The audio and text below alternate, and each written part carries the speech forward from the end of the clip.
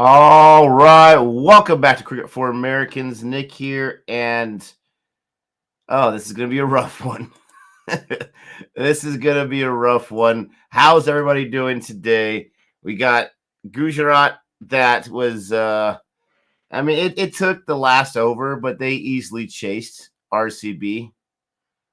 Oh, RCB! It's literally the second I make a video about your team. You're 5-2. You lose 3 in a row. I mean, holy cow. And now we have my other team, Mumbai. I mean, why does fate hate me so much? Both of my teams on Saturday playing against the 2 top teams in the entire league, for crying out loud. What is happening, everybody? Welcome to Cricket for Americans. Thanks for checking me out here today. Please don't forget to like and subscribe. And you got Boomerang in there right now. What is happening? Han Solo's ticked because I guess apparently I haven't looked at the squad yet. Unicat's out of the squad. That's that's unfortunate. No problem, Jack. What? Jadeja sacked? What? Jadeja got sacked? Are you kidding me? They gave him less than a season? Who's the captain now? Is it back to Dhoni? That seems shady. That definitely seems shady. Jihan, what's happening? Do you think Kohli's slow batting cost him today? You know, honestly, I just woke up a little while ago. I saw that he got a half century. I did not see how many balls it took to get there. A lot of things cost RCB. RCB cost RCB. Faf not being able to score anything once again does not help. The bowlers, besides 2 of them, not able to get wickets does not help whatsoever. They're struggling. DK is going back to his old self all of a sudden. Let's see, how did Kohli do? 58 runs on 53 balls. I did not notice that. There you go, Boomerang. Throwing some dots. Dot City, baby, so far. 3 dots. Rajat had a good day, 52 on 32. Maxwell had a pretty decent day. Wish he would have lasted longer. 33 on 18. Even Lawnmower gave you 16 on 8. But there's Karthik and Shabazz, the guys I was touting, not able to cut the mustard. Hardik Pandya once again didn't do too well. Can you catch that? No. Whoa. That was fast and over his head. Sam's a pretty tall guy. That's a 6 right there. Wow. I thought there was a chance to catch. I thought that trajectory was going to go a little higher, but nope. Or did they give him a boundary? I thought that was a 6. Did they give him a 4? That was a crazy shot. That was so high. Bounced so high. Oh, that's really close, but I think it is a... No, I might even give him a 6 for that one. Oh, no, I think it's the ground, barely. Yeah, way too slow. Good call there, Jihan. Man, I got all this information on the Dhoni situation. Let's see. Dhoni as captain once again. He relinquished it himself. Okay. Wow. I mean, that's going to kill his self-confidence. That's tough. How do you guys feel about that? Because I'm sorry. I mean, once I say this, they're going to prove me wrong, but their season's done. Their season is absolutely finished. Finito. And how do you feel about your captain? The nice word is relinquish, right? But he's quitting. He just can't handle it. And I get it. It's for the betterment of the team. It's to help the team out. Things aren't working. We got to move forward. I do think that's a 4. It's so crazy. It bounced off the ground so quickly. But you quit. And I understand what you guys are going to say. A lot of you guys are going to have the opinion of, no. He wanted to hand it off to someone better because he couldn't get the job done. But why couldn't you get the job done? I mean, what's the situation here? Yeah, nice. I want Butler to score a century here and equal Coley's record. You would. You would. See, even Coley gets a half century, and it's not good enough because it's they gave him a 4. Ooh, he slashed him. He's like, cut that cake or something like that. Wow. Awful management, flip-flopping. Yeah, it's not very good. You change it right before the season starts, and then you change it back, and I get it. It's this person's decision, that person's decision. Whose decision was it to... That was Dhoni, right? To relinquish it to Jadeja, and now Jadeja is relinquishing it back? Wow. I love both teams. Honestly, I want to see this Mumbai. There's no point for Mumbai to win this match. There isn't. Nothing's going to happen besides maybe fans like myself feel a little better about myself, but it's not going to make much of a difference. I do like Rajasthan. I chose them to win the entire thing, so far I'm looking good.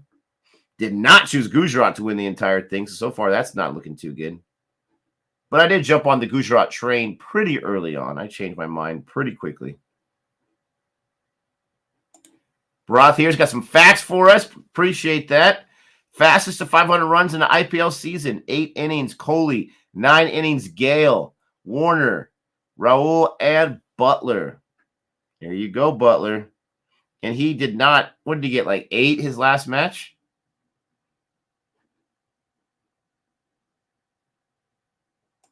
Ooh, look at this. Eternal Optimist. Varun. Honestly, I'm not sure that's a good idea. Jadeja's captaincy only lost CSK 1 game. Wow. The Eternal Optimist. He only lost in 1 game. I'm interested to find out some reasoning behind that. The other losses weren't on him at all, huh? He had nothing to do with it? He didn't perform. Has he performed in any of the games? That didn't help. The captaincy only lost him 1 game. Interesting.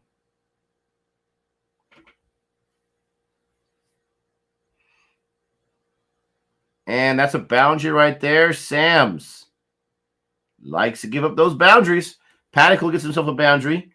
These openers are starting a little slow, but it's still early on the power play. It's 11 for no loss here in the 3rd over. What's happened on your other channel? It has become a Pakistani channel. Has it? I was not aware of that. This is not true. Boring Reviews. Ooh, that's a boundary right there. There's a 4. Holy cow. Boring Reviews has evolved to an international channel. Okay, we have a whole bunch of Trevor Noah reactions on there. Check them out. They're really, really funny. From South Africa. We have a lot of English food reactions on there. Check those out as well. We have India content galore. Absolutely. If you're from India, more than enough right there. We have Pakistani content because the music is so fantastic. But I wouldn't say it's become a Pakistani channel. Even though we react to music from Pakistan, we react to music from India as well. It's an international channel, my friend. Oh,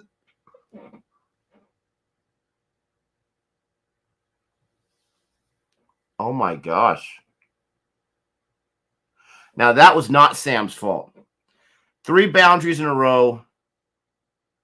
Yeah, give him a high five for dropping that. I mean, that was one of the easiest catches you're going to see. That's one of the easiest catches you're going to see, and it went in his hands and out his hands and hit the pillow.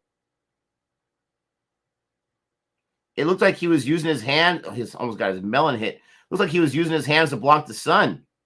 Maybe he lost it in the light. Gosh, Mumbai. Doing Mumbai things. They have quickly turned into the laughingstock. Jadeja was sacked to say in public they'll call it relinquishing. They obviously won't say it as it is. I agree with that. I agree with that. That would be my opinion as well. This is just bad. I mean, he's right there. Easy wicket, lucky wicket. Oh, no, through the hands. Yeah, even Sam's. He's like, all right. He started to celebrate. What's up, Jateth? How are you doing? Virat better just concentrate on ODI and Test now. He is nowhere near the T20 player he was. Yeah, that's too bad because when we came into cricket, we were being told by everyone that he is a T20 specialist.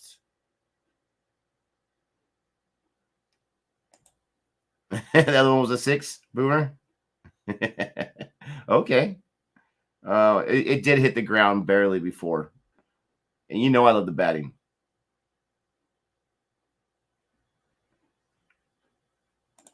Yes, Jadeja wasn't sacked and Gabe wasn't jailed. He just relinquished his liberty. Gabe's been jailed? Oh, man. Breaking news. Breaking news. There's Gabe right there. To be fair, Jadeja gave it back. My tweet, heavy is the head of he who wears the crown. So he was just holding on to it for a while. He's like, let me try. I would like to try my hand at it. And then 7 or 8 matches later, I don't want it no more. Oh, it's whatever it is, it's sad. I like Jadeja. It's just sad. Is someone going to get that? Thank goodness. Jeez Louise. What's the point of both of you guys running after it? What is the point of both those fielders running after that boundary to try to get that? What is the point indeed? Waste your energy. I've never seen Jadeja drop a catch. This is the first time ever. Too much in the head. Yeah, that's 2. That too. He's dropped like, 3 or 4 or 5 catches?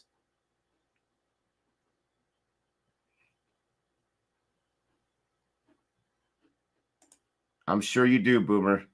You hateful man. You hateful man. 22 for no loss here. Just that escalated quickly. We're now in the 4th over. Boomer is bowling his 2nd over. He's getting up 7 so far in 7 balls. Paticle's at strike. He's got 13 runs off 10 balls. They got 12 runs in the last over. Some shady fielding did not help whatsoever. And Paticle just decides to defend there. Dot ball by Boomerang. There you go. This season so far, Butler is worth more than the whole Mumbai roster combined. Ooh. Ooh. Man. To be fair, he's worth more than any other individual batter this year. The entire team, debatable. Debatable. I agree. The team as a whole is below par. I don't think that's Jadeja's fault. Well, I mean, it's somebody's fault, right? They won the entire thing last year.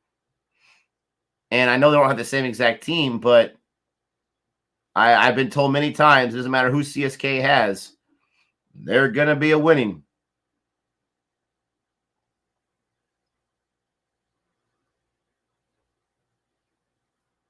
Wow.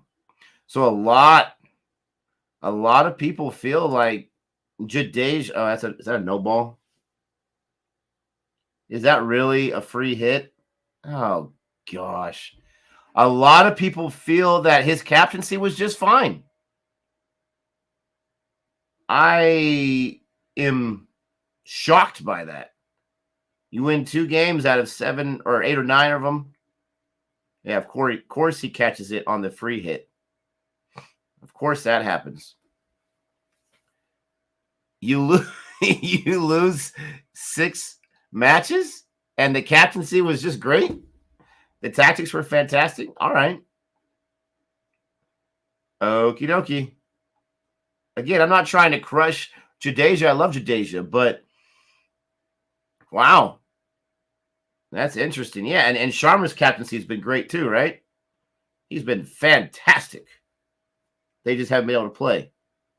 There's a single right there on the 4th ball. Survived the free hit. I think they still end up getting a whole run on that. They were trying to do the run out. They were trying to do the Noeen Ali. $1 million drop catch. Yeah, so far he's been fantastic. What's up, Don Antonio? Nice to see you. Yeah, I know. Tim David, Singapore. I get it. Jeez Louise. It absolutely sums up their season. I first thought you were going to go for the pun there. It sams up their season. 2 guys diving, and someone was able to stop it. Thank goodness.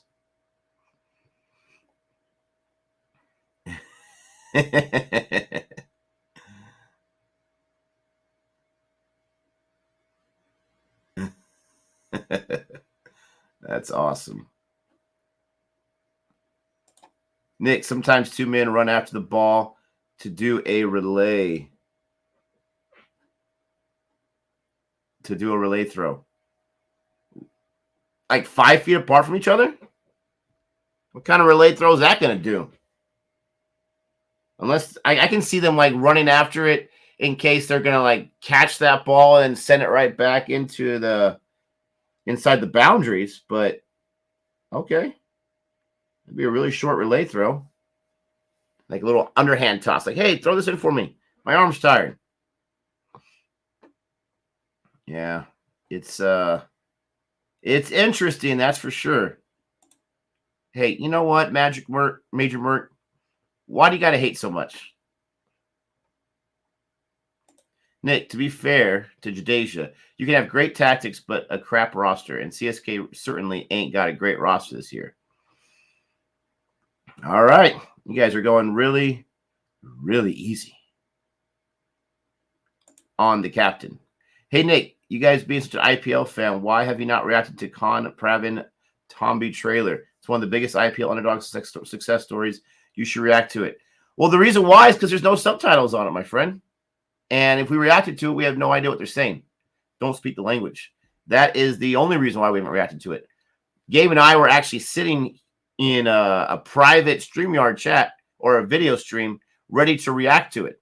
I called him up. I said, hey, you know, this new trailer came out. Let's check it out. And we found there was no subtitles. So that's the only reason.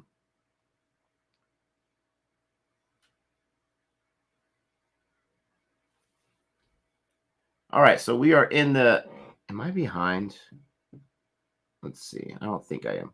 We are in the 5th over. And Rithik is in there. And that is... Oh, is that caught? Patty cool. Dunsies. Bye. Wicket, baby. There we go. There's some life. Shoheen comes in and right away takes a wicket. Pollard makes the catch. Pretty easy catch there. They should have 2 wickets right now. Paticle's done. If you had him in on your fantasy,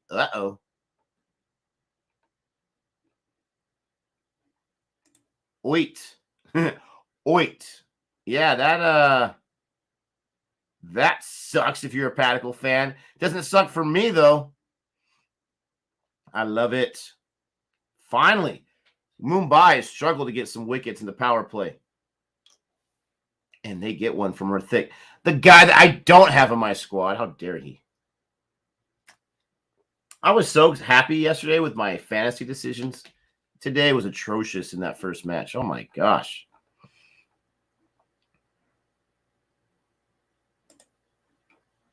Yeah, I mean, he's pretty reliable, right? It's a good call right there. That was... I don't know what that shot was. I don't know what that shot was. He almost got out on an unlucky break on the shot earlier that was dropped by, who is that, David? I always get Tim David and David Miller mixed up because the Davids. But that one was a pretty weak shot. Here's Sanju Samson. These 2 guys can build a serious partnership. Butler has still not yet found his form that we've seen in the past, but he's still there and he still can be dangerous. I've seen him do that a few times as well. But now you got Samson and Butler in there. And we could it could be something special for Rajasthan like usual. Or if either of these lose their wicket early, oh my goodness gracious. Royals fans are going to be on the edge of their seat against this Mumbai squad. There you go, a dot. It's a lofted drive gift to Pollard. Absolutely. Yeah, I mean, even when he makes a step forward, he takes a step back, right? With Kohli. I'm really disappointed in RCB because they have a really good squad this year, but they have not been able to execute the last 3 matches. Okay, now that I can understand. Save the boundary and the guys behind. If that's what you're talking about, Don Antonio, then okay, I understand that. That I understand. Let me swipe it to you so you can throw it in. If that's what you meant, I completely understand. Yes, Jack, absolutely needs to build on this. 100%. Butler's in there at the crease. Let's see what this guy can do. I don't want a wicket because he's my captain, but I also want him to lose his wicket as a Mumbai fan. It's so tough being conflicted between the IPL team and the fantasy team. And that should be probably 2. Oh, or it's a 4. There's no one else out there. Oh, wow. There's a gift boundary right there. That's unfortunate for the kid who bowled it. All of a sudden, he's getting up 7 runs in the last 2 balls. Sounds good, Mr. Don Antonio. Butler barely got it on the edge of the bat, but he kind of punched it in the right direction. I mean, that was perfectly placed for Butler there. That could get him going. You never know. And there's a cover drive. Yep, could get him going. There you go. 4 again, says Mr. Raj. And just like that, Butler is above 100 strike rate with 2 balls.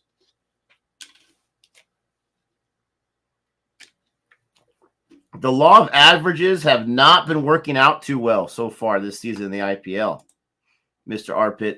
They have not been working out too well. I mean, you would have assumed that Mumbai would have won before at some point, right? You would have assumed that Rashid Khan would have a multiple wicket day. I know he took 1 wicket stay, and that was great. But the law of averages have not been working for a lot of guys or teams. Let's look at this points table here. Let me see what I can do here. I haven't done this for a while. Let's get the old points table here.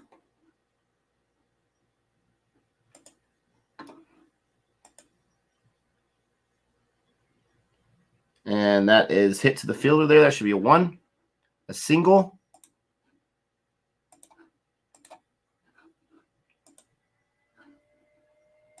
How do I make that bigger? All right, there we go. So the points table so far, blunder number 10, mismanaging retirement withdrawals. Hate when that happens.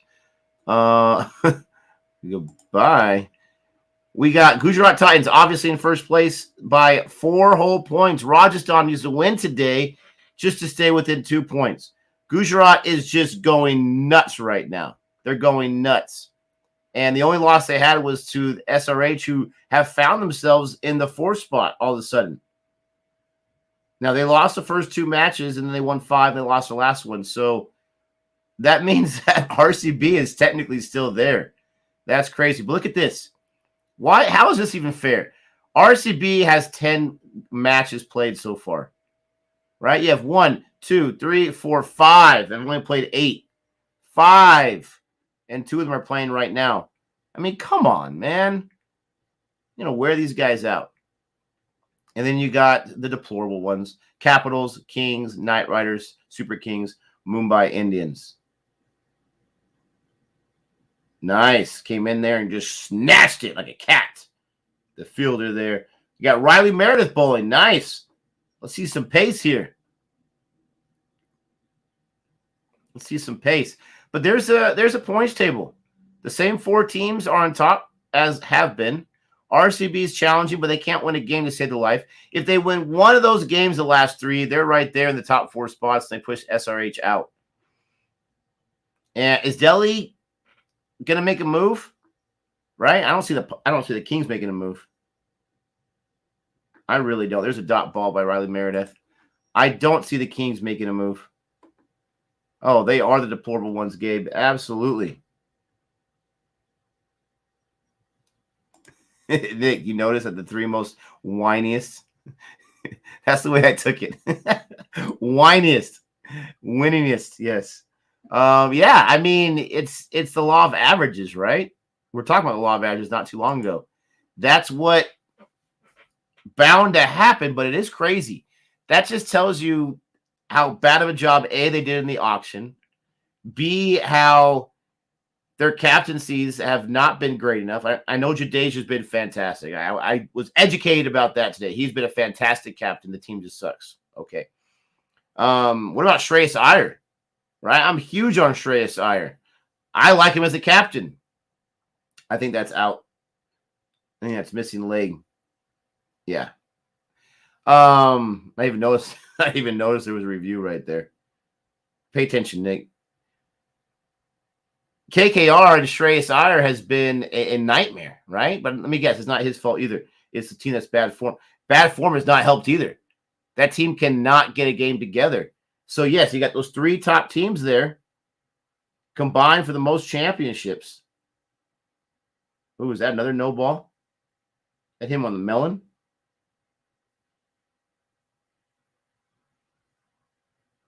Oh, they're sending out the physio there. Ooh, hopefully he's okay. You never, ever want to see a head injury. Like he's touching his temple right there. Ooh, that's not good. He got hit off the bouncer. It was not a full toss.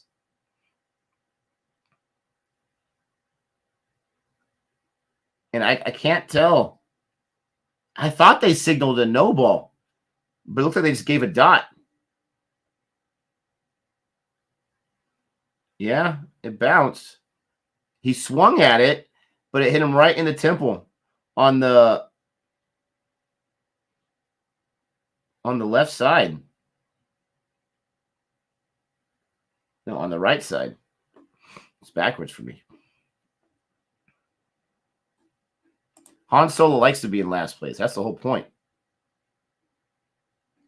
I don't understand the fair play thing. Thank you, everyone, for joining me today. Don't forget to like and subscribe. Stick around for a little bit as we watch. We watch Mumbai try to salvage something in their season. I thought they called a no ball for that one. I guess not. I guess if it bounces, it's not a no ball. I don't understand the fair play table. There was a situation between Rajasthan and RCB a few matches ago.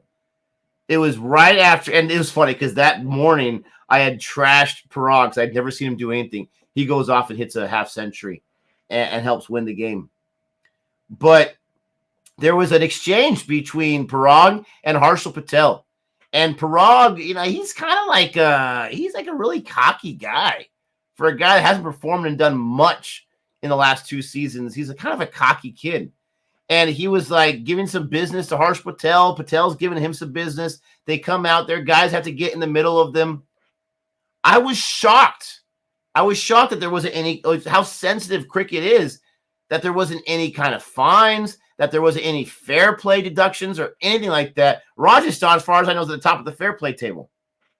I was surprised that it didn't cost them anything because I thought that was poor. That was not the spirit of the game on both sides. Yes, it is. I wonder what you guys' thought is about that and the whole fair play nonsense and that exchange. Yeah, I wasn't too impressed with Parag there. He seemed, he had a great day. And he let that get to his head, and he's just like, I'm the man, get off my field. I don't know what that was. But they didn't get deducted for it at all. No one really cares about fair play, but I'm trying to understand it.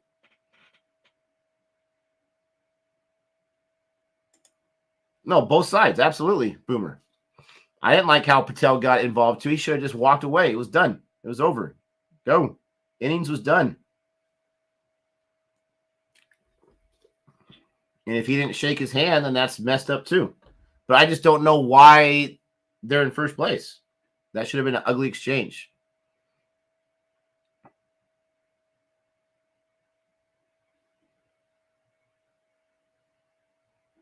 No, Gabe doesn't care. Fair play is a gimmick. I understand, though, why it's there. I understand, gentleman's game, right? Spirit of cricket and respect and all that kind of stuff. And I'm big on respect. I might make fun of how sensitive the rules and the laws are in cricket, here, but respect is a big deal. And I love showing respect and people showing respect and people rewarding respect. But I don't understand how that was rewarded. But hey, you're in the top of the fair play. I just don't know how they make the decision. They get 10 points. Why? Because you didn't scream at someone. I will say, as far as fair play goes, right?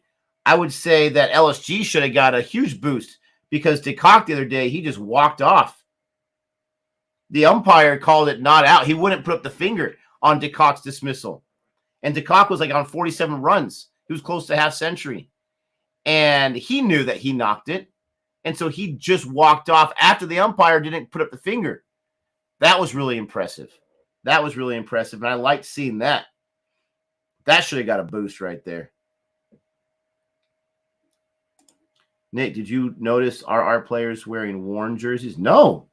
Are they all wearing worn jerseys? That is so awesome. Does it have his name on the back? Reminds me like a Jackie Robinson day in baseball. Game changers. Kuldeep Yadav. I got to put him on my side, right? This guy's going nuts.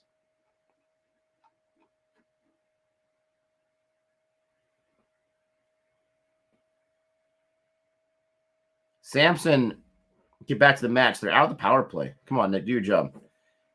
Out of the power play, 41 runs, 1 wicket, lost. Butler's 19 off 22. Samson's 4 off 3. Rithik, the kid's in there, and Samson pulls up, and that's a 6. Holy cow. He was waiting for that one. I don't know why he was waiting for that one. I don't know what he was waiting so long for. But a Warren jersey. There's something wrong with you, hon. But yeah, he definitely stepped up the crease on that one, and bam! Goodbye. Samson going off. That's an 8. Yeah, what was that thing that happened for a short term where they were doubling the points? 8s and 12s or some nonsense. He's in launch mode. Someone's giving Samson the launch codes because he is blasting them off. Gets a dot right there. Nice little rebound there by Shoheen. Is it Shoheen or Shokeen? Let's see here. Shokeen. I apologize. Oh, and I was going to say that's not far enough, but it is. That is a huge 6. That looked like at its angle, its launch angle, like it was just going to go straight up, but then it just darted out. Yep, definitely give him the launch codes. He is clear to fire. Boomer's losing his mind right now. 2 huge 6s. Huge 6s. Off the spinner. I'm curious why they, benched Ashwin. Not Ravi Ashwin, the other Ashwin, M. Ashwin for Mumbai. Because he was taking wickets. They went to this kid. I think he had one good day as well. But man alive. They're exploding off him right now. He does have the only wicket, though.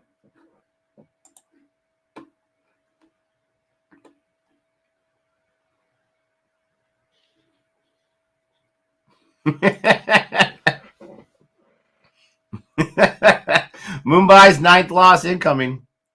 Oh, man, it's so bad. They had a decent power play, only giving up 41 runs. And then they allow this nonsense. My gosh. Absolutely, Rose Swabs.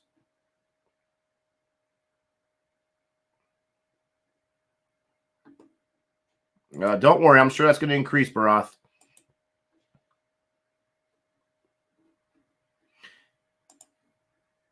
For anyone that plays fantasy with us, you'll be very happy to know Oh, that is caught.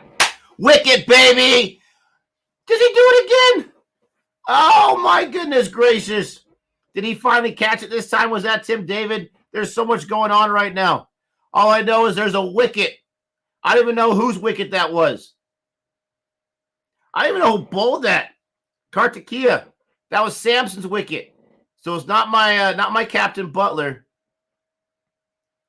Samson liked himself those two sixes. Tried to get another one. Didn't get enough of the bat on it. Went to the side, and Tim David, almost the same exact style of catch that he dropped the first time, gets this time. And this new kid, Kartikeya, who I know nothing about, gets a wicket. I'm assuming his first wicket. I'm assuming he hasn't played too much in the IPL. If he has, then I apologize. 54 for 2 loss, ladies and gentlemen. And we are. Where are we? We are in the 8th over.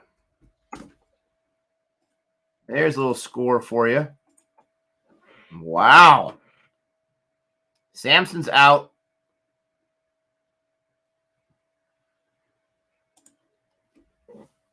Samson is like that. I mean, look at that strike rate. That's amazing. It's over 200, 16 for 7.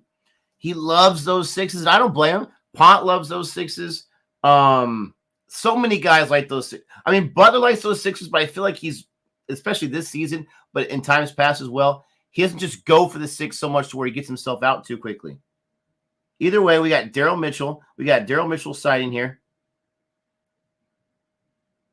Nice. Grabbed that one hand off the floor and threw it in quickly. That was nice. Did you guys see that Johnny Bairstow throw yesterday? Was that yesterday? Yeah, I think that Johnny Bairstow throw was yesterday. Did you see that throw? That was disgusting. I mean, it was an easy 2 to the boundary. He's out at the boundary at deep, and he throws it in on one bounce, and he clips the bails. And he got the run out. That was so amazing. I've never seen a throw like that far deep.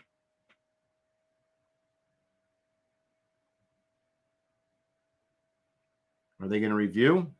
Oh, Sharma's very unhappy. He is not happy with Ishan Kishan. He is sick and tired of Ishan Kishan. Or he's upset about something else. He's taking out an Ishan Kishan. Jeez Louise.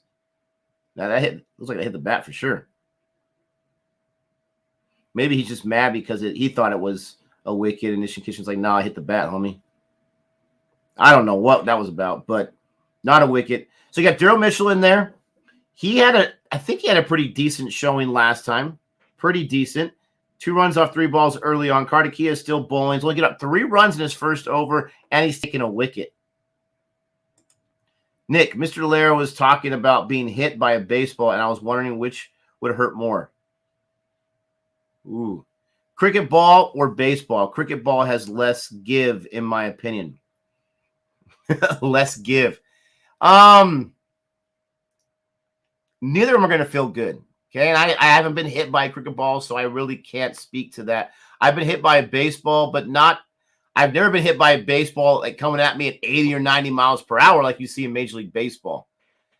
And these guys that get hit by a baseball in Major Leagues, they're so used to it, they just kind of take it. They shake it off for a few minutes, and they run off to first base.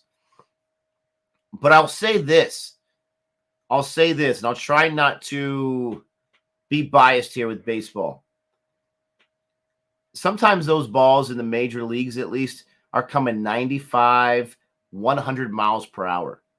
Okay? Straight. Not bouncing off the ground to slow it down some for some traction there, but just straight at you, compared to like not a Riley Meredith, but who do we have? Umar Malik hitting 153 kph.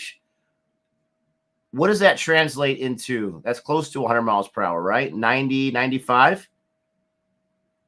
There's a boundary there by Butler. Got past the fielders. Pollard's bowling right now here in the 9th over. And so I'm just saying, like, if it bounces off the pitch, right? Is it 153 kph off the pitch? Because that's really, really crazy. Or is it 153 kph coming out of his hand? But I would just say the ground's just going to slow it down a little bit. the balls themselves are pretty similar. Similar in size, similar in composition. I don't think there's much of a difference there. Maybe a cricket ball might be a tad heavier, but you're really stretching to say it's way more painful. So I have not been hit by both going at top speeds to be able to answer that question. They're both going to hurt. But I would say a slight edge to baseball. Just because it's full toss right at you. But you say Samson's not going well. I'm going to look at the stats here because I would say Samson's pretty much par of the course the last 3 seasons I've seen him. He has, the last 2 seasons that I've seen, he had 2 or 3 really huge games, and the rest of the time doing what he did today. And I'm going to check to see if that's accurate. As I'm saying that, Bullard's still bowling his 3rd ball, and that's a single there. Mitchell gets off strike, and it goes back to Butler, who's at an even 100 strike rate right now. He's got over 500 runs so far this season. This is his 9th match. 519 runs right now and counting with his 3 centuries and his 2 half centuries. He's also leading the league in 6s with 32 of them. So let's see. Sanju Samson is right there, number 18 on the orange cap list. And, okay, I thought it was going to be a boundary, but there's a fielder right there and keeps them to just a 1. They rotate the strike, just a 1. Very nice. Butler gets a single there, keeps his 100 strike rate. Sanju Samson is at 18 with 244 runs.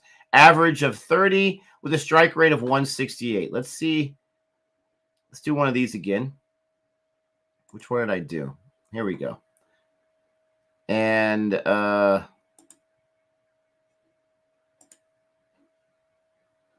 I like it. They've updated the sharing of the screen. It used to be a different style.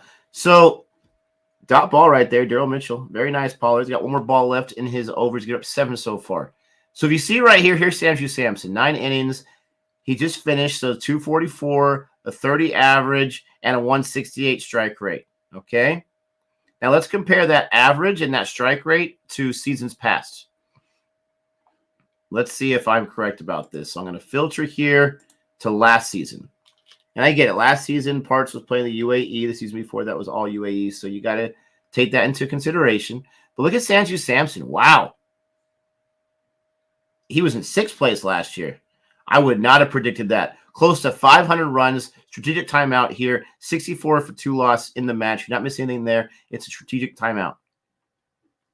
Average of 40. So he has an average of, what was it, 30 before? So 10 less. Strike rate was fewer, though. Saw more balls, lasted a little longer. Okay? I did not know he was in the top 6. That's actually really impressive. And then let's look at the season before. All of it played in the UAE. Where's he at? 16. 375, 28, 158. So this is actually more comparable. This season right now is more comparable to 2 seasons ago. I didn't remember him having so many great games last year. He had 3 half centuries in 2020. He must have had way more half centuries in 2021. Let's see. No, he had 2, but he did have a century. Okay. So again, he had 3 really, really good games, but he was more consistent with the other games. I'm guessing right there. Yeah, I would say same old story, but I didn't realize last year he had done so well. Sharma wants another wicket. Why would you not? Why would you not?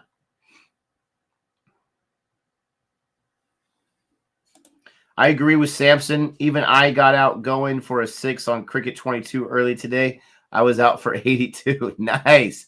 I got to play that. I love that you're playing Cricket 22. Is that on is that like a PlayStation or Xbox, or is that just a mobile game? Nick's mind wants to know. Here we go, Barath. Thank you. 154 kph is 95. Yeah, that's still fast. Coming out of the hand. So that's what I'm saying. Like, coming out of the hand, it's going to hit that dirt. It's going to slow down somewhat. I mean, it's proof of physics there. The traction is going to slow it down to give it some resistance and opposing force. When I say less give, in my experience, you can squash a baseball a little, but a cricket ball feels more solid. You can't squash a baseball. You can't squash a baseball. And maybe Gabe can speak to this if he's in the chat.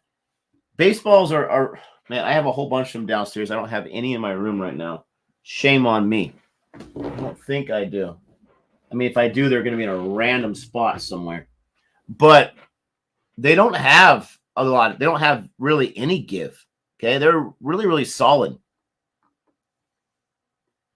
Yeah, I don't know. I don't know if I can agree with that. And that's a boundary right there. Off Carter Kid trying to get his second wicket. The first boundary off him, Daryl Mitchell. There you go. Now he's at 100 strike rate. Both batters are at 100 strike rate.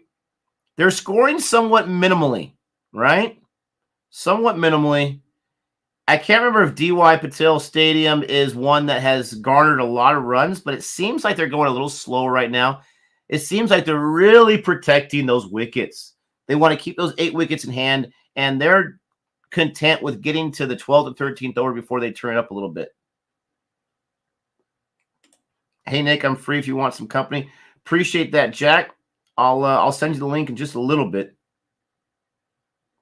Yep, Mount Mushmore's there. No worries, Mr. Lair. Appreciate that. Trey, Student Athlete of the Year. That's pretty awesome. Enjoy those pictures. Not all of us, have photo ops to go to. That is awesome. It's on PlayStation. I have Game Pass on Xbox, and Cricket 22 is one of the games on there. That is so cool, Han Solo. I assumed you were like 109, Han Solo. I didn't know you had Game Pass on Xbox. If I find out you're like 28 years old, that's going to be the biggest shock of my life because you have knowledge for days. 109, you are not. Cricket 22 is for PC, PlayStation, and Xbox. That is so cool. What is a baseball made out of? What is a baseball made out of? Rubber? I have no idea. Let's find out.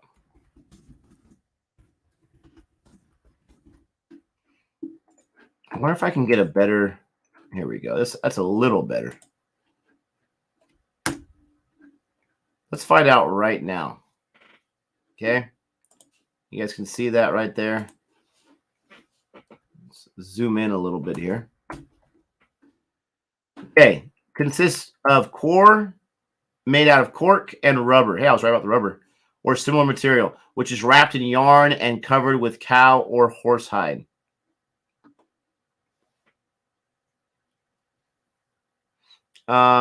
Say the addition of the cowhide has not been changed since 1955. Yeah, right. Yeah, right. There's some years where the balls are flying. So there you go. That's what it's made out of.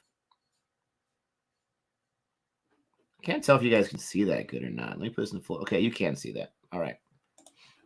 It's in a smaller screen for my StreamYard here, so it looks all kind of fuzzy.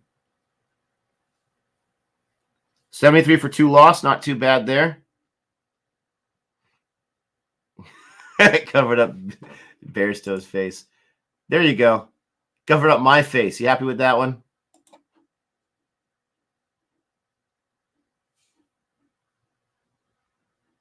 Love from Mumbai. Appreciate that. Thank you so much. The Aman Show. The Aman Show. I love it. Maybe you're right, and I haven't played baseball for 20 plus years, but from memory, the double seam seems to give the ball less solidity than a cricket ball. Both are hard as heck, though. They are definitely both are hard as heck.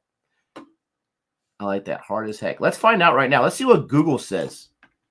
What hurts more? Cricket ball or baseball? Let's see what Google says. Is it more dangerous to face a baseball pitcher or a fast bowler? Assuming nobody has pads on. Let's see. From Quora. Okay, so here's the average, 92 to 90. Okay.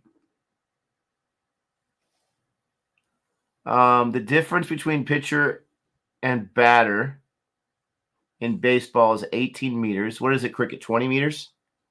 A little bit of space there. Here we go. I got to upgrade to see the answer. Are you kidding me? Baseball because you can get hit in the head. Well, you can get hit in the head in cricket too.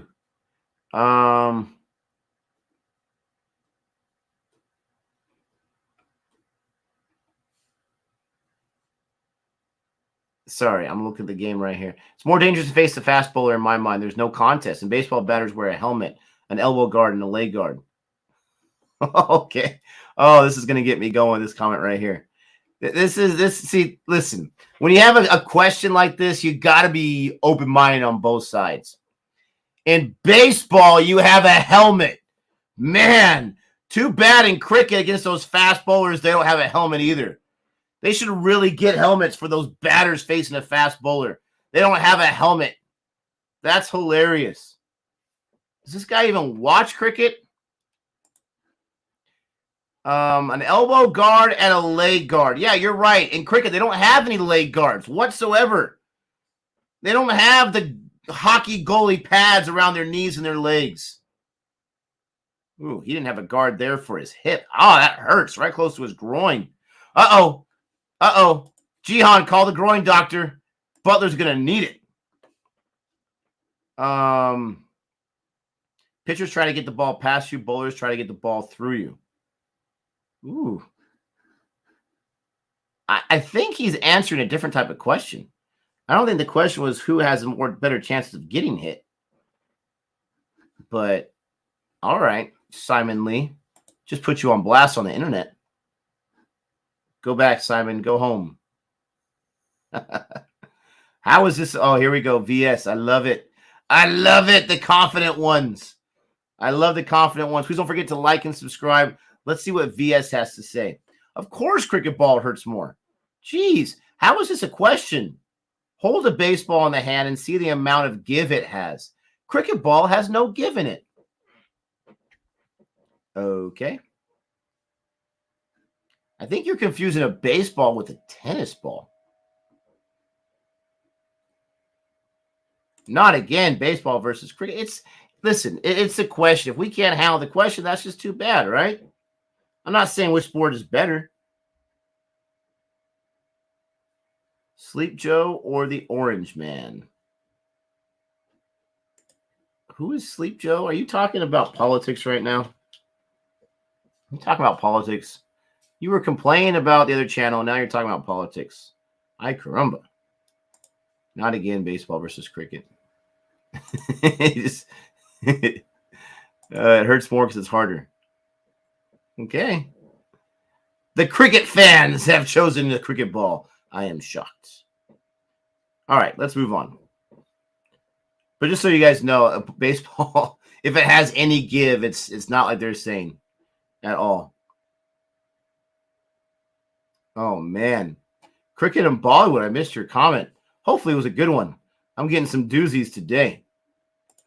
The only difference, Mumbai and Gujarat, is that Gujarat is winning crucial moments. Mumbai could have won 6 out of 8 matches that they had played. I don't know about 6 out of 8. But again, I'm a very contrary person, so you could be right. I'll get to my point in just a second. That is a single. These guys are still continuing to score very slowly.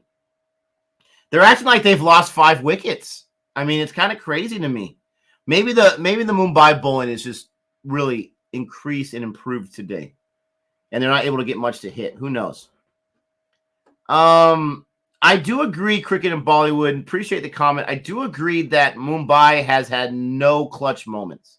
They have not taken the bull by the horn, so to speak, and not been able to do anything with it. I will agree that Gujarat has almost every time, and literally 4 or 5 of those times was because of Rahul Tewatia. This guy's turning it into a premium, which is just crazy to me. From where I have seen him progress, right? This guy has just been incredible as a batsman. And so Gujarat has had those moments. The last 2 matches, they haven't even had their captain show up at all. Hasn't bowled whatsoever, probably still hurt, and hasn't been able to score any runs, really. So I agree with you to a certain point, but I don't know if Mumbai could have won 6. Mumbai is doing the same thing they did last year. They were not able to pull it out whatsoever in the death bowling or in the death batting. It's been really unfortunate. Appreciate the comment, though. As contrary as I am, I do agree with most of that. So that's saying something. That is just going to be another single there. Jihan, Dr. Jihan, appreciate the super chat here. I got hit in the face off a bouncer once, and my cheeks swelled up lots, and I looked like a chipmunk for 2 weeks. The cricket ball is heavier and harder. Oh, man. Again, we've looked into the weight of both balls. I do think the cricket ball is heavier, absolutely. But I think it's by, like, fractions of an ounce. I don't think it's anything considerable. But that does not sound like fun. If it smelled like a chipmunk, you probably should have done some recording sessions, right? Alvin and his brothers were able to make some serious dough with their squeaky voice. You might have missed out on an opportunity there, Dr. Jihan. My only question is this, and I think I already know the answer because you didn't mention it here. Have you been hit in the face with a baseball, right? Because again, I'm just trying to figure out the law of physics. It comes off the ground, hits your face. I can't imagine it's coming off the ground at 90 miles per hour, right? The face is a very delicate. That's just going to hurt no matter what. But can you imagine? It doesn't happen too often, but it does happen. It does happen. Ask Mike Stanton or Giancarlo Stanton. When you get hit that full toss baseball at 95 miles per hour in the face, that'll do some damage. Oh my gosh, that'll hurt too. So what we need is someone who's been hit in a sensitive area, okay, with both a cricket ball from a fast seamer and both a baseball from someone that's throwing top speed. That's what we need. Baseball is soft leather. Major Merc, I asked that you buy a baseball and you can see it yourself. You're like, oh, it's not as soft as I thought it was. Absolutely. Absolutely. It's not like being hit by a squishy ball, for crying out loud, in baseball. I'm commenting on the game. The last 9 balls, you've had 5 dots, you've had 3 singles and 1 wide. Okay. The last 15 balls, you've had 2 that were more than 1 run. So it's more the same. We're at the very end of the 12th over right here. It's 80 for 2 loss.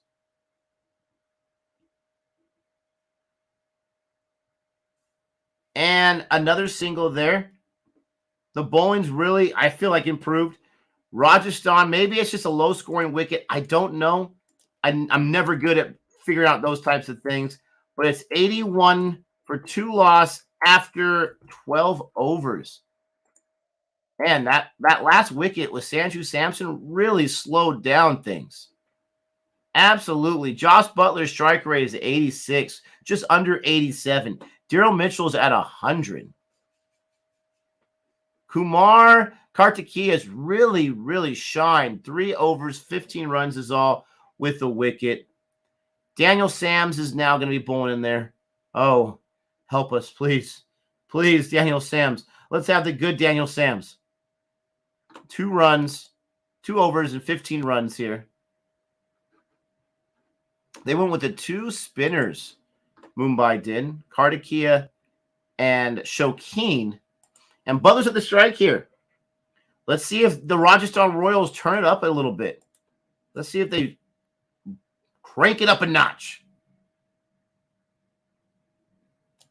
When are you coming to India to watch a cricket match live? I don't know. Eventually, absolutely, but I don't have any dates set. The next trip that we're planning on doing is going to go back to Florida because apparently the West Indies and India are playing a match against each other, and we want to check it out. It is literally like the day before our school year starts, so we got to fly in there, check out the match, and get back before the school year starts because you don't miss the first day of school. You just don't do that as a teacher. No way, Jose. That's our plan. We haven't secured those plans yet, but that's what we're planning on doing in August. Nick, Gabe is volunteering to be the crash dummy for that experiment to be hit by. Okay. We just got to find some people that can throw it really, really hard.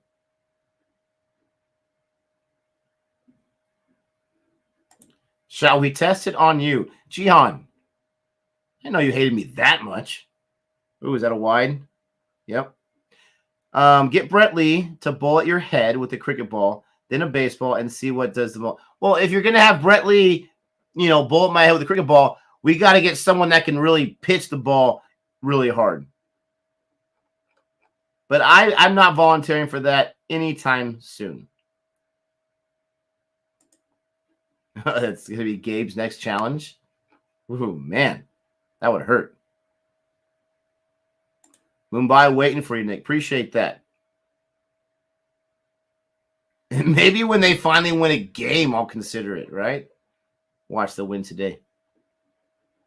That's a big trip, though. To go out to India would be fantastic. I just wouldn't know how to limit all the things I'd want to do and all the places I'd want to go, because India is a humongous place, area-wise. So many places to go to. So many different regions, so many different states, so many different cities. And when I go on vacation, I do like to relax a little bit. I don't like to go. But if I was to go to India, it would. I hate to bring it up because it seems lazy, but I would have to do like what the OSR guys did. They really had their planned itinerary.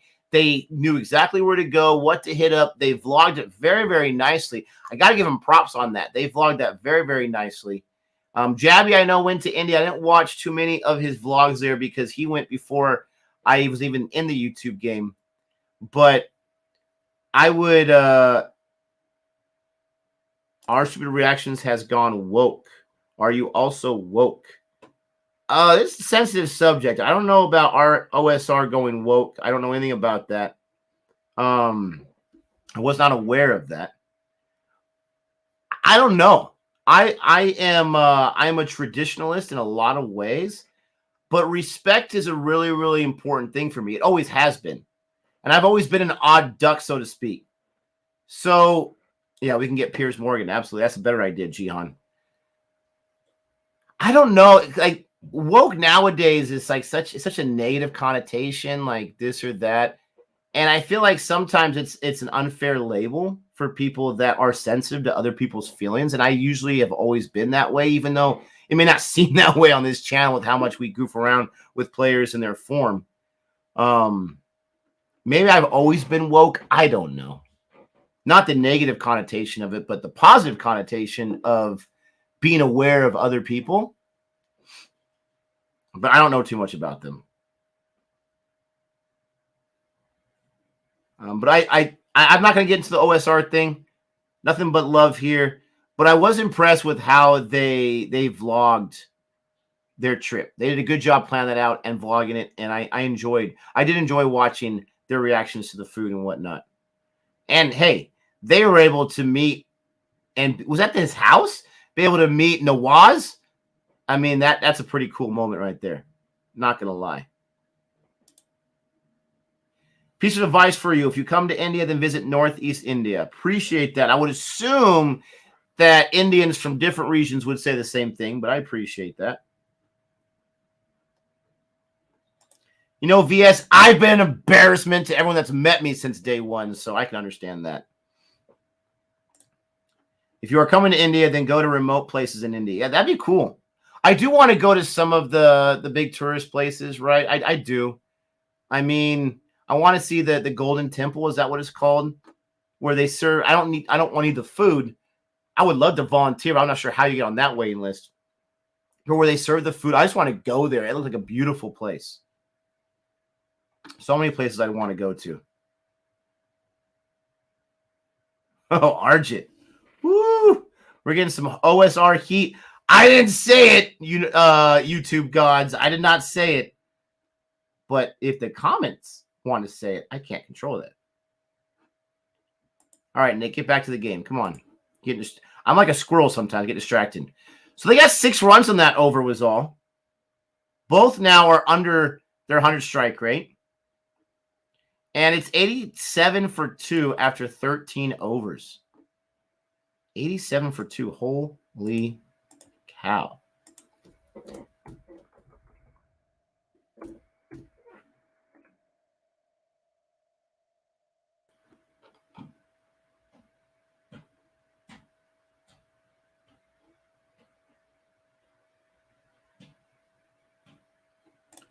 I live in NCR, you're welcome at my house anytime. Always. Wow. Appreciate that. Would love to meet the wife, meet the dogs. Appreciate that so much. Majority of tourists travel Delhi and Mumbai. They miss on the other side of India. Yeah, I don't want to do that. But again, like, it would be a big trip because you'd have to plan it very, very well to the T. And I'm a horrible planner. Horrible. But you'd also want to see different regions, different areas. I would love to see Kerala, right? Kumbalangi Nights, some of those locations were just beautiful. Not that I would have to go to the same locations, but I would love to do a little tour in Kerala. That would be really awesome. You know, I'd love to check out different places. Again, I'd have to do research. I'd have to look at some of the videos I reacted to say, like, oh yeah, oh yeah, oh yeah. But I would like to go and have it be a sparse thing. But then you're traveling all over the place. What is the best and not most expensive way to travel from region to region? Because again, India is big.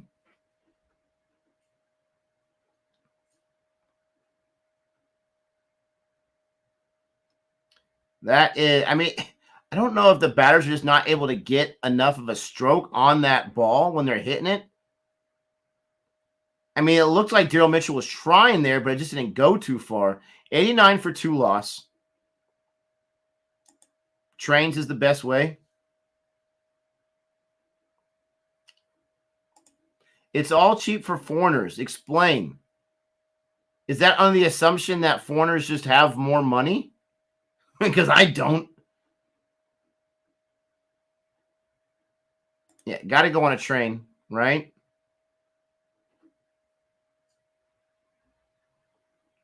You just have to pick 1 or 2 states and fully travel. Yeah, see, I get that way of thinking. That makes a lot of sense, but I would like to see different areas because I have never, besides the Caribbean and besides Mexico, I have never traveled outside the United States. And the main reason why I've never really had that travel bug. Jody's always wanted to go to Europe, always wanted to go to England specifically. And so we are planning that trip. We are within the near future, not this year, but within the near future. And so I'll start my globetrotting ways. Oh, my battery just died. Don't leave me yet. I'll be back. Let's get some I'm going to get Mount Mushmore, but I'll be right back.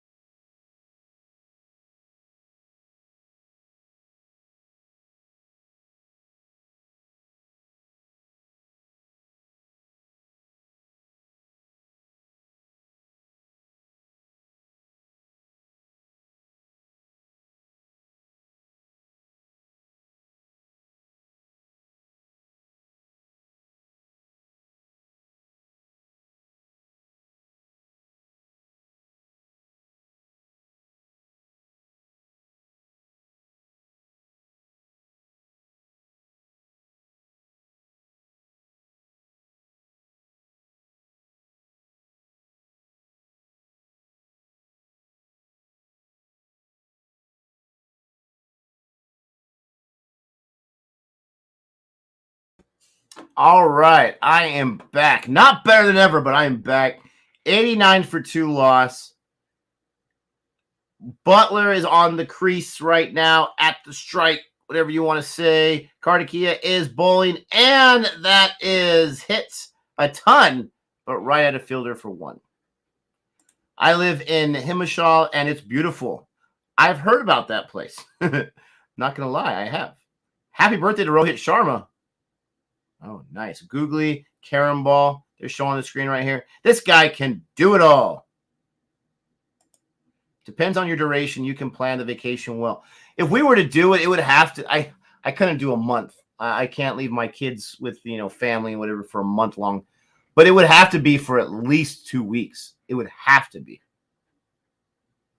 That's the thing that I worry the most about traveling out of country is just, who to it's called exchange rate, Nick. Who to leave the kids with. We have family and whatnot, but it just makes me nervous to leave them for that long. Ooh, I don't know if I want to take the bait right there. $1.77 Yeah, I get that.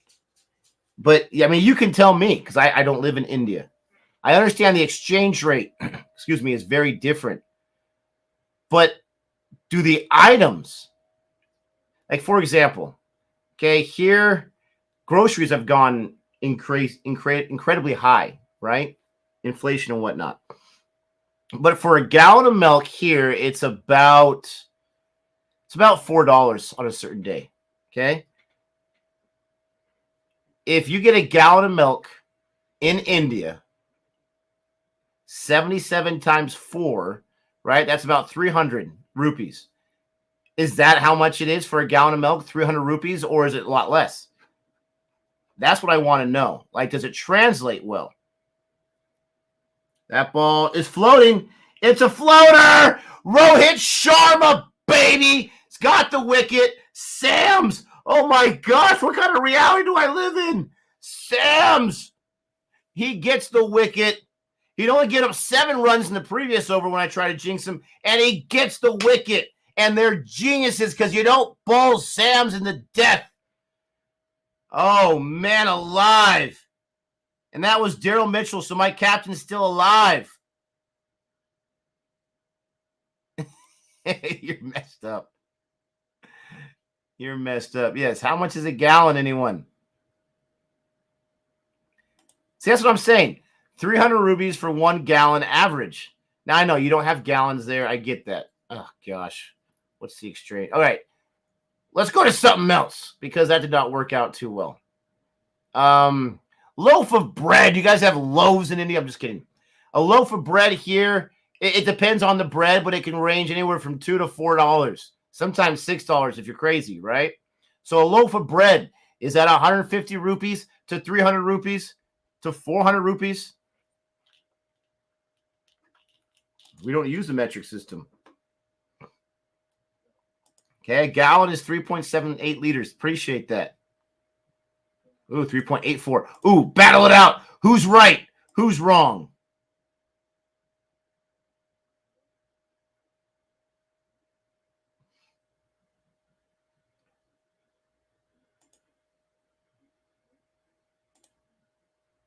Liters, Nick. Oh, Gabe, stop it. Stop it. Like, you know the exchange rate.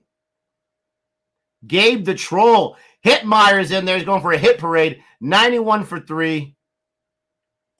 50 rupees in India for a bread packet. Okay, how much bread do you get in that bread packet? Because you know how America is. We're excessive on everything. So you're talking about a loaf of bread is about this long, baby. It's like 20 slices of bread. 40 rupees for a pack of bread. How much is in a pack? Oh, this is an exciting conversation here on CFA, but I'm seriously interested.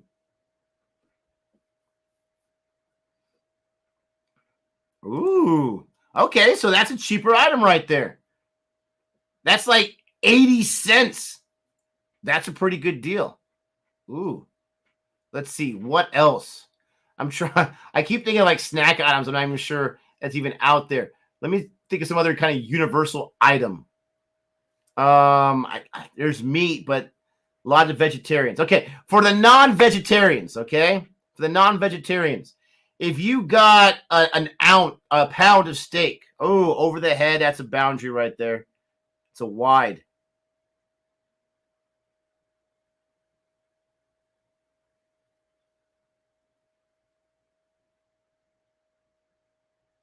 What just happened right there? They give him a wide in the boundary? Leg by?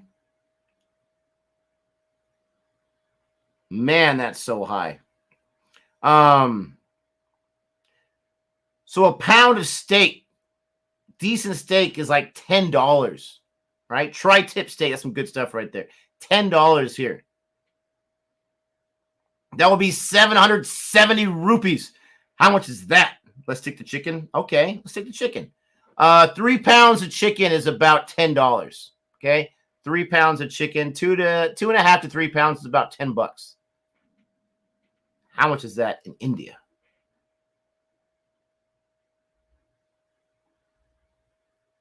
Oh, gosh, this pound nonsense. I can't handle myself right now. Banned in 20 and 28 states. Yikes. Pound. Thank you, Han. A pound's 450 grams. I hate the customary system. Trust me, I do. But it's what I'm used to.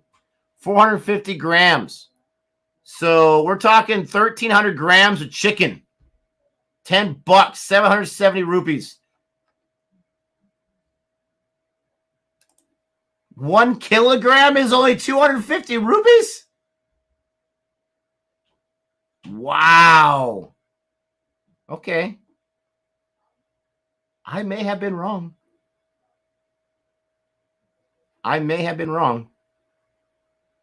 Okay.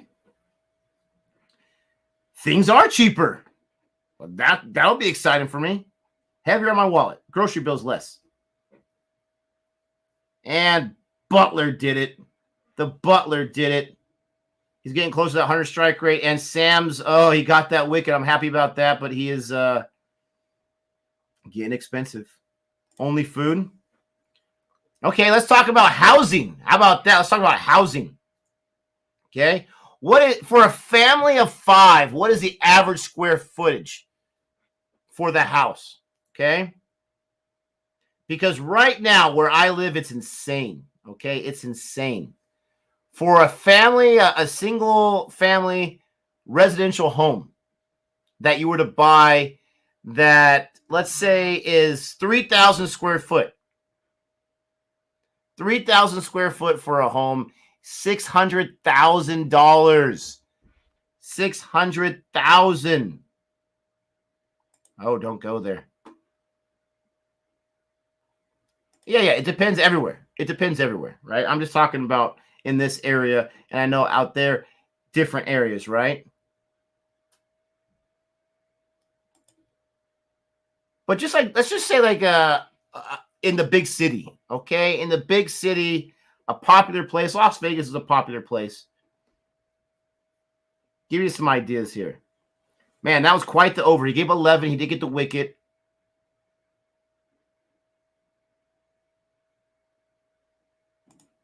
Oh, my gosh.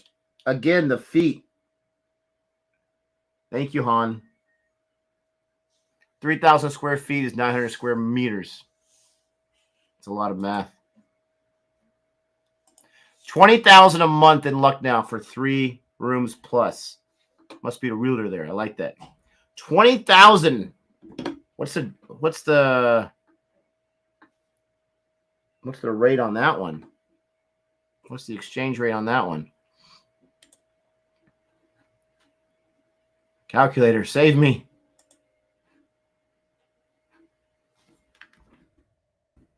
Just so you guys know, there is a match going on right now.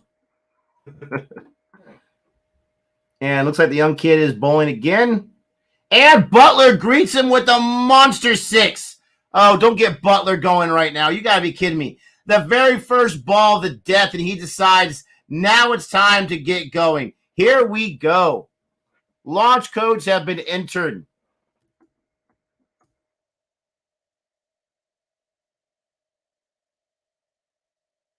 $259. Is that right? Jeez Louise. Oh, you don't want to know about the old petrol, my friend. Yeah, Skype, I don't think I can afford in Bonnie's house. I reacted to that video, actually. Yeah, zombie, that's everywhere. Absolutely. Hand is a lifesaver. And another 6. Oh, man. I mean, typically you throw a spinner out there the early part of the death, but Butler, the first 2 balls. And just like that, his strike rate's over 100. Just like that, fantasy owners around the world are taking a sigh of relief. He got to his 50. He's got back-to-back 6s. What was the comment that got me? Oh, the petrol. It's $5 for a gallon. Okay, so $5 for, so $1.25 a liter. Oh my gosh! Oh my gosh! We got Pollard in the house. We got Yuvraj in the house. 3 6s back to back to back. We got Robin Powell in the house. Get away from him, Rithik. Get away from Butler. Oh, no. Oh, my gosh. Oh, look at this. The Coley drive-by. Please don't forget to like and subscribe. Jeez Louise. The Coley drive-by. That's how you accelerate. Petrol is actually cheaper than US 10. Really? Wow. It hasn't been this expensive here in a long time. Long time. It wasn't literally that long ago when it was $2.50 a gallon. Half the price it is right now.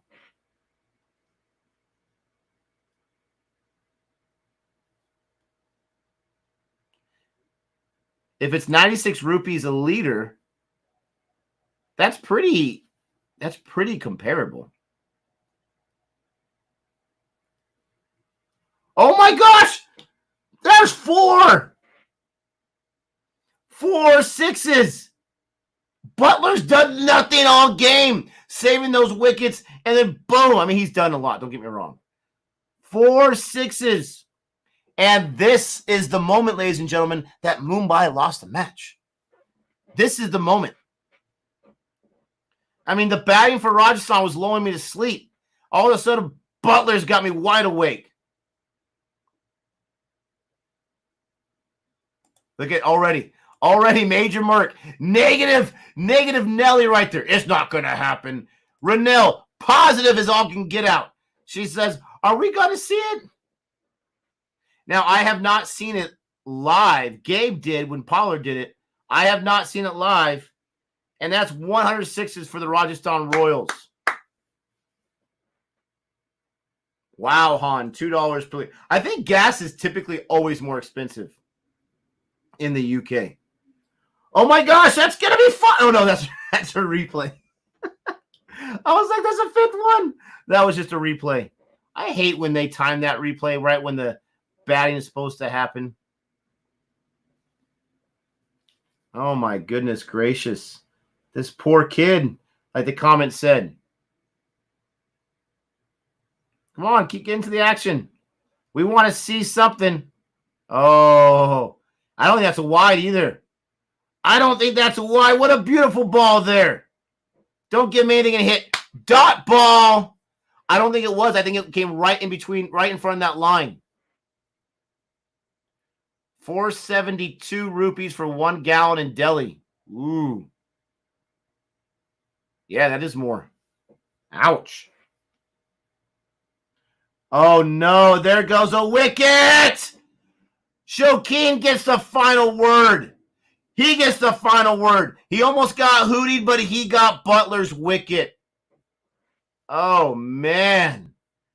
He got brutalized. He got abused, but he got the wicket. He got the final word. But Butler did some serious damage right there. Some serious makeup work right there. Yep. I mean, when you're got hair like floating around.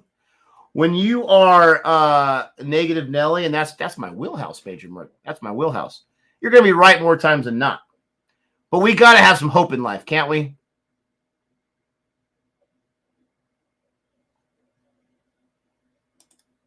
Oh, Butler definitely did his job. There's no doubt about that. He definitely did his job.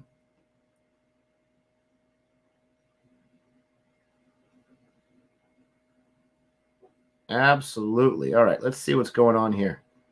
Let's see what's happening with my I don't think the 5th ball was a wide, to tell you the truth. I mean, it was close. Splitting hairs there, but I think it was just inside that line. That's my opinion. I'm sticking to it. All right, so far, Butler's got me 112 points. I like that. I got a lot of Rajasthan players, but I do got Varma. I mean, Rajasthan bowlers, excuse me. So that means that it's all about the second innings for my fantasy squad. Butler did a whole lot for me, though. Who do you think is still in is still winning this game so far? Who do you think has the upper hand is what I'm trying to say. Ooh, Hitmeyer is not happy with himself there. He looks leaner this year. 126 for 4. I would have said that Mumbai had the upper hand before that last inning. Jeez Louise. That 24 runs. Gosh. 126 for 4 for 16 overs. Let's see what we're saying. They gave us a reason to focus on the match. Oh, nice grab. Nice grab indeed. Yeah, that was a little high.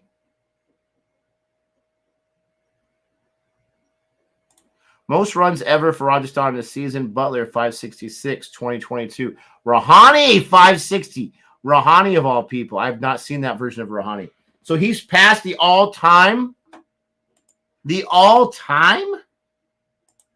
Rajasthan total. Wow. Good on you, Butler. In only 9 matches.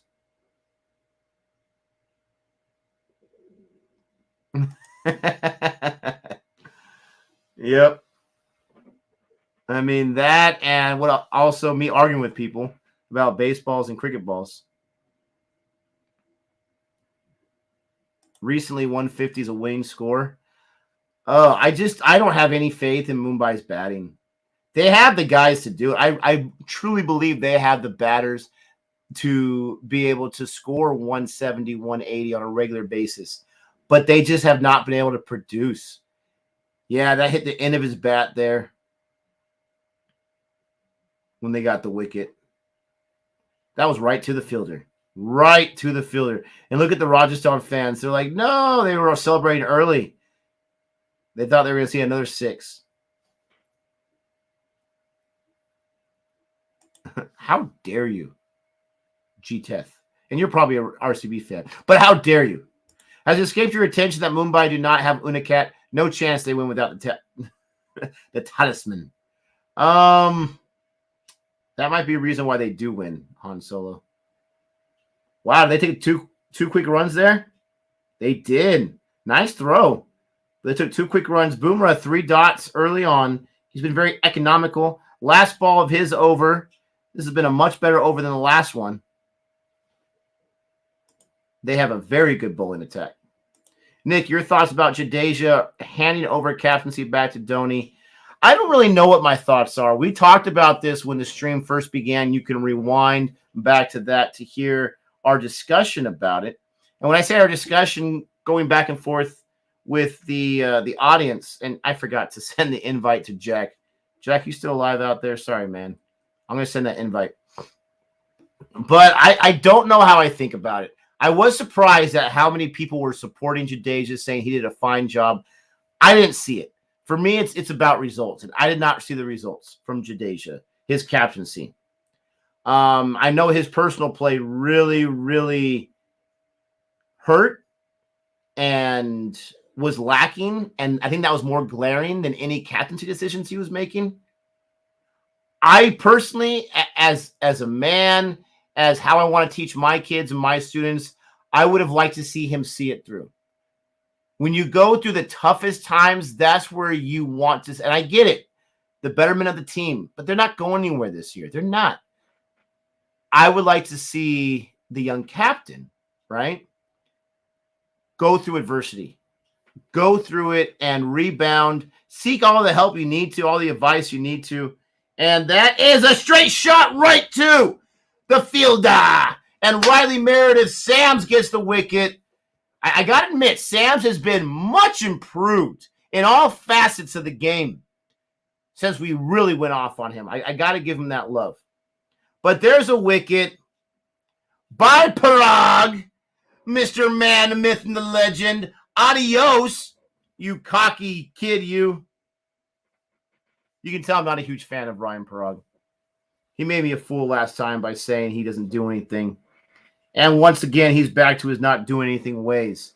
Huge wicket there in the death.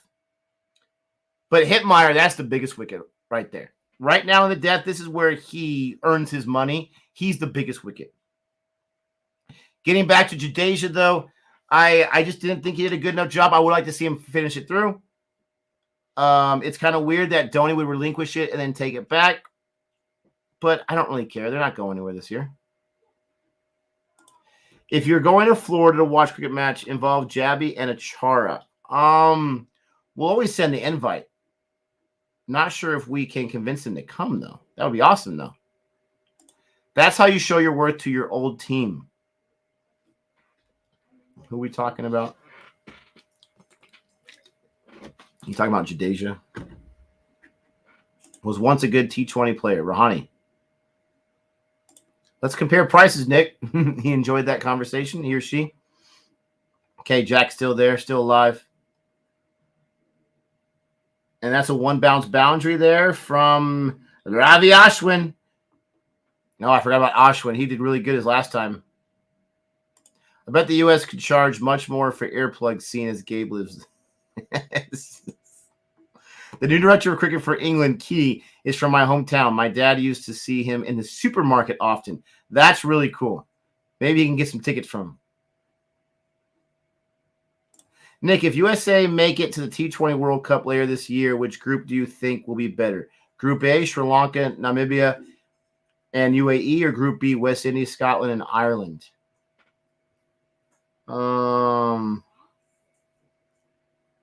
Between those three in each group, I would give the I don't know about UAE's cricket squad, to tell you the truth. I was going to give the edge to Group A because Sri Lanka, and I've seen what Namibia can do. Scotland was undefeated in their 3 group stage matches, if you will. And West Indies is, I'd never count out the West Indies, ever. I don't care what form they're in. They're still a powerhouse squad. Ireland, man. I just don't know UAE, so I might get the slight edge to Group B. But maybe UAE is good. I have no idea. Oh, Raj. Gotta love it. Gotta love it. I embodied your spirit in that On the Couch episode with the crazy CSK fans. Jabby's not interested in cricket. I think he's just not interested in sports. And I've heard him say this before. He said this to us before. He's just not interested in sports, right? And so there's certain things I'm not going to spend my time on. I'm not going to go to the ballet. I'm not going to go to the art opera. I might react to it if there's a request and there's need for it and interest for it. But I'm just not going to see that kind of stuff. I'm not even going to go to the theater, right, to see a play. Not too often, at least. But yeah, Hitmeyer's looking really, really lean, really lean and slim. And I hate to make it about weight, but you got to be impressed with a guy who, you know, he's able to dedicate himself in that area. He's looking very fit.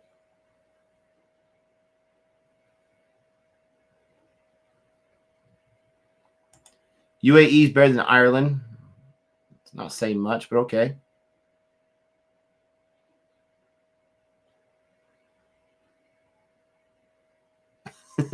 On, you're out of control. You are out of control.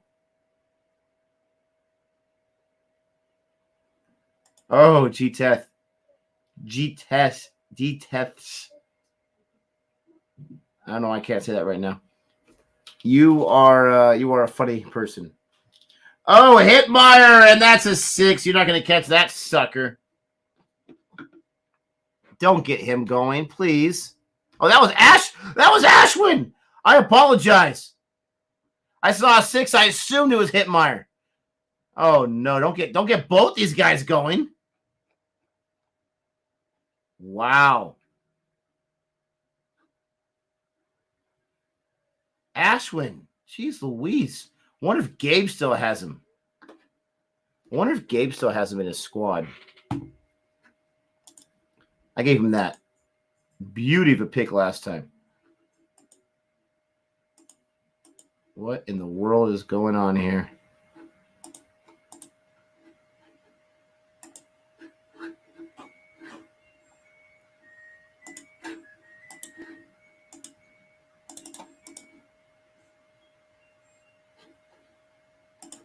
All right. Sorry about that. Having technical difficulties there. Look at Ashwin, even with that one, trying to get a little bit of a bat on it. They called that a wide. Didn't he touch it? Didn't he hit that with his bat? I must be seeing things.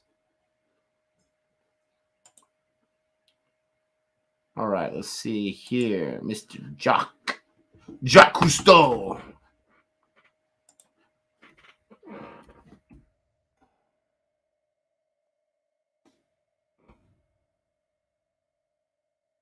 The man who never sleeps. There you go, Jacques. I just changed your name. Jack, there you go.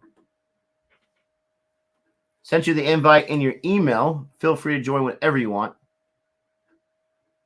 160 on the cards. They got 2 overs left. What was that score? 143? Yeah, 60s on the cards for sure. It just takes a few sixes, and these guys are both. I just hope they don't get to 180 because these guys can go off. And yes, that's right. Ashwin, too. He's been in some kind of a batting form. These guys can go off, and I'm very nervous about it. 2 overs left. These 2 overs, I mean, they can get 48 runs in 2 overs, or they can get 15 to 20 runs in 2 overs. But they're definitely getting to 160, in my opinion. No doubt about that. 143, 2 overs left in this innings. Can Mumbai finish off a game? Or an innings, excuse me. Can they do it? Hitmeyer's got a very low strike rate, and Ashwin's got a very high strike rate. I don't even know if Mumbai can get to that kind of score. I appreciate everyone that's joining me right now. Please don't forget to like and subscribe and stick around as we find out if Mumbai – you got Boomerang in there, so that's good for the 19th over. That's a good decision. Get your best bowler there, the 19th over. That's just a single. Take that all day long. John Boy dropped another cricket video 2 days ago. I saw that one. That was the Tawadi one, right? I love John Boy's videos. You guys should watch his baseball videos too, because if you like John Boy's cricket videos, watch his baseball videos because not only are they super entertaining, but also informative. Teaches you a little bit about baseball each time as you watch it, just to give you get your feet wet, so to speak. He's got one amazing one about an umpire, Angel Hernandez in baseball. Oh, you've got to check out that one. So bad. Umpiring, so bad. You guys will understand why we hate umpires in general. And maybe hate's a strong word. Not all umpires, Jack. Not all. How you doing? I'm doing well, Nick. Finally, I'm on after a while, but great to be here. Thanks for having me on. And what's up, everyone? Hope everyone's enjoying the cricket and having some fun. When was the last day that you slept? Was it 4 or 5 days ago? Probably. Nah, Nick. You know, I love cricket. So I'm a cricket tragic. So, you know, try and keep me away from cricket. It's very hard to do. So, what do you think? What do you think will be the ending score here?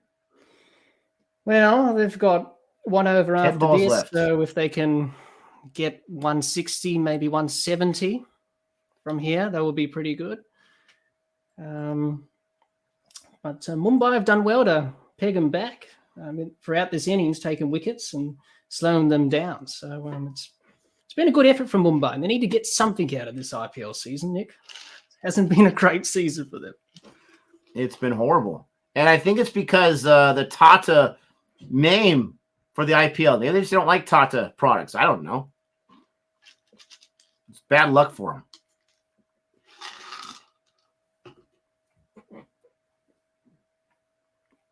I already forget what it was last year, the last few years. Was it Vivo or something? No, not Vivo. Was it Vivo? I don't know what it was. Jack, how do you decode what you're watching right now? Is Ashwin the best finisher in the world? Well, he may retire out again. You know, like he did in that game. So maybe, you know, they're just setting it up, the Royals. Probably, okay, retire out, we'll get someone else in. You know, if they're good enough, they can get there. But, you know, probably 160 plus, maybe. 170 is a bit too far, but they get anything 160, I think they'll take that and see if they can. Oh gosh, they got a gift boundary right there. The fielder was just barely out of place. Oh man, look at that. Rajasthan's getting Shahal ready to go. They're putting the sleeves on. He's getting all lathered up, ready to get himself a 5-wicket haul or some nonsense.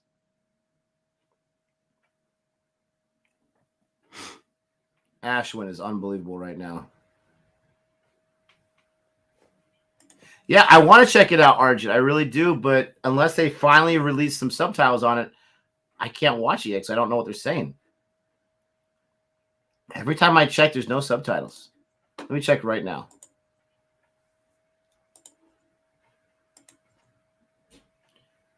There is a single right there. No more boundaries, thank goodness.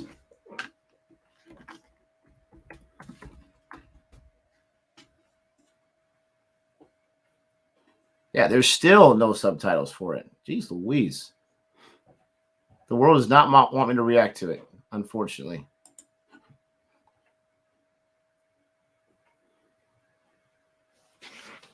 So, Mr. Jack, what do you got going on Dibbly Dobbly Podcast? Ladies and gentlemen, don't forget to check out the Dibbly Dobbly Podcast for all of your intelligent cricket needs. Thanks for those words, Nick. Yeah, we've got some cool, exciting guests coming on in the next week or so and few months. So that's exciting. I won't reveal too much, but they do tremendous work within cricket. So it's great to have them on, and it's going to be exciting talking to them. So stay tuned for that. So yeah, that's pretty exciting. That's what we got on the horizon. So can't wait for those chats, and can't wait to share it with all of you guys. Looking forward to that. When you interview your next umpire, I want your first question to be, how dare you?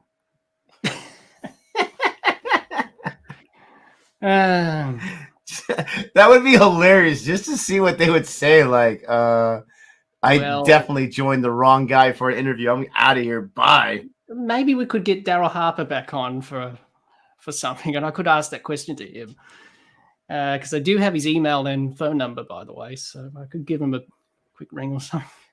We can ask him that question, Nick. Absolutely, I would love it. Yeah. Oh my gosh, I just missed it. Ashwin's done. Yeah. Oh my gosh, he's gone.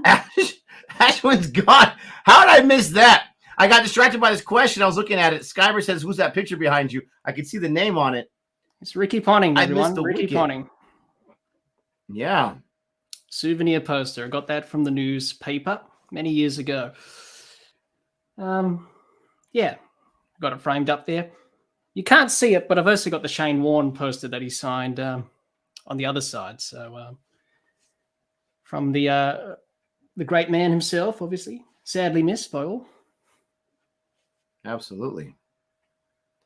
They were saying, I keep forgetting to check, but they were saying that they're wearing the Shane Warne jerseys, Rajasthan is.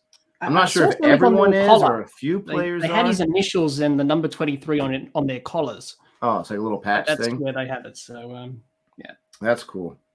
Now, I wonder if that's going to be like a forever thing or if that's just for today. I think that's for today. It's a tribute match, obviously, to Shane Warne, obviously. And I think they're retiring the number 23 jersey today. So in honor of Warney, of course. And it's a fitting tribute to a legend of the game. Look at Mohit right here. Hello, sir. Big fan. Oh, thank you. And I know they're talking to you, Jack, because they don't ever say that to me. Well, you do great work, Nick, obviously. You and Gabe, pioneers of cricket in America, and hoping to get the message across. No, Gabe does great work. I just mess it up. 156 for 6 loss. Oh, please don't get to 160. That'd be so awesome.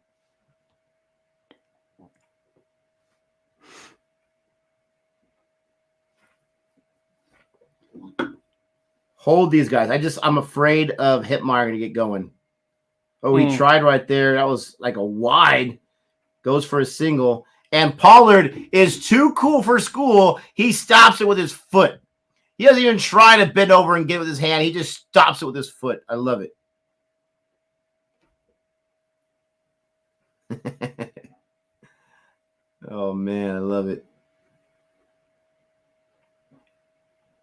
Yeah, Ashwin's had a high strike rate for the last 2 matches. He didn't last too long, but he had a strike rate for the last 2 matches very high. Hopefully you didn't have Hitmeyer in your fantasy squad. That would have sucked. I did have him in my fantasy team a few games ago. I didn't have him in today.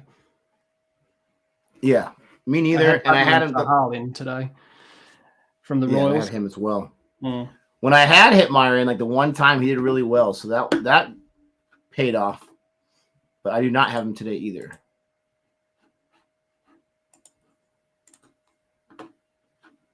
So it seems like for the most part with the big teams, not all of them, we had Australia and Pakistan playing. It seems like for the most part, a lot of the international teams don't play during the IPL. Is that a typical thing? They just don't want the competition? Well, it's no international cricket during this window. The IPL has their own window to themselves where they have the best players in the world and there's not much international cricket going on. So it's no surprise.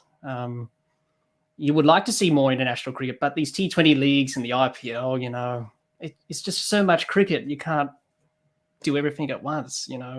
It's crazy. Why is Mumbai reviewing this? It's just a review and hope, Nick. This is the thing with the DRS. Are they hoping for LBW because it's not anywhere near line? No, I pitched way outside leg.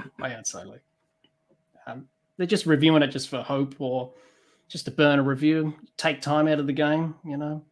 This is the thing with the DRS. This is the thing with the DRS. You're asking players to become umpires.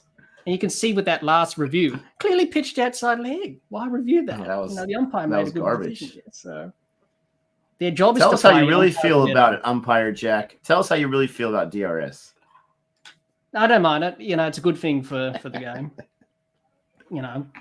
We're in this world of technology, whereas back in the old days, you had to accept the umpire's decision and walk off. That's what you did. It's still a thing today, really. But now in international cricket, you have DRS, so it's, we just want the right decision at the end of the day. Everyone just wants the right decision. Ooh, they call that a wide. What do you think? Yeah.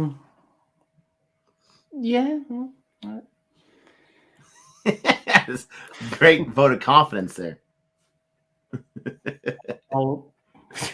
I wouldn't like to be umpiring an IPL match. A lot of pressure, but that would be awesome. You wouldn't want that opportunity. Like, what if they called you up and said, "Okay, we're giving you one match"? Would you do it, or would you say, "There's no way, Jose"? I will do it because that's probably the closest I will ever get to playing international cricket, being an international umpire. Has there ever been a player / umpire? And I'm not talking about like street games. Oh, you mean? No, I don't think so.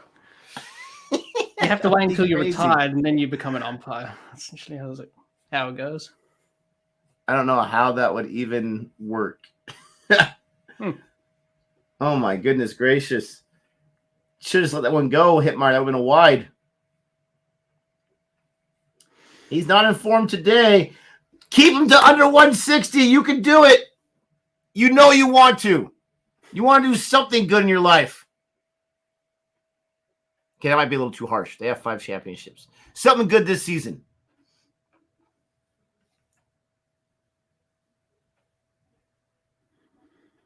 Yeah. Oh, wow. That was the last ball. Nice. That was under 160. I'm way behind right here. That was awesome. Goodbye. 158. Now, as a Mumbai fan, I get excited about this. I think, they have a chance, but I know better. They're going to mess it up somehow. I hope not. I hope so badly they don't, but I'm afraid they're going to. But the target's 159.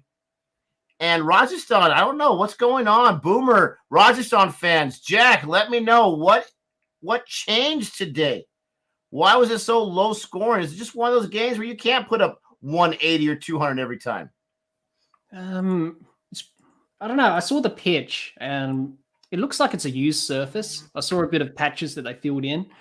So it's probably a bit slow, a bit tired because you're playing so many games at each of the venues in Mumbai. So that's why we're seeing a lot of grass on the surfaces, because they have to keep them fresh. So probably this one's a used surface is a bit, not easy to score runs on. Well, in terms of forcing the pace or etc. So yeah, that's the only reason I could think of.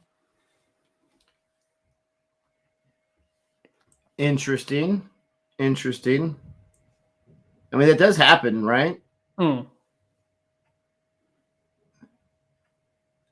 That definitely does tend to happen. Curious what the Rajasthan fans think. Do they think that you've got a high enough score here where you should be able to defend it, especially with that bowling attack, right? Should be able to defend it. Is Kuldeep Singh going to be able to be another revelation today and take some wickets? Chahal had, I think, 1 wicket last time, but that was like his fewest wicket haul, I think, in a long time.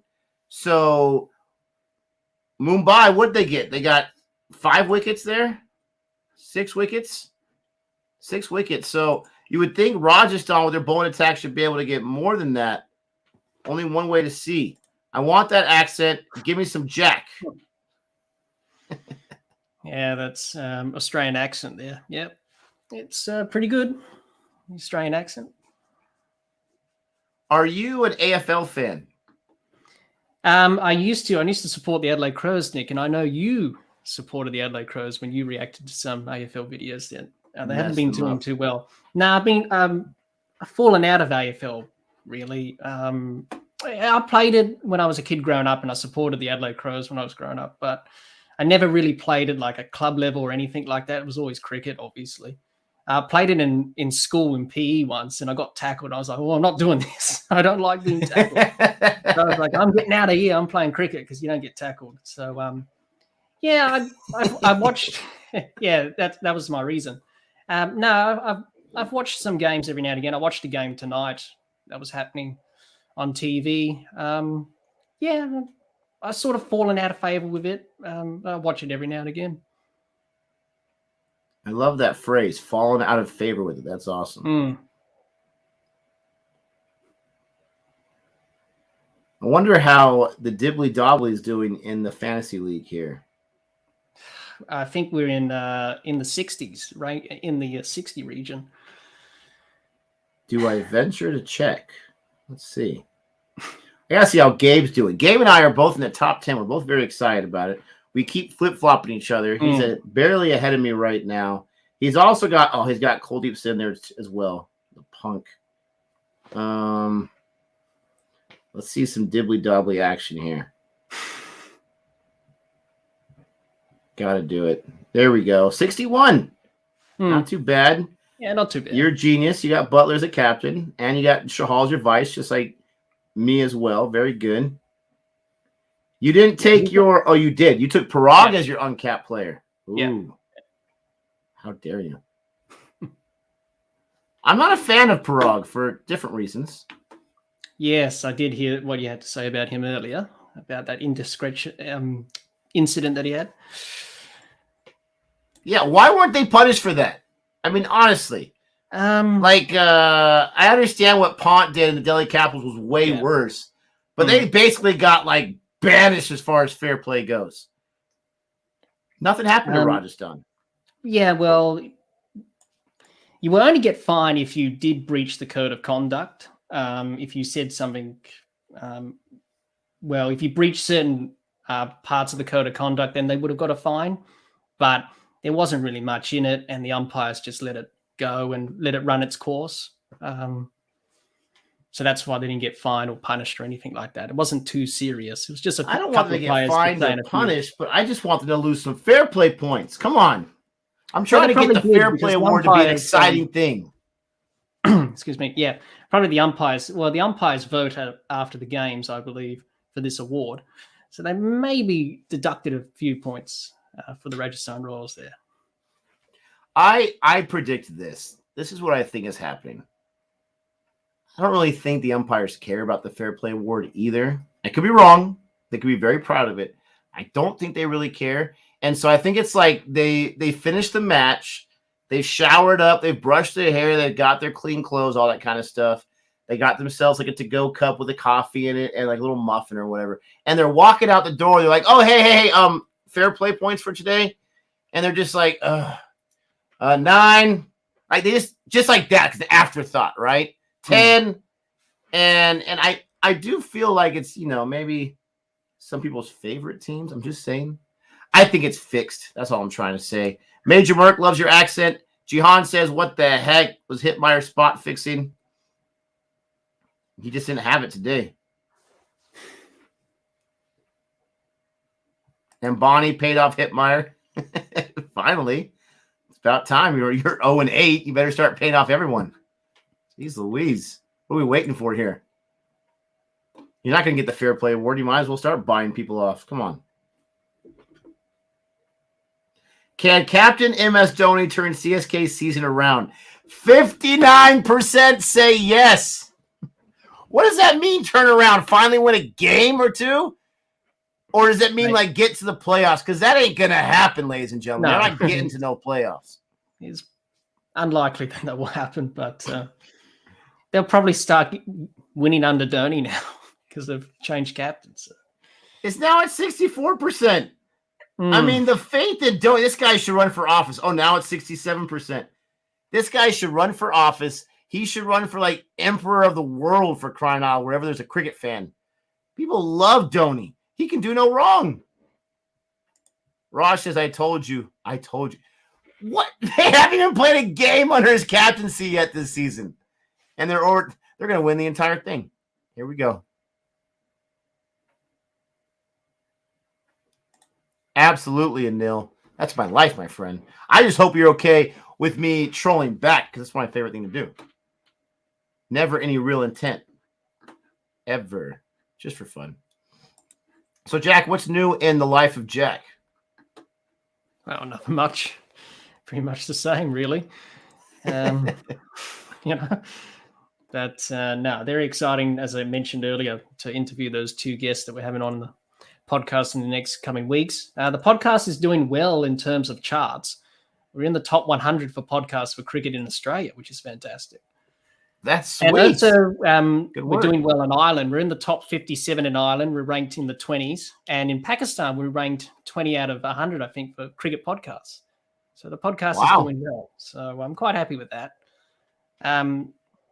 which is fantastic news. So I never thought, we'll be trending in the top 100 in Australia for cricket podcasts on Apple.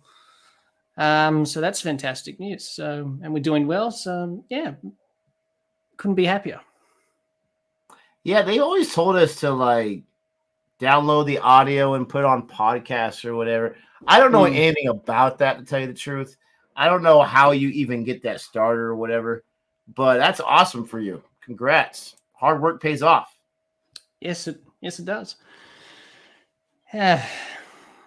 I'm just surprised that so many people are listening. So it's pretty good. So we're available on all podcasting streaming sites or whatever, Anchor, Spotify, Apple, Google, etc. So you can catch us there. Just make sure you don't have Gabe on too many times, because he'll bring those numbers right down. Yeah. They'll be tanking like the stock market.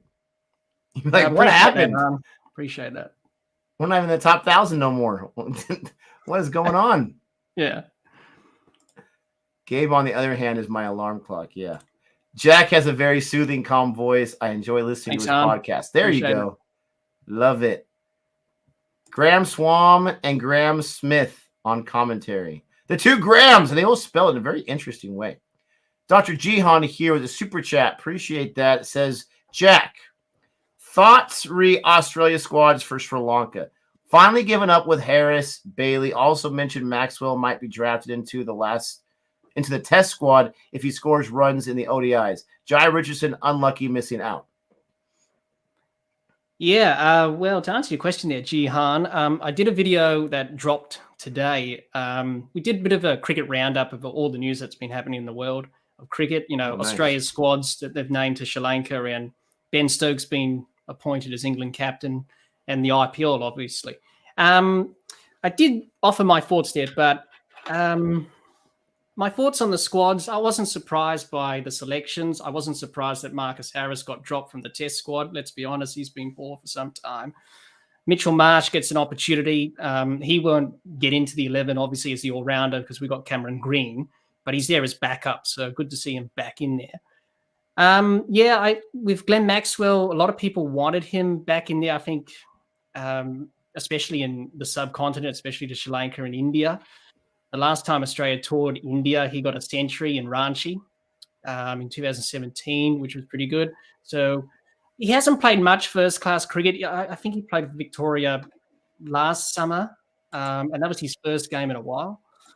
So, I don't know if he will come back or not, but if he scores runs, but I think he probably needs to do it in first-class cricket. But obviously, Australia are not going to play any first-class cricket at home, obviously, until the next summer comes around. So he may get a call up to India. We don't know. Jade Richardson, I think they're just trying to guide him back, coming back from injury. Obviously, he had that injury in the Ashes with his calf or something like that in the second test in Adelaide, and it just carried over. So I think, and he didn't play in Pakistan either. So they're just bringing him back slowly, but I think he'll be featuring in the test squad. He's in the Australia A squad because they announced that as well, because the second team going to play some games against Sri Lanka A, which is good, giving opportunities to young players to experience different conditions and cultures, getting better as a cricketer, which is fantastic.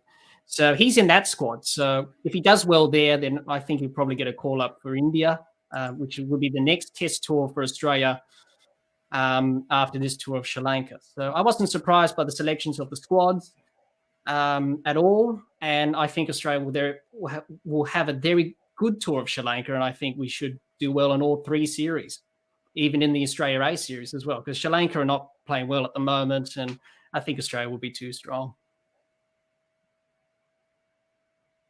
Excellent answer there. Appreciate the super chat there, Jihan. Appreciate Jack with his, on the spot thoughts. Was that not fantastic? This guy knows his cricket. He knows his squad. And yeah, Marcus Harris, even for a guy like me that doesn't know too much about Australia cricket, yikes, right? So, I'm sure he's a nice guy, or as you say, a good bloke, right? Yeah, good bloke. Yeah. But yeah, a little change right there. And it's interesting. So Cameron Green, what are your thoughts on Cameron Green? You said obviously he's going to be their number one all-rounder. And I understand that he's young blood. He's taken some wickets internationally. He scored some runs. I think he had like an 80 against, who was that? Was that India? India a while back. And England as well. He got a right. I think there. Yeah. Do you think right now he's already a better performer, all-rounder, than Mitchell Marsh, or do you think it's also more because he's their future and they just want to get him as much experience as possible? Yeah, I think what you just said there, Nick, is what they want to do. He's the future. Mitchell Marsh has been in and out of the side for some time, and a lot of people give him stick, obviously, because, it's Mitchell Marsh. He's got that hate over the years. Cricket fans hate him. But I don't hate Mitchell Marsh. He's a nice guy. He's a good cricketer. He's reliable. But with Cameron Green, he's the future. He's a similar age to me, early 20s. And they want him to be the main all-rounder because with him in the side, he can bat at number 6 and give you a few overs with the ball. We saw what he did in the Ashes and we saw what he did in Pakistan with both bat and ball. So he's definitely the future. Mitchell Marsh, he's just there, just in case, there's an injury and he needs to get called up. And Cameron Green's got a lot of injury concerns with his back from bowling and stress fractures, which is a common thing in bowlers in cricket. The back, it goes, and stress fractures like that. But he seems to be getting better with each game he plays. And I really do hope that he does fulfill his potential and really capitalize on his talents because he's very skillful, Cameron Green. He bullies everyone in domestic cricket for fun, Nick, for Western Australia. So that's the state that he plays for here in Australia. So, he's definitely the future. Mitchell Marsh, he gets another opportunity, and, good luck to him, I say. Absolutely. Nothing but the best there. Varun wants to know, how many patrons do you have, Nick? I don't know. It's like 40 something or whatever. We're grateful for all the patrons. They really get hosed because I suck at Patreon, and I'm not really good at that. The whole advertising part of it, and also the whole this or that, is really tough for me. I just like to create content and put it out there. I like to see what I can do with the editing or whatever. But we appreciate all the patrons because they are very, very loyal, and they really do help us get the kind of equipment we need. I just got a recent. There you go. There's a 6 by Ishin Kishin. Man, this opening partnership desperately needs to do something. That's a great start for him. But got a new camera, and it was a pretty pricey one. I never bought a camera like that before. Before that, I was just using my phone or a webcam. And so all that kind of stuff comes from Patreon, so we really appreciate them so much. I just put that money to the side, and I use it to buy stuff for the channel. So the wife doesn't get mad at me for spending the other money on stuff for the channel. Jack is a cricket encyclopedia. Absolutely. The great cricketer interviewed Quinton de Cox, Doinis, Pandy, and then last week some SRH players like Williamson. These guys are monsters in I'm assuming podcasts as well. These guys are monsters. I'm sure they're even bigger on podcasts, and they do a fantastic job.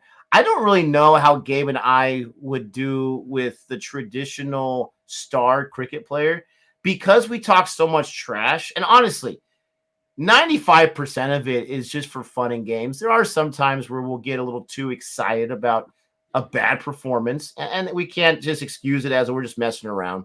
Yeah. But I wonder, like, how the players, like, if they even watch any of our videos, like, these guys are jerks. We're never going on their channel. So the great cricketer, they know what they're doing. They're professional, and it's great that they have that that type of reach to the players, Yeah. Shan wants to know, do you have any Portuguese ancestry by any chance? No. It's mainly Australian and a bit of South African from my grandmother side of the family. She was South African, and my mother's Thai, so I'm half Thai as well. So a mix of cultures in our family. South African, German as well. I forgot that. German on my grandfather's side. On my father's side, he's German. So we have a lot of cultures in our family mixed together. So it's a mix of different ancestries in our family. Yeah, and that's pretty typical for us Americans as well. Probably even more, because 1776, that was the beginning of the country, for crying out loud. Yeah. Vibe Hobbs says, "What's up?" Jihan says Justin Langer wanted all the Western Australian players in the squad, Marsh Brothers, etc. Yep. Nick does not swear enough to be an Australian podcaster. Jack, he doesn't swear either, I don't think. No, Maybe he sneaks in there. Who Stay knows? away from that. Yeah, I'm not cool enough for that. And then Sarude Reddy says, Nick looks like your RCB. Oh, gosh, here comes the trolling. Listen, I am the worst. I don't know if you feel this way about yourself, Jack, when it comes to luck. Like, I jinx everybody, for crying out loud. I really, really do. I had said they weren't going to make the playoffs at the beginning of the season. They had a horrible auction. They win 5 of their first 7 games in very, convincing fashion. Okay. Then I jump on the train. I say they're going to get to the playoffs, and this is why it's going to be a different year for them. And they lose 3 in a row. I mean, I don't understand. And all they had to do is win one of those, and they're in the playoff hunt.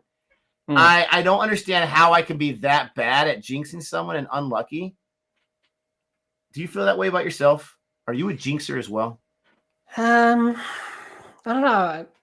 I don't know, really. I don't really believe in all that superstition stuff and whatever. No, I've never really. If it's a consistent thing, a pattern, come on, man. You believe in math, right? Patterns. Yeah. I was never good at maths at school, but yeah. No. Yeah. Oh, it's just the way it goes, isn't it? I guess so. Don't do any of your bets according to what I said. I'm just gotta say that much. You're gonna lose a lot of money. Come on, Nick, as a teacher, how can you expect him to swear? Appreciate that. You'd be surprised. Okay?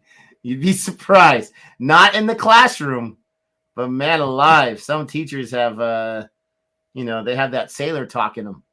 Holy cow. I owe Jack a huge apology for accidentally calling him Gabe. I do apologize. That is embarrassing.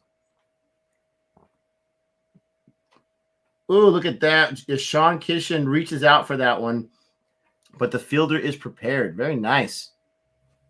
A lot has changed in these channels. I'm not sure what that means, but hopefully that's a good thing. Who knows? Jack is probably the most sophisticated Aussie after Richie Bennett. Benno, that is Richie Benno. Who's Richie Bennett? He's a famous cricket commentator, Nick, and former Australian captain, wonderful leg spinner, all-rounder, played for Australia in the 50s. Leg 60s. spinning captain? Yeah. He never lost a series as captain, Nick. Never lost a series as captain. Ooh, was that a 6 by... Career. Sorry, Jack. I got excited by some run scoring by Mumbai. No, they called that a 4. I think, that's bounced into the rope, so that's 4. You said he never lost a series? Never lost a series. He lost some games, but he never lost a test series as captain in his whole captaincy reign. Richie Benno. Legend. And we miss him dearly. Why wasn't he the captain for like 30 years? I mean, again, superstitions, baby. Keep it going. Right. But, he was a very good captain, and he, changed the way that, he captained the Australian team. And he was a wonderful commentator as well. And he passed away in 2015, obviously. And, he's the greatest of all time. And, I remember waking up every morning in Australia watching the test match. And you just hear his voice with Bill Lawry, Tony Greig, who's sadly passed away as well, and Ian Chappell. They were the voices of cricket in Australia every summer. And sadly, that's no longer the case now, but time moves on, obviously. But that was just my childhood memories. And same with everyone growing up in Australia when they started covering cricket on Channel 9 in the 70s during World Series cricket. For 40 plus years was just unbelievable. Ishan Kishan is really feeling good today. And there's another boundary, it looks like. Outstretched arms. What was that? Was that a boundary or no? I'm so confused. I couldn't follow the trajectory of the ball. But regardless, 1 run to extra cover, so he did stop it. But still, Ishan Kishan is feeling good today. They need a good opening partnership, and so far he's providing that firepower. Rohit Sharma's only seen 3 balls, but he's got 19 runs on 9 balls. It's a good start. Yep. Steve says to ask you about Colin Funky Miller. He lives in Vegas. Yes, he does. Colin Miller. He bowled spin and medium pace. And I don't know if you see that video on YouTube, Nick, in that test match in Sydney when the West Indies were playing, he was about to bowl the ball to Courtney Walsh. And he took his hat off to give it to the umpire, his baggy green. And he dyed it bright blue. Like, bright blue. And Courtney Walsh was going like this. He's like, "Are you Colin Miller?" He was just laughing. He couldn't face up. It's a funny video to react to, Nick. I have not seen that video. That's funny. Well, watch it. It's a funny video. He's, "Are you Colin Miller?" Because he dyed his hair. He dyed it bright blue. Oh, it was just hilarious. Maybe he was trying to be like Kevin Peterson or like Jimmy Anderson with the hair color in there. But he was Anderson with his frosted tips. He was a very good bowler, Colin Miller. And had limited opportunities in that great Australian team, but he was a very good bowler. Dr. Jihan with another super chat, feeling very generous today, says, "Jack, have you listened to any Billy Birmingham?" Jihan, yes, and it's hilarious. I can tell you that it's absolutely funny. He's sort of like impersonating those commentators I mentioned before, Nick. Richie Benno, Bill Lawry, Ian Chappell, Tony Greig, and some other commentators as well. So, he's on YouTube and stuff like that. You can listen to his material. It's hilarious. Absolutely hilarious. The 12th man. No. Rohit stinks. No. He absolutely stinks. Get the pooper scooper. He's done. Ashwin gets his wicket. Ashwin to his wicket-taking ways. He got 4 in the last match. And Rohit Sharma, he's no-hit Sharma right now. Absolutely garbage. Gosh, and that's the kind of stuff that I say that means the cricket players will never come on our channel. Gosh, it sucks. Well, that's not a good way to get out on your birthday. No. Is that his wife they keep showing the stand? She just looks so devastated. Or it's just some random person that's a huge Rohit fan. I have no idea. No, I think that was his wife. Yeah. Barath, how dare you? 0-9 incoming. They love to hate, and I love it. Oh, my gosh. And Hitman continues his form. Out cheaply for his birthday. Yes, that's his wife. Oh, it's got to stand by your man. That's got to be hard to do in this kind of form. She might need to take some lessons from Capital Dev's wife, where it's like, I'm not going to show up. There's no point. Yeah. She straight out left in the middle of a match. He didn't even get out, and she left because he was struggling in the middle of a match. That's rough. Rohit Sharma's wife is there to stay. Appreciate that. So Sky's in there. Let's see if Ishan Kishan cannot let that early wicket bother him or scare him, but also that he's not too reckless and he could build a partnership now with Sky. That's what they need. You can't lose. Don't lose any more wickets in the power play. You're scoring off pretty decently to start off, but you got to continue it. Ashwin's bowling very nicely right there. Filling his position nicely, too, going the other side of his side of the stumps and catching that before he can get any farther. Feeling generous today, Nick. Long live Cricket for Americans. Appreciate that very, very much.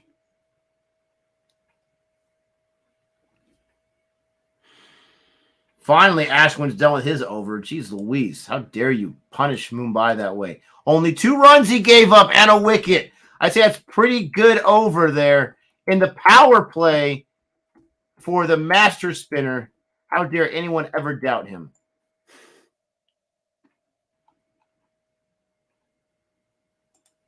Nick, how many games will Mumbai win this season?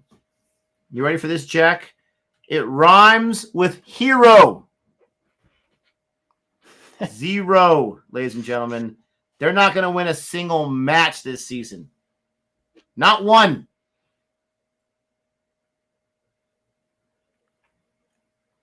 They would probably have a situation where like a whole team that they're playing is all sick, like stomach flu and everything. And they're saying, you know what? We're going to forfeit this game. We just can't play. And Mumbai's like, no, we're proud. We're going to play no matter what. We're not accepting the forfeit. And so the sick team comes out and still beats them. That's Mumbai this year.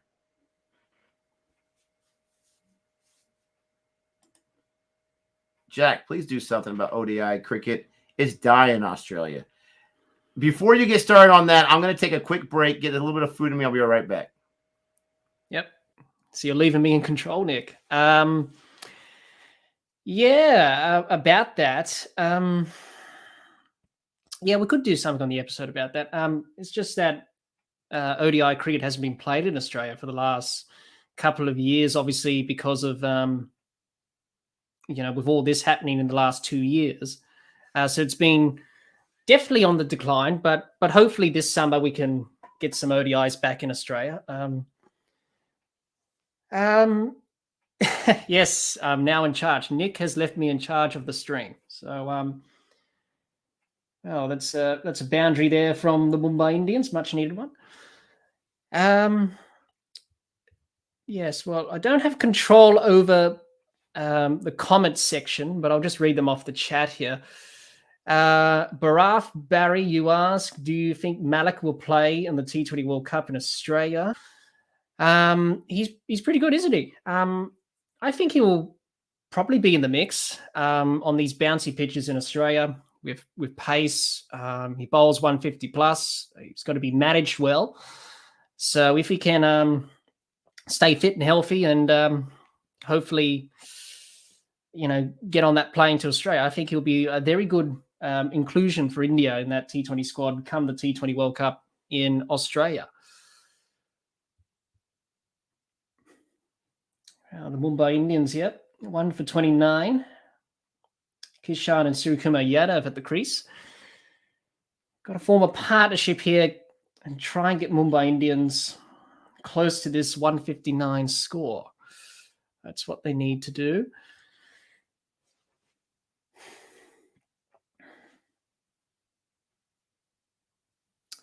Cyber, you say your prediction of finalists in this year's T20 World Cup.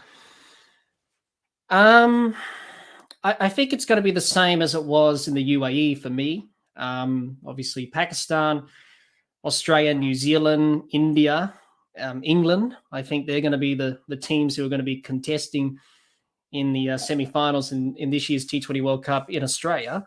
So I think it's going to be the same as it was in the UAE, I think, for me. Good shot there from Kishan. I think that's gone for 4. Yes, it has. Yep. So another boundary there for Kishan. Mumbai Indians starting to get things going here. Starting to get the run rate up and increasing the run rate here as they try and chase down these runs.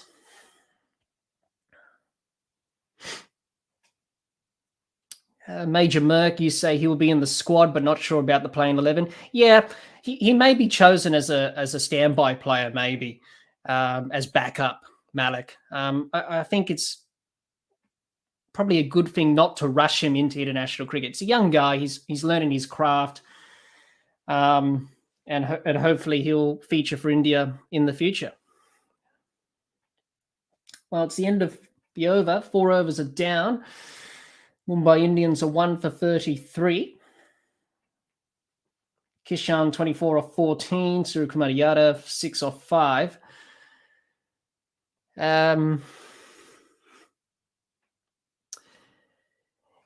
Yeah, that could be the case, Baraf, that India won't make it to the semi-finals with Rohit and Virat in this kind of form.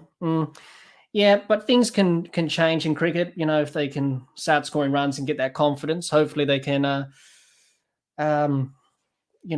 contribute, and hopefully India can do better than they did last year in the T20 World Cup, which was a poor T20 World Cup by their standards. So it'll be interesting to see how they go. It's going to be Ashwin to continue. He's going to bowl the 5th over here to Suryakumar Yadav.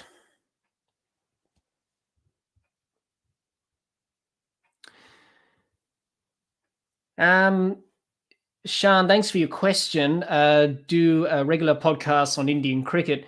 Yeah, we're trying to cover everything, but it's a bit too much, obviously, trying to cover everything. But we'll try to cover all countries in cricket on the podcast in the future. That's for sure.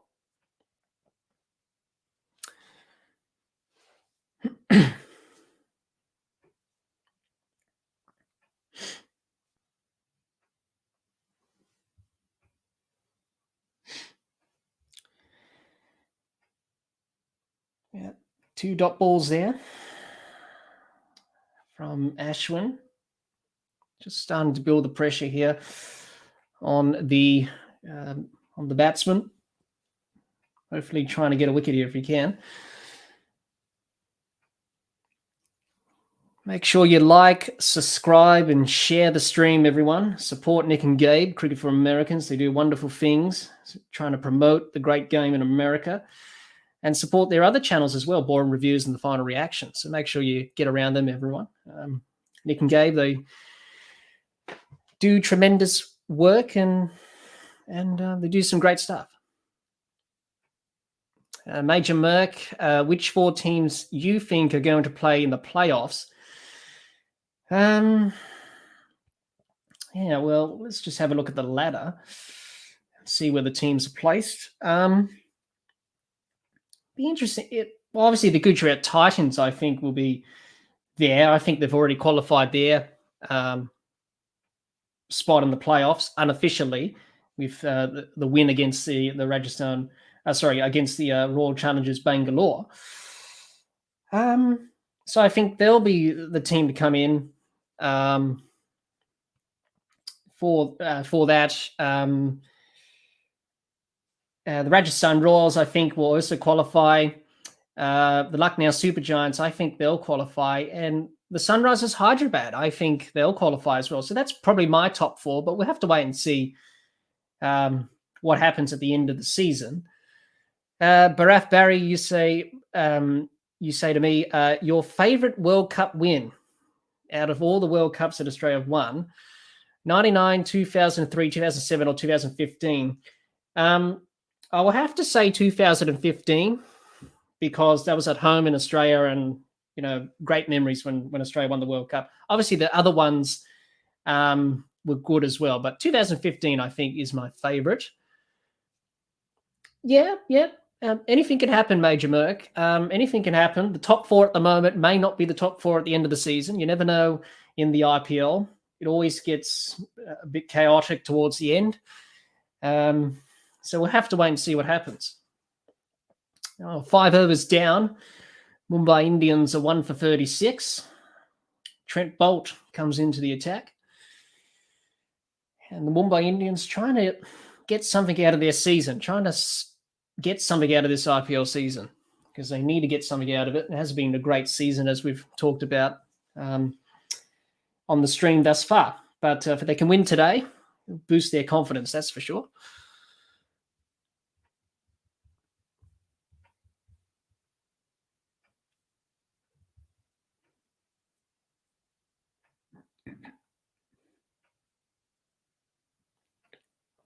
Dot ball there from Boult to start the over.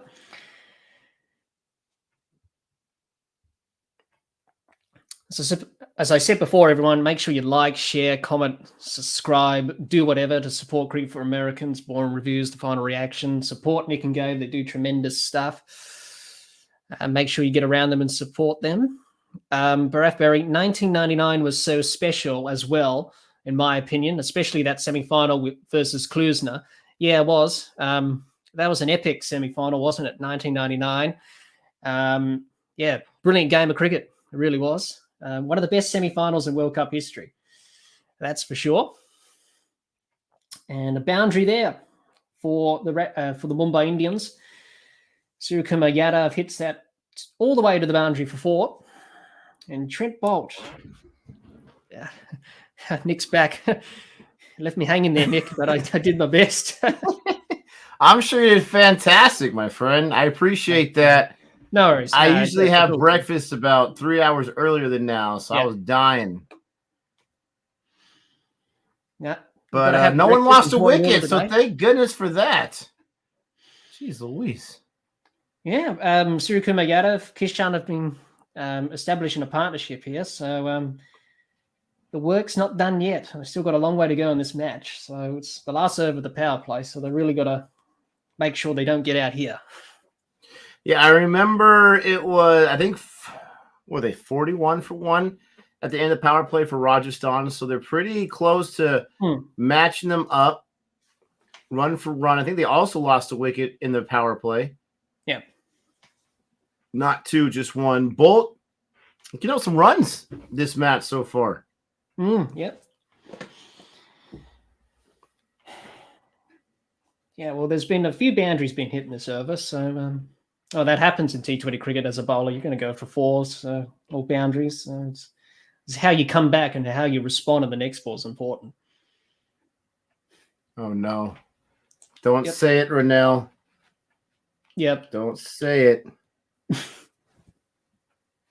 I'm a little behind. But I'm afraid of what's coming. Yep. And yes, that sucks. Yeah. I mean, honestly, are you going to tell me that jinxing does not actually exist when you just saw that right there? Yeah.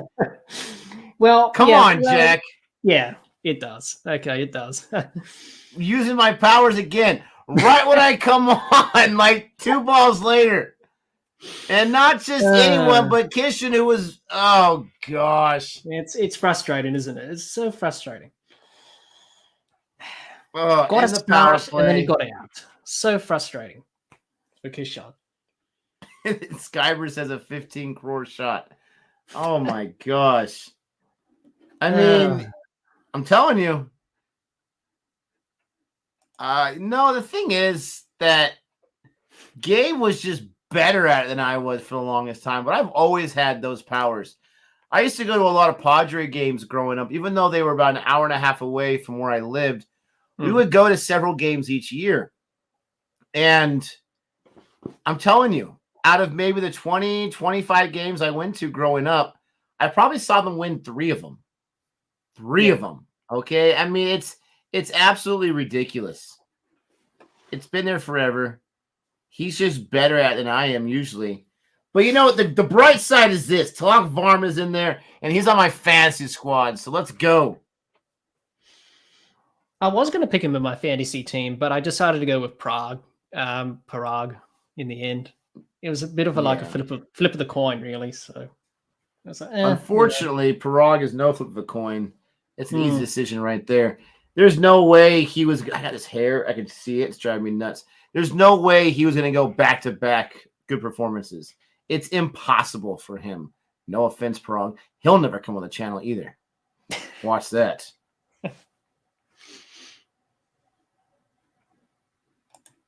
Nick, how did Mumbai go from being unbeatable 2 years ago to being the worst team?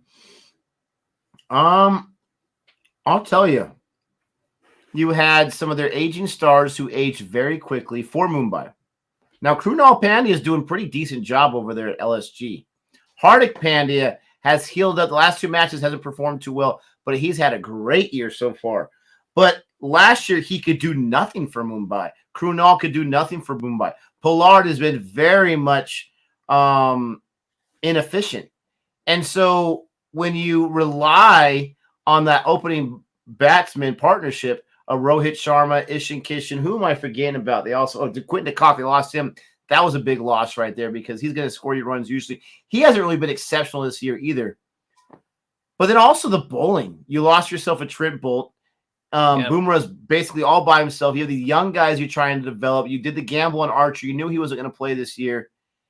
That's how you do it. And then just not be able to have that killer instinct, not be able to close matches. That was their problem last year. They couldn't close a match to save their lives. They really couldn't. They had so many matches in their grasp. I mean, situations were like 20 runs on 16 balls and they couldn't chase. I mean, you can't do that kind of stuff and expect to win. They just, I don't know if it's chemistry. I don't know if it's mojo. I don't know what it is, but they have not got the performances. Yeah. That's just the way it goes, really. Some years you have good years, some years you have bad years. That cohesion, unity, especially when you haven't played with those group of players before, and you haven't built up that, cohesion over the years that you've been playing. So that often messes you around a bit. And also, big gamble and picking Jofra Archer, and he's probably not going to play next year. You don't know. So why he's probably not. He's not going to play. So and Boomer is not at his best because I think batsmen in other teams are just seeing them off. And once you see them off, then the rest of the bowlers are not really a threat. So, yeah, and their auction strategy was all over the place as well, the Mumbai Indians. And, yeah, it just hasn't gone to plan. And, yeah, it's just getting worse for them each game of this IPL. So hopefully they can win. But if they lose tonight, I don't see them winning a game, I don't think. I don't think they had any strategy in the auction, honestly. I really don't know what their strategy was. They retained in the auction Ishan Kishan, but for way more money. They missed out on everyone else they were going for. Everyone they were going for, they missed out on. They got outbid, and they just stopped. I mean, every single time they just stopped bidding when they had a chance to get someone. But they went nuts for Ishan Kishan. And I'm not trying to knock Ishan Kishan. At least he scored a lot of runs and fewer balls and got out of there as opposed to the opposite. But, yeah, Boomer went wicketless again today. I don't know what their plan was. All I know is Rajasthan Royals were very aggressive in the auction, and they're doing really, really well. Delhi Capitals were also very aggressive, and it has not worked out for them. So I guess it's not always the winning formula. Yeah. But I would rather you try than not try. Yeah.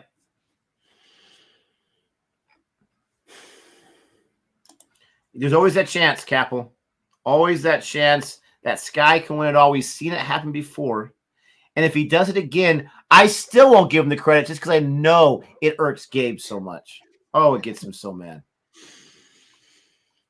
Our favorite football club. I don't follow soccer, so I don't have one. No, I don't follow soccer either.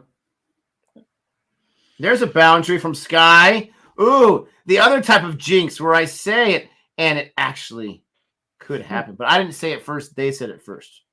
So it doesn't count for me. Is that Daryl Mitchell bowling?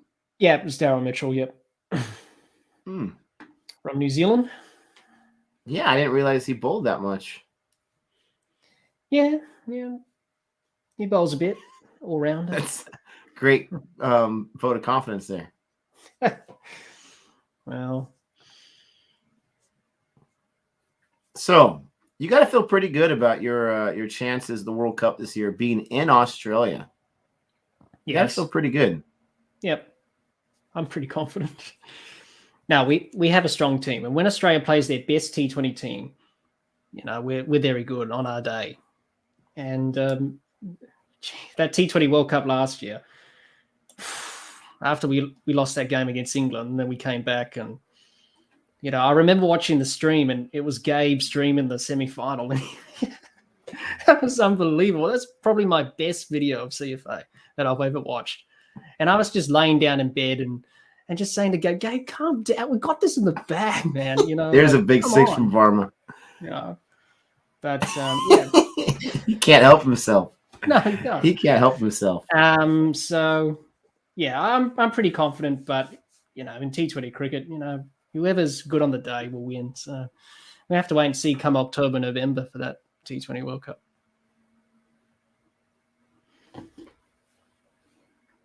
Yeah, I don't know if it's all Australia fans, but I know Jihan's very, very confident.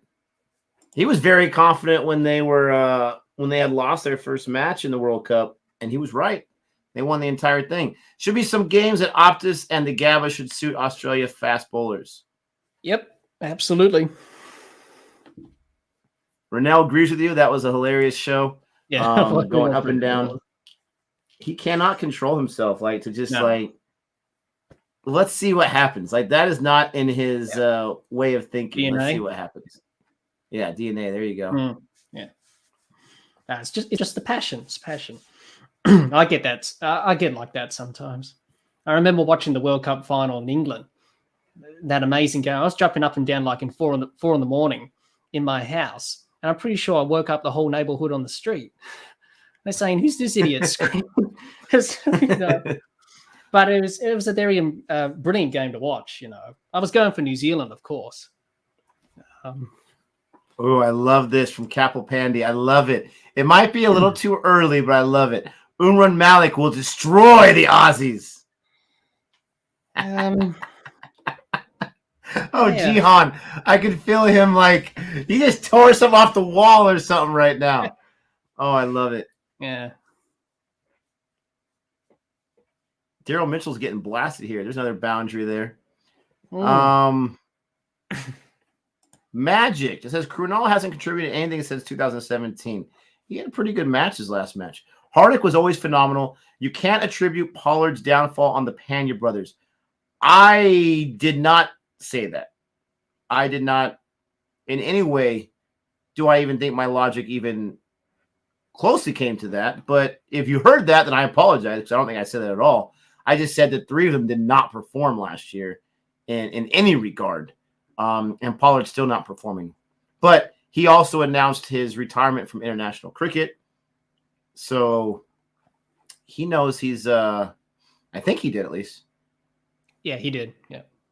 Yeah. So he knows that, not all good things can last. This guy's a monster, though. It wasn't for me. All right.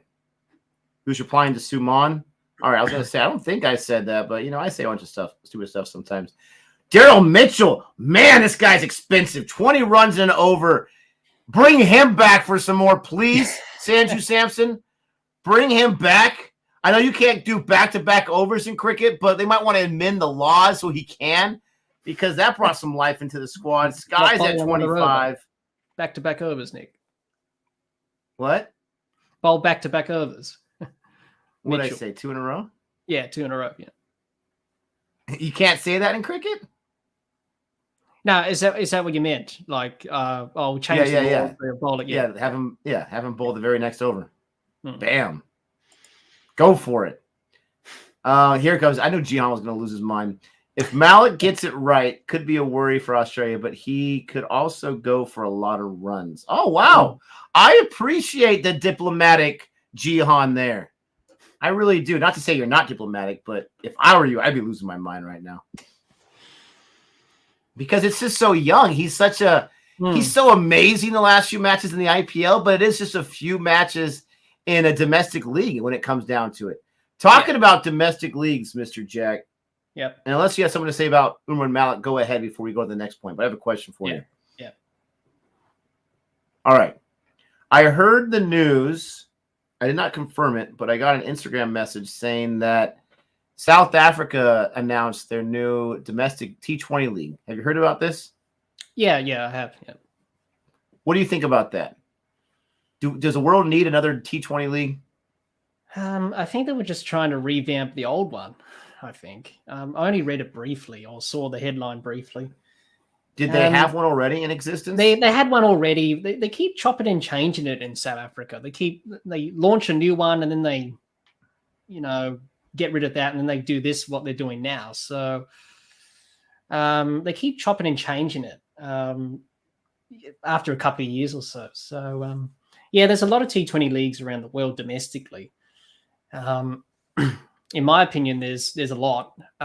Maybe we should cut back on that, but cricket boards won't do that. They'll always keep them in because they make money and revenue and all that stuff. It's interesting what they're doing in South Africa. As I said, they keep chopping and changing it. They can't just stick to one thing. They just keep, we got to reinvent it again. So, what's the point of doing that then? You're just wasting time, money, resources, and it's poorly managed then. But that's what I think of it. Yeah, you're probably right. Varun wants to know, excuse me, if we have any female fans in this channel.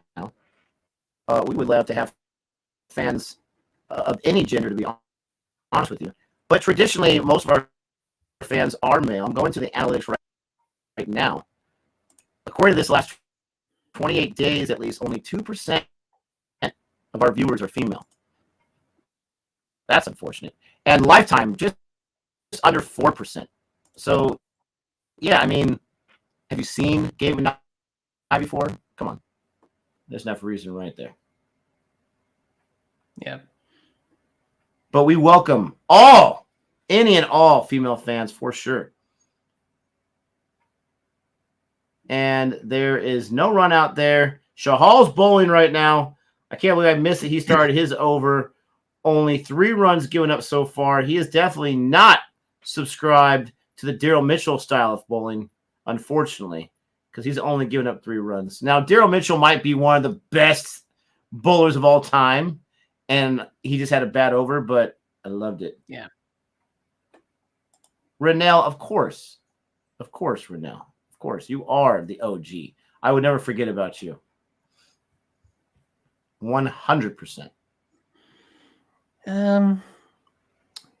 Jihan's asked me a question here, Nick. Why has the standard of the BBL gone down from a few years ago? Lack of overseas players? Probably. It's not attracting the crowds as it once did, the BBL. They keep changing it. They keep changing the rules, and people are sick and tired of it. And it's lost that new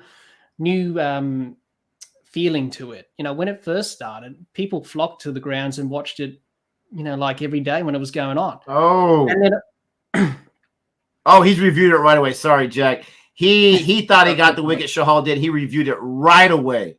Ooh, keep going. What I was trying to say.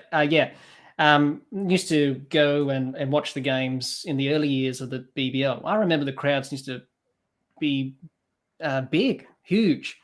But over the years, it gets a bit tired and people get sick of it. And the Big Bash has extended more games. It's sort of like the same length as the IPL, just about 60-odd games. Many people don't want that. They just want it to be short, fast, and quick. And also overseas players as well.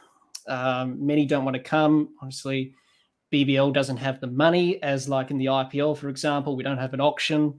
They're talking about doing a draft system for the next BBL season or something like that.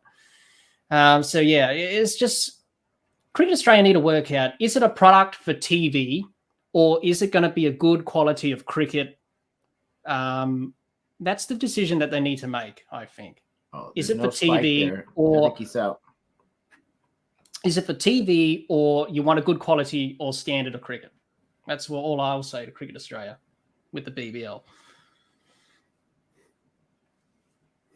Yeah, I think he's out. He's pretty low to the ground there, so I don't think it's gonna be missing the wickets. But it did bounce. Ooh, it's umpire's call. Yep. What? It's umpire's call. Oh, I'm behind. Thank goodness. They didn't do the ball tracking. Oh, here we go. Yeah, they did. I'm way behind. I'm way behind on that. Yeah, so I guess it shows it hitting the nip in the bails, but it's still umpire's call. Oh, get all the people ticked off now, Rajasthan fans, for umpire's call. I wonder if the umpire thought it was bowled too short to where it would have bounced over it anyways. Yeah. Or if he even thought that Sky got a bat on it. I'm not sure. Welcome, Ann, another female fan. Appreciate that. It's definitely more than 2% of our audience today, so we appreciate that. I liked the BBL the first season I watched. I didn't really watch any of it this last season. I was following it. I don't think I streamed any of it, I should say. I did watch some of the matches. And again, it's hard to say that people aren't into it because we've had COVID so much recently, you know? So it's hard to tell if people would want to go to the stadiums if they had an opportunity to. But I personally, here's Kuldeep Sin here to bowl. I personally think that too many leagues is too much. You have a league like the IPL that they may not have been the first domestic league, T20 league out there. I'm not sure. I know there's 2 in India that first year that were battling it out. But they were such a huge success story. And so naturally, everybody else and their brother wants to jump on that. And I like the idea of a T20 domestic league to where you can produce more talent and get more people to play and give that spotlight. But I already know South Africa has their own domestic leagues. So I don't know why they're announcing this newer one or whatever. I would think that they want to get themselves some of that money as well that the IPL's making. But I could be wrong and COVID's a factor. I think the IPL has been not making the same kind of gains it has recently as it had in the past. Nothing really lasts too long is what I'm trying to say. Yeah. And it seems like if I'm South African, you say it's a revamp, so that makes more sense than just starting all over again. It might be too little too late. I don't know. It's like these stream wars. Everyone and their brother wants to make the money that Netflix is making, but Netflix spends more money than they make trying to produce content. And now Netflix is struggling. Not all these streaming services are going to last. It's interesting how different, corporations or governing boards or whatever, they try to jump on the success, and you have it all the time, and how rarely you're able to catch that lightning in a bottle, Yeah. Another female fan. All right, Michelle, appreciate that. That's 3, baby. Take that, analytics. Umpires call, LOL. Varun, yep, I'm the longest and one of the OG CFA subscriber. Absolutely. She definitely is. She was 4 interviews before we even started Cricket for Americans. Jihan says they could bring the Champions League back and make players commit to one team and play in it. What happens to the Champions League? I would think scheduling conflicts. Yeah. I remember the Champions League, T20 Champions League. You had all different teams from around the world playing in that league. And then they got rid of it. I don't know how long ago now. It's been a few years now since they got rid of it. Probably, the schedule is just too much cricket on, so it's impossible just to start up the Champions League again. And it's just ridiculous for the amount of cricket being played at the moment in the current scheduling. And I wonder too, as I've been reacting or talking about cricket or whatever the last few years, I wonder if anyone really cared about not the product to watch. That'd be a lot of fun to watch, but cared about the outcome. Like, we won a Champions League trophy. Like, I wonder how many fans of cricket took a lot of pride in their favorite T20 team winning the Champions Trophy, you know? Yeah, well, that's the thing with people with T20 cricket. Some people don't even bother watching it or have any time for it, or they don't care about it. Well, some people care about it, like we are, and that. But people have their own opinions about T20 cricket. You know, they think it's a bad thing for the game. They think it's a good thing for the game. We're always going to have that debate, and for years and years and years. It's not going to end. It's going to be here. It's not going to go anywhere. So you don't have to watch it. It's up to you. It's your choice. Yeah. Only the leagues will go somewhere if they don't make enough money. But I hear what you're saying. Ooh, what happened there? Did he get hit? Yes, he got hit on the foot there with the throw coming in. Oh, man, that is unfortunate. Ooh. Varun, appreciate you being there from the beginning. I like this question, Saturday. This is a great question. How long does typical American leagues last? Major League Baseball, NFL, NBA, etc. So the easy answer is about 6 months. But specifically, baseball goes, if there's no delays, there was a delay this year because of negotiations with the CBA. Major League Baseball goes from end of March, basically you say beginning of April, to October. Okay? So when you count the months, that's about 6 months.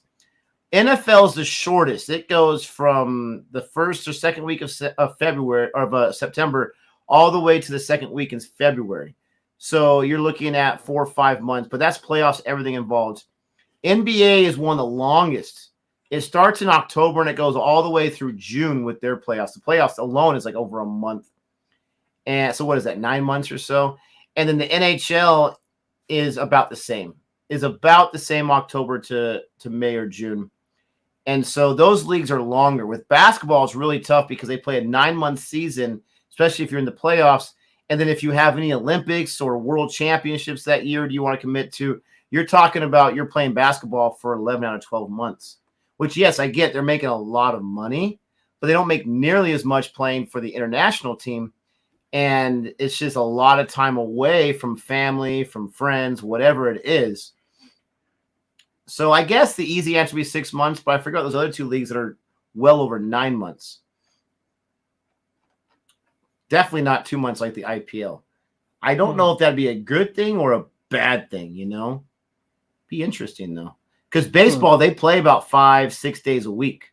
Every single week for 6 months, they play games all the time. Yeah, that's always the debate, the duration of T20 leagues, especially like the IPL and Big Bash. Just a lot of people just want it short, sharp, and condensed, and that's it, you know? Yeah. And just move on. And that's what they should do in the Big Bash. You know, everyone should just play 7 games, play everyone once out of the 8 teams, like they did in the early years, and then it will be done like in a few weeks, and then you can move on. Because people want, here in Australia, that is, people just want, you know, first-class cricket, test cricket as the main priority, T20 cricket pushed to the side, and stuff like that here in Australia. Because here in Australia, you know, everyone loves test cricket. And all they care about is that, and how Australia does well in test cricket rather than T20 cricket. No one could care less, to be honest. That's just how people think in Australia, and that's the mentality towards T20 cricket and the BBL and T20 leagues in general, with all cricket fans alike. Yeah, Skyber, interesting comment. Not exactly sure how it relates. Yes, baseball. Major League Baseball is a domestic league, like the IPL, so they're not going to go to country, just like the IPL doesn't. But the IPL, oh yeah, they hit him on his hand. That's what it was. The IPL, they when it's not COVID, they stay in India and they have there, and now it'll be 10 different stadiums. Major League Baseball's got the 30 different stadiums, and they play for the 6 months. But they're, again, 5 or 6 games every single week.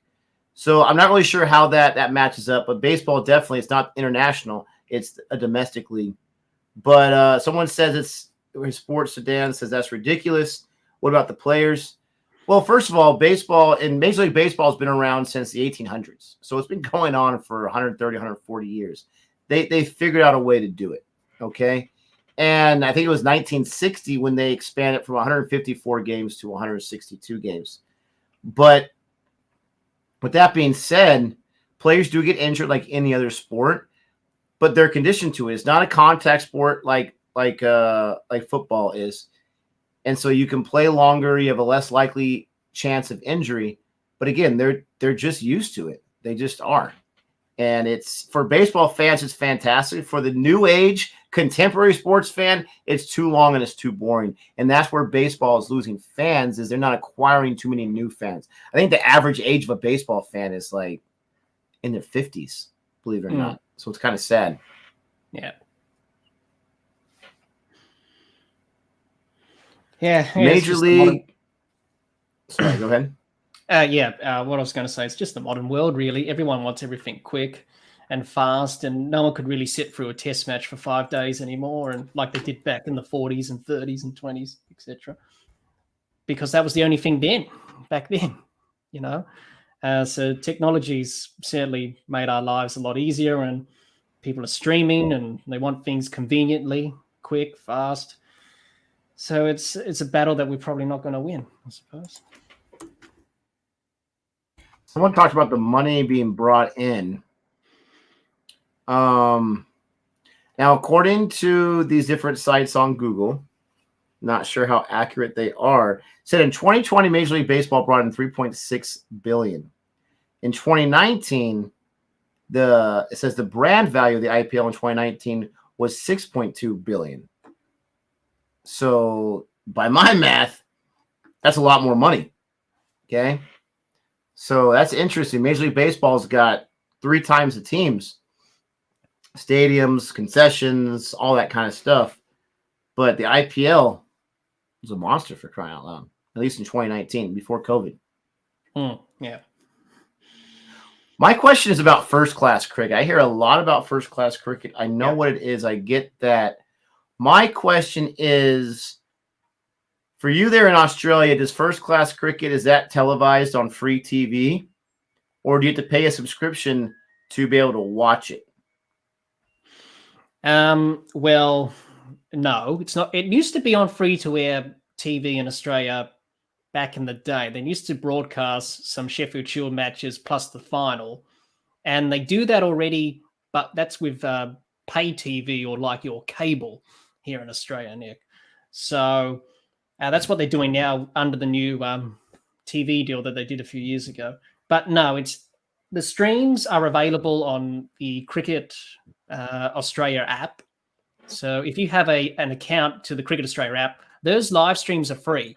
So you can just log in and just watch a stream of any Sheffield Shield match that's happening during the season. So that's how you do it. It's the same in England with county cricket. They have streams there as well, because you don't make any money from it, Nick. That's the thing. That's why they don't broadcast it. And that's why many people don't watch first-class cricket, because you don't make any money from it. It's there because it's like an apprenticeship for players to do their apprenticeship and then go into play international cricket at test level. And they've got all the skills and what to do when they get up to the higher level. So it's just there as an apprenticeship sort of thing. And cricket boards, it doesn't make them any money. That's the bottom line, really. So they do. They don't make money from like tickets or concessions or anything like that. Free entry in Australia. It's free. You don't have to pay anything to go. And you can walk into the Adelaide Oval and watch a Shield match. It's free. You don't have to pay anything. The players don't get paid to play in it? The players do. The players get their payments and contracts, etc. at state level. But as a fan, you can just walk in through the stadium and sit down and have the whole stadium to yourself, basically, because no one's there to watch it. And it goes for 4 days. First-class cricket is not 5 days. It's only 4 days. But when you play the Sheffield Shield final here in Australia, it goes for 5 days.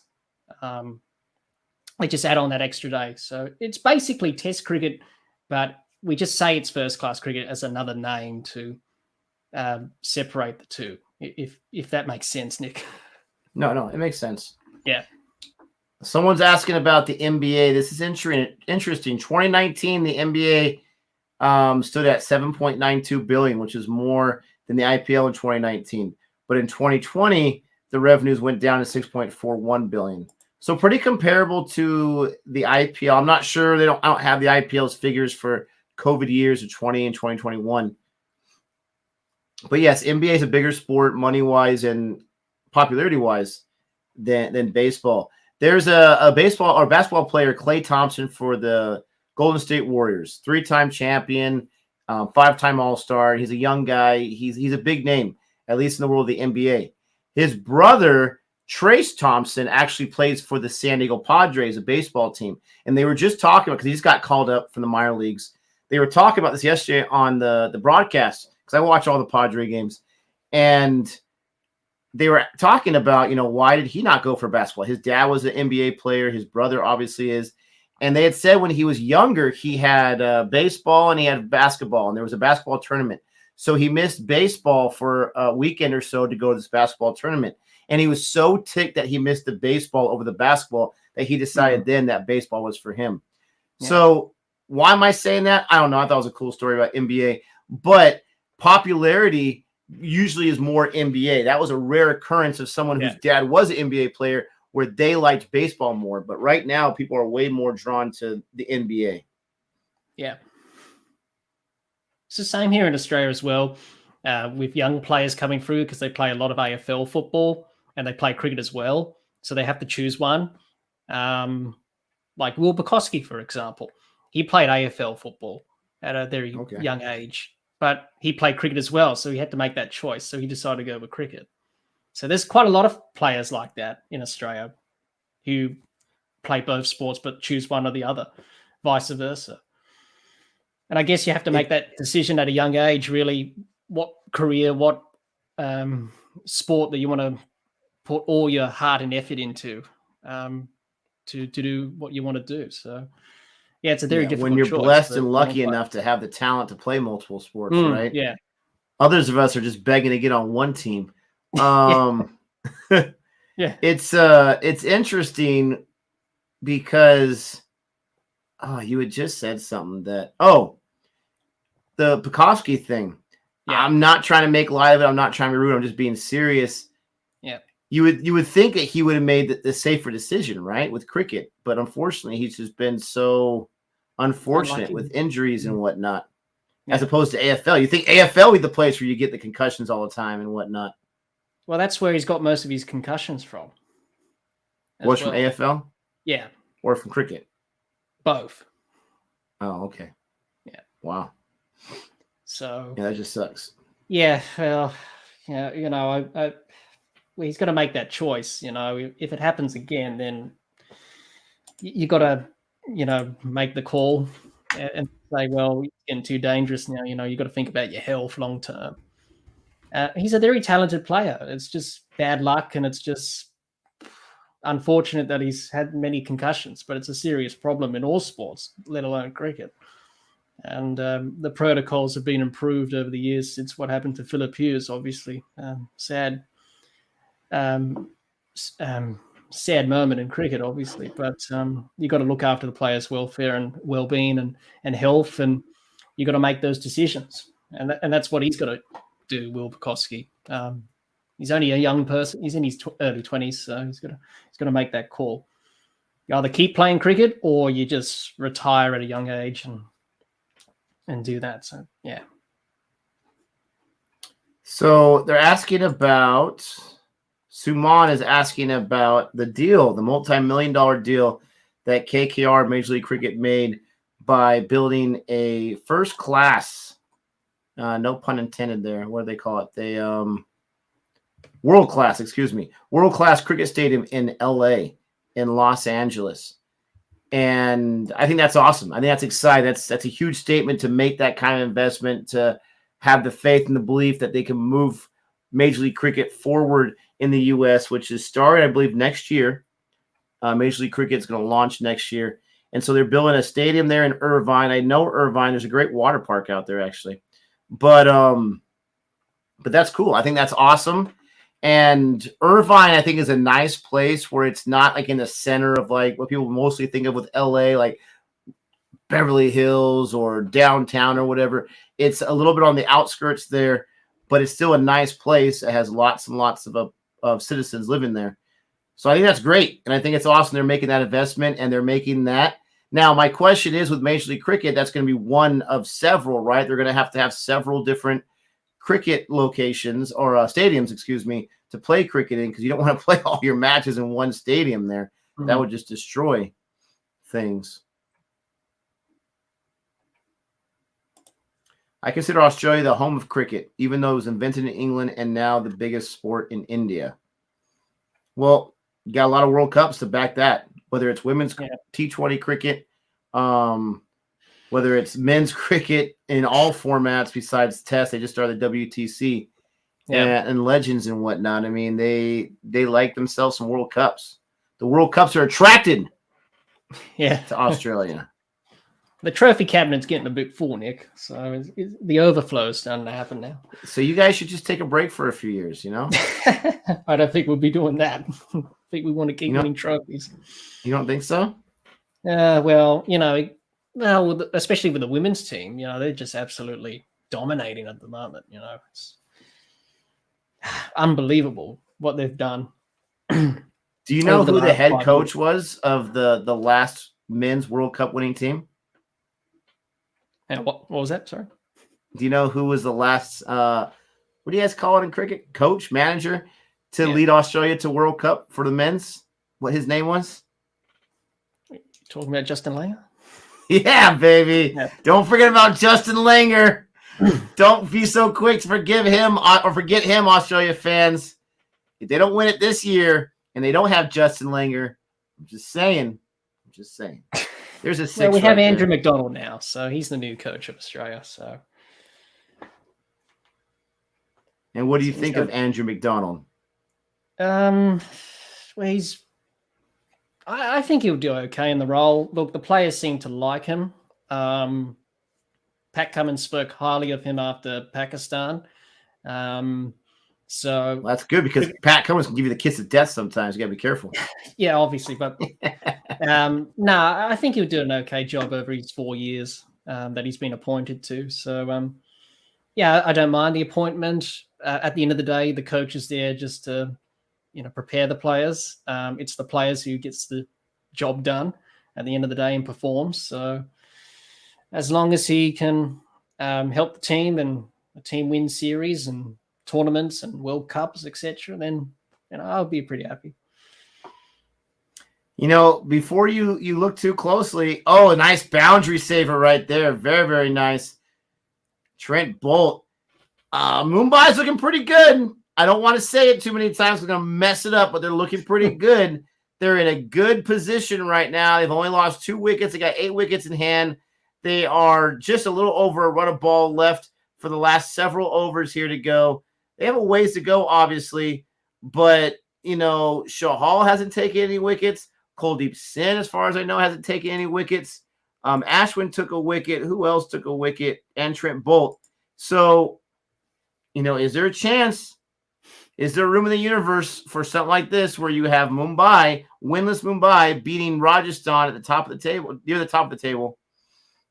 Oh, I can only dream. Yep.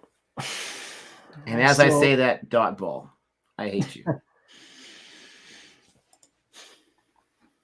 Well, they've got to win a game somehow. Mumbai. They just can't go throughout a whole season not winning one. Listen, if you're going to be bad, you might as well be the worst bad team ever. That's what I say. Yep.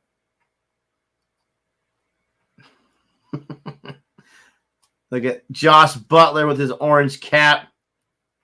He's got to have a lot of pride with that cap he wears. Well, it looks like he's going to be wearing that for the whole tournament. I don't think anyone's for a very long time. Yeah. Catch him at the moment. Ours has got a question for you. Yep. Which trophy? The Ashes or Border Gavaskar trophy?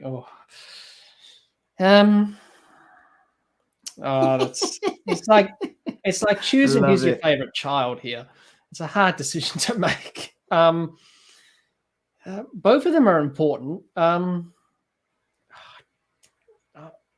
Yeah, probably the Border Gavaskar Trophy in India. That's special because Australia haven't done well in India for many years. The last time we won there was 2004, and that's where we had all the legends. And hopefully we're looking to break the drought. Before that, we didn't even win for a long time. Before we won that series in India, I think it was in the 60s when we won. No, in the 50s. I mean, no, in the 60s before we won our first series in India in Test cricket. Something like that. And then 2004. So I would say Border Gavaskar Trophy. We've already won so many Ashes series in the... I was going to say, does the Ashes even matter? I mean, that's such a...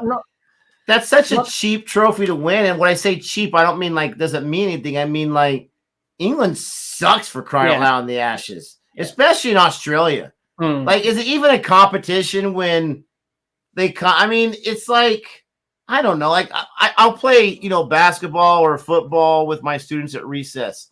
And they're all, wow, Mr. Peterson, you're so good at these sports. And I tell them all the time, no, I'm not. I'm just playing against 9 and 10-year-olds for crying out loud. And I'm a grown man. That's what the Ashes has become in Australia. Yeah. And not to throw some hate or some shade. I'm going to lose a lot of subscribers here, whatever it is. But how do you take so much pride and win the Ashes when you're playing against trash consistently in Australia? England doesn't even know their right from their left when they get to Australia. I mean, it's kind of tough. So at least the Border Gavaskar, a little more competition right there to be proud of. You win that sucker. Yes. Yeah. Yeah, the last few Ashes series, they haven't been really pretty. I've been happy because Australia's won, obviously. But you want to see a contest, and this Ashes series was probably the baddest Ashes series I've ever seen in Australia for some time. I wasn't surprised if it wasn't 5-0.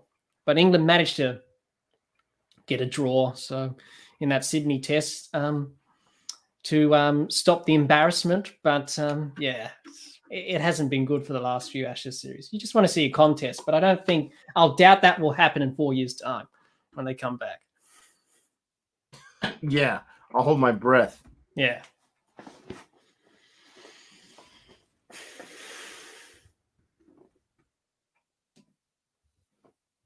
Let's see. The Ashes in England. The last time, when was the last time Australia won in England in the Ashes? 2001. Okay, so it goes both ways, right? I mean, it goes both ways. Whoever's the home team is probably going to win it, Yes. I would just think, like, I'm actually impressed. I would think that the fans would lose interest knowing, like, what is going on? There's no way that thing is dead, too. I just charged that sucker. Hold on, I get backup camera here. I don't know what's going on in the world these days. Yeah, we've got some technical difficulties here, everyone, so bear with us. Don't worry, you spend $1 bazillion on a new camera and it dies on you.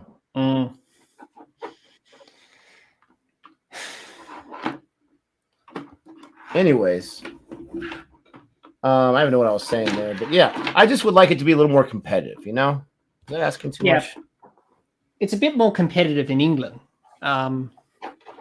because Australia want to do well in England, whereas England here in Australia don't do so well, and they can't really bat to save their lives, and they can't really score runs or take wickets on these surfaces in Australia. So, yeah. We'll wait and see what happens in the Ashes next year. So hopefully Australia. So what you're saying is that England sucks. That's what you're saying. Pretty much. Yeah. Nice. Well, isn't everyone saying that now at the moment? It's not great being an England fan at the moment. It says, Nick, stop downloading Chris Wokes videos.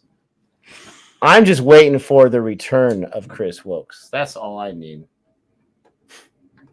Once he returns to inform, and I know it's going to be in England, I don't care. I'll take it. I'm going to lose my mind. 15 videos dedicated to the return of Chris Wokes. I'm waiting for it. KGF2 or RRR, which was better? Oh, I love this question because it's been a few weeks since I've watched both. More than a few weeks, obviously, since I watched RRR. Which one has had the bigger impact on me?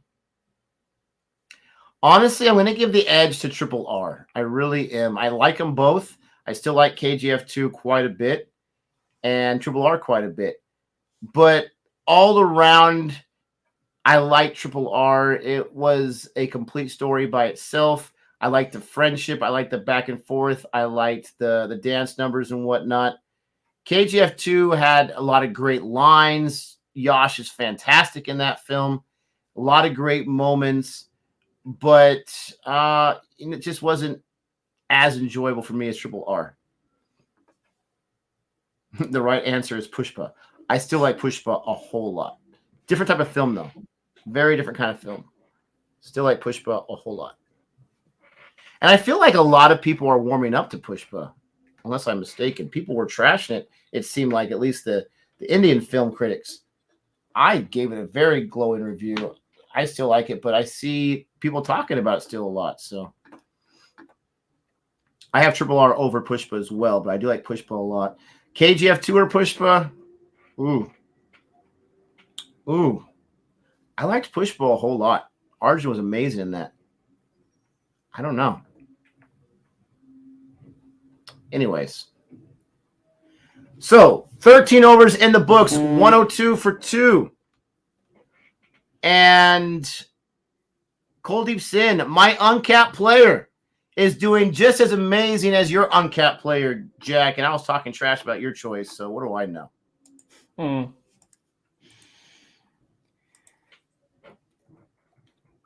Do I watch Indian movies? Not really. I don't watch a lot of Bollywood movies, to be honest. Have you ever? I've seen them, but I'm not really interested in them, really. I'm more interested in other stuff in terms of movies. Everyone's got their preferences, I suppose. That's just mine. So.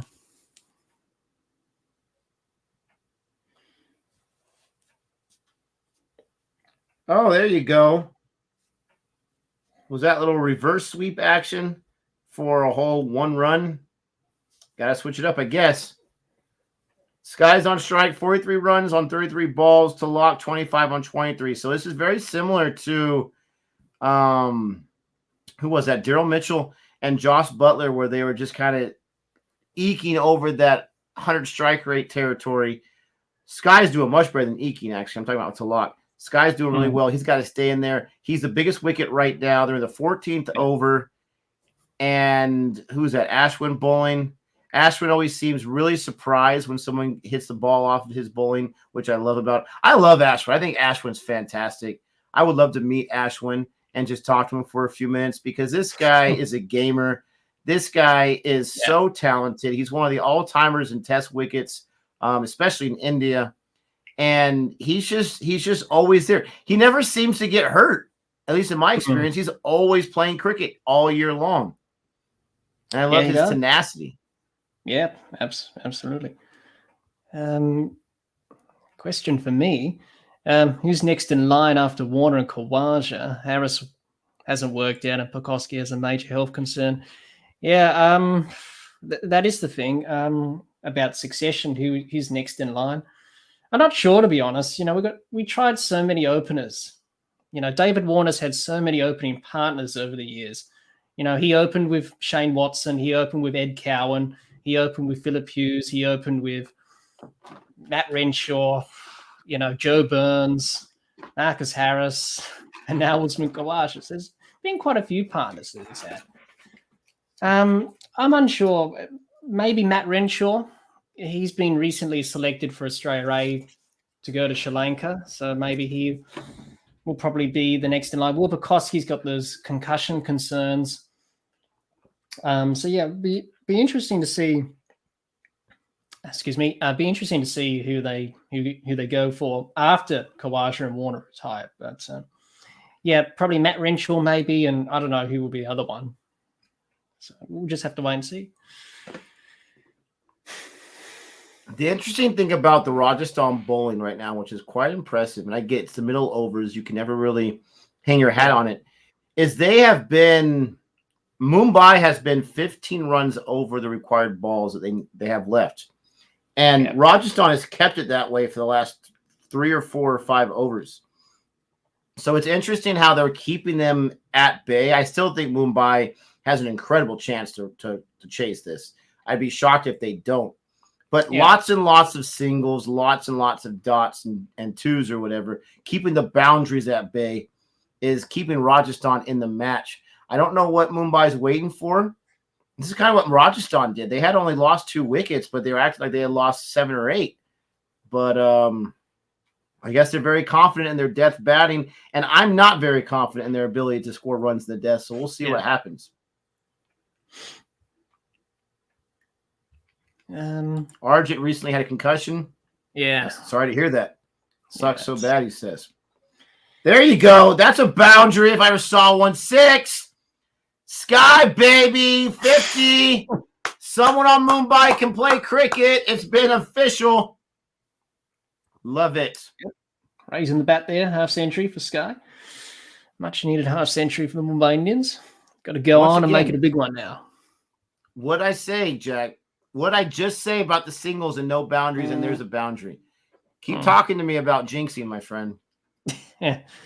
Well, I think you converted me now, Nick. So you show me a guy who doesn't believe that Nick is jinxed, and I'll show you someone who's wrong. Yeah. Oh my gosh. Someone's asked me, Cyber Avatars asked me a question here. What genre movies you like? I like any movies, really. I like old crime movies, like with Clint Eastwood and stuff like that.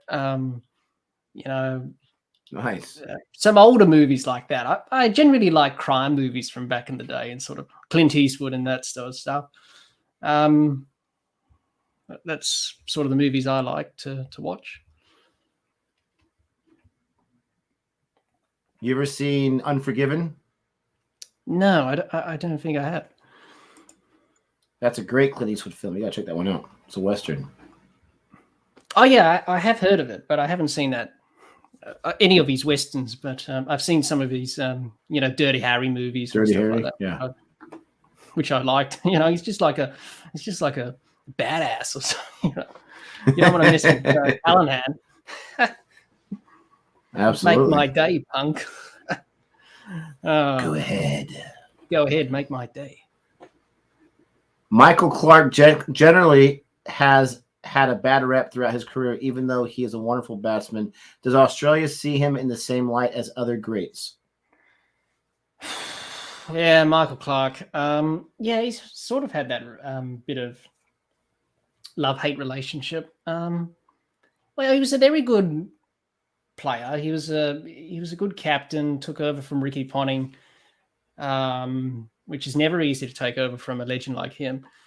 I don't know. He's a good player. He's one of the greats, but people always have their different opinions about players and whether they're a great or not. So I'll leave that up to everyone to make that judgment. But I thought he was a pretty good player. Got a century on debut in India in 2004. Excuse me. And he had a goal in 2012 where he scored all those runs and double centuries, and he just scored the runs for fun, which was wonderful to watch. But some people would say he's a great, others will say he's not. It's just up to people's opinions at the end of the day. They say that Jack likes Twilight. Is that true? No. No? No.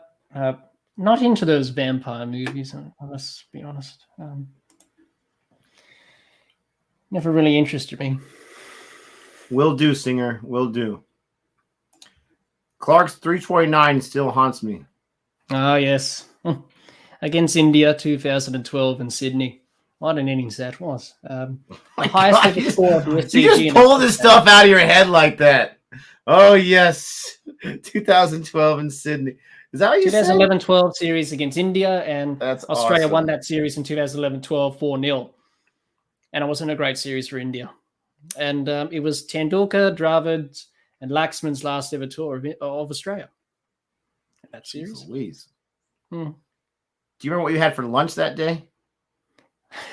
No, I don't remember that, but I remember all the series that's been played over the years. So, I love cricket, Nick. So, what else? I've got a lot of spare time. So, great memories watching that innings and cricket over the years. Cricket and Bollywood. Check it out on our channel for American films called The Final Reaction. We have our Batman review there. Hopefully you enjoy it. The Final Reaction. I'll put a link in there because it's such a small channel still that it's hard to find. We did a great job of choosing the name because you can't find it unless you do the filter. I'll get a link in the chat though.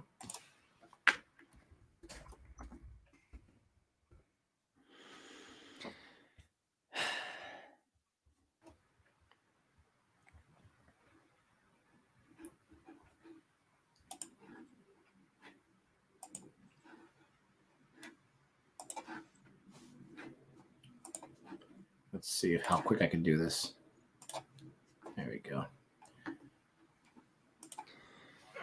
Hey, we got 668 subscribers now. Look at that. It's slowly, and I mean slowly growing.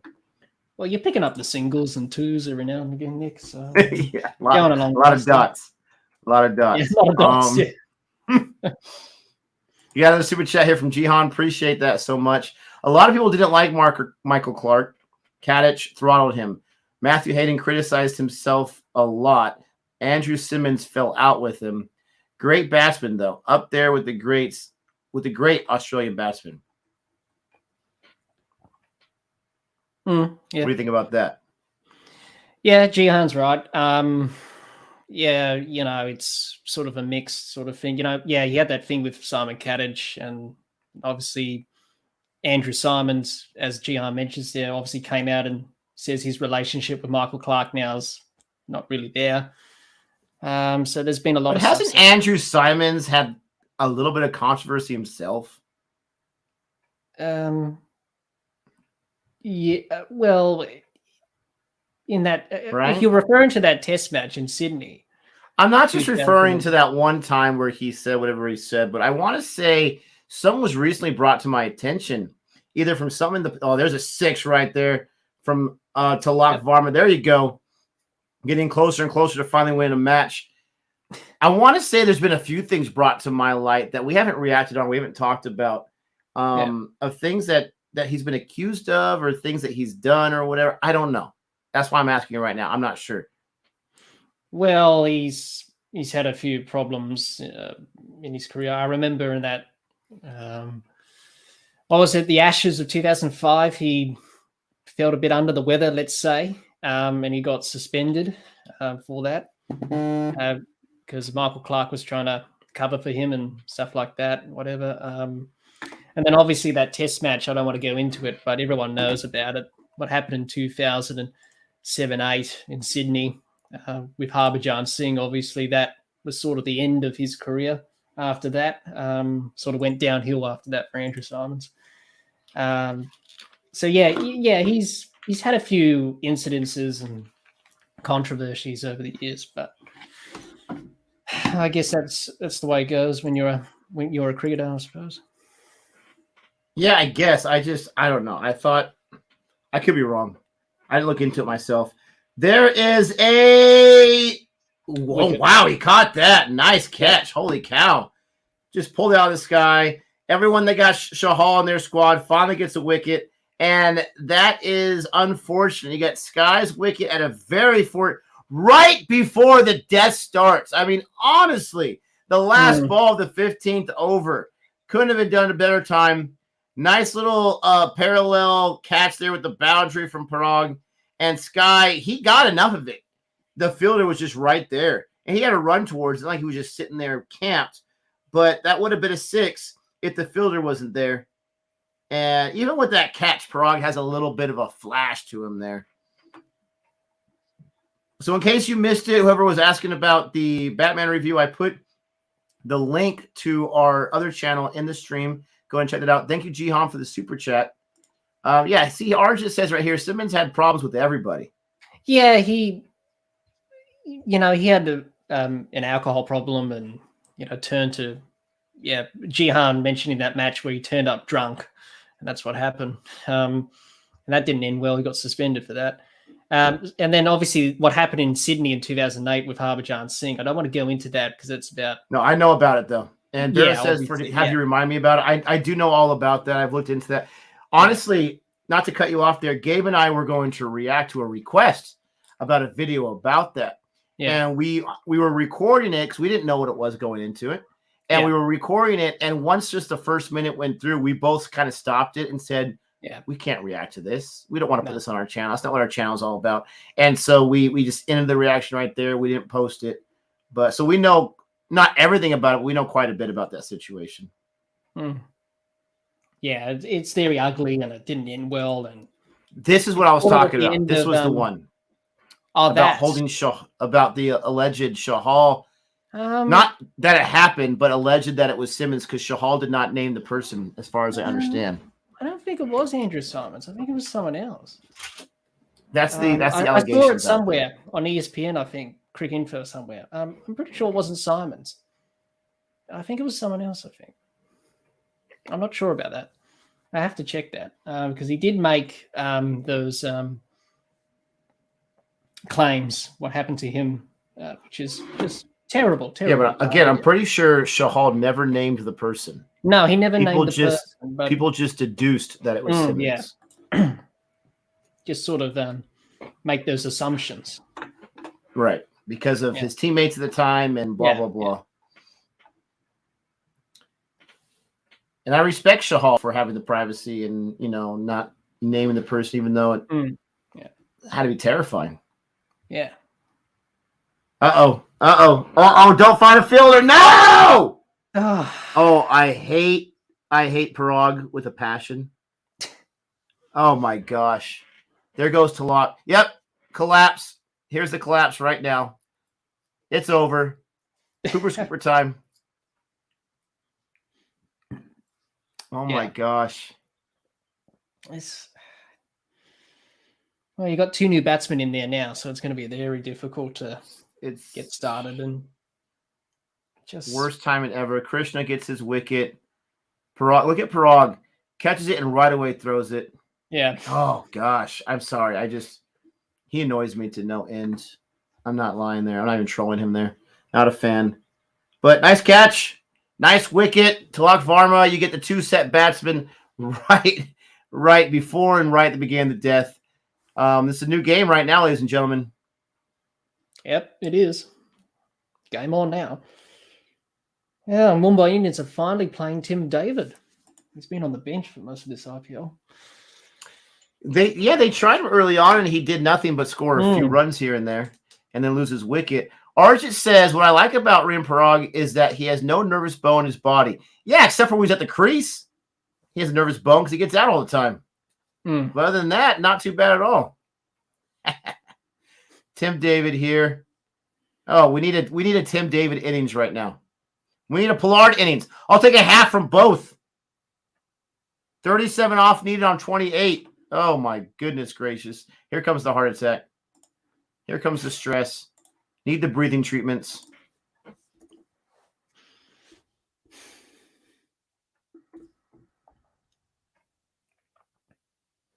I step out for a second. That's because I'm in the corner crying, everybody. Just letting you know.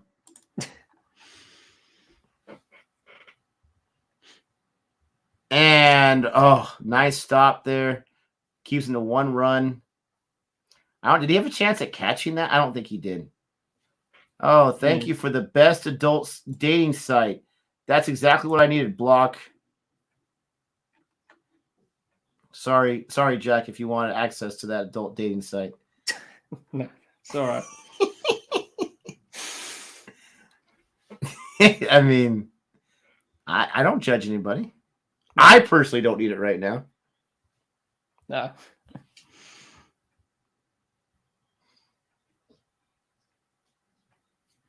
Oh, Rajasthan.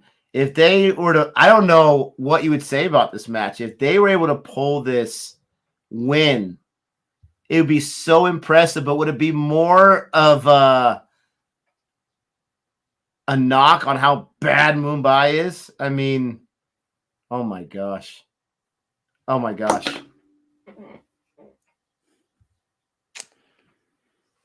Did he lose his wicket? What just happened on that last ball? It looked like the bails fell off. I don't know what happened there. Maybe he... No, I don't know. That was weird. Oh. Jack prefers Tinder. Yeah.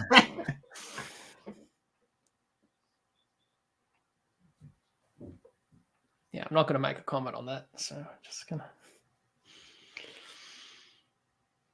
Oh. Watch your melon.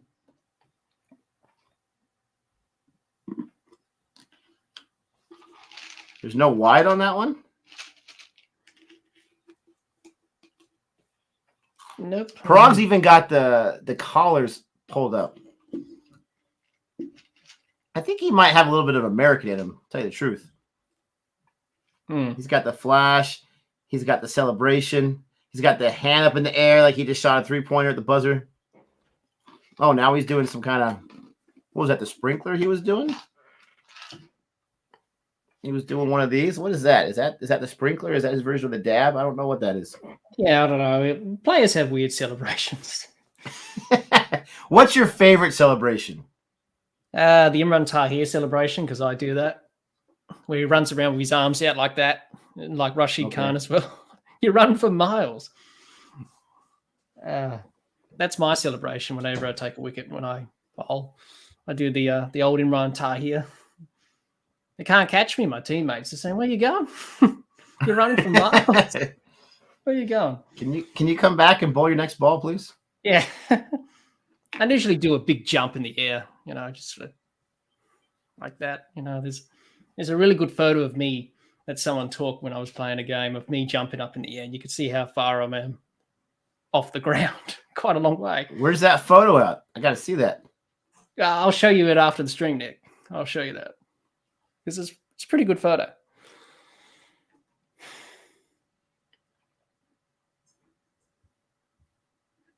Are you faster than Usain Bolt? Well, I wouldn't say that, but I did pretty well in primary school and high school, like running 100 meters or 200 meters, and used to do well in that. So I had a bit of pace. But I'm not a fast bowler by any means. Gentle mediums, running up and bowling my dibbly dobblies or wibbly wobblies, as the full term is. Just gentle pace and getting wickets like that. So it's all good fun, I suppose, Nick. Absolutely.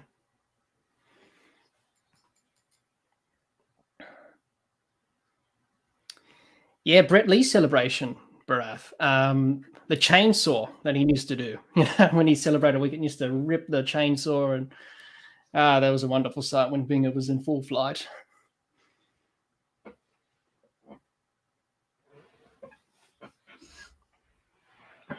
I just like the Tawadia celebration. Don't get to see it too much because it's bowled too much anymore. Well, they're using him as more of a specialist batsman, the Titans. He's amazing. And he got the job done again. I was watching that game. I know. RCB doing RCB things, but... Absolutely.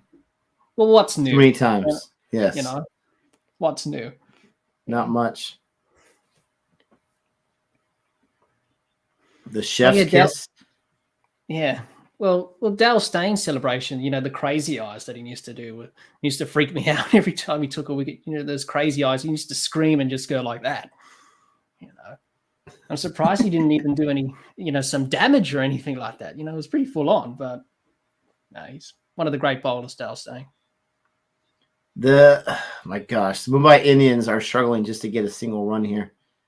They had to really run and hustle just to get that one single right there. Tomorrow's match, DC versus LSG.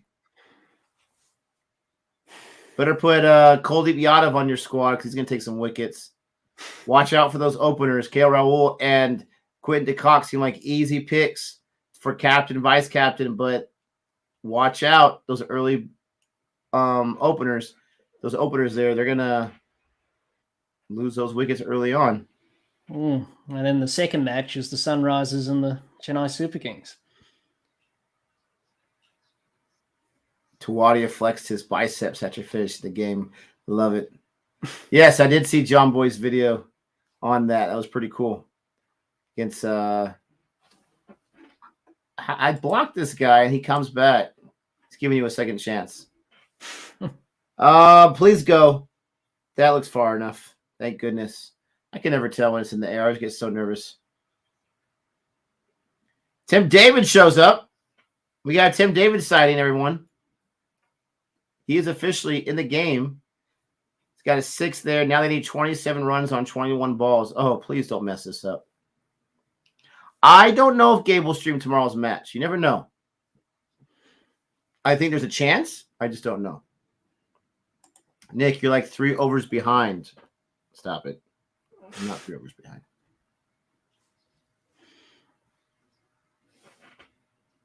Get Shahal. He's like, come on, man. That look was priceless.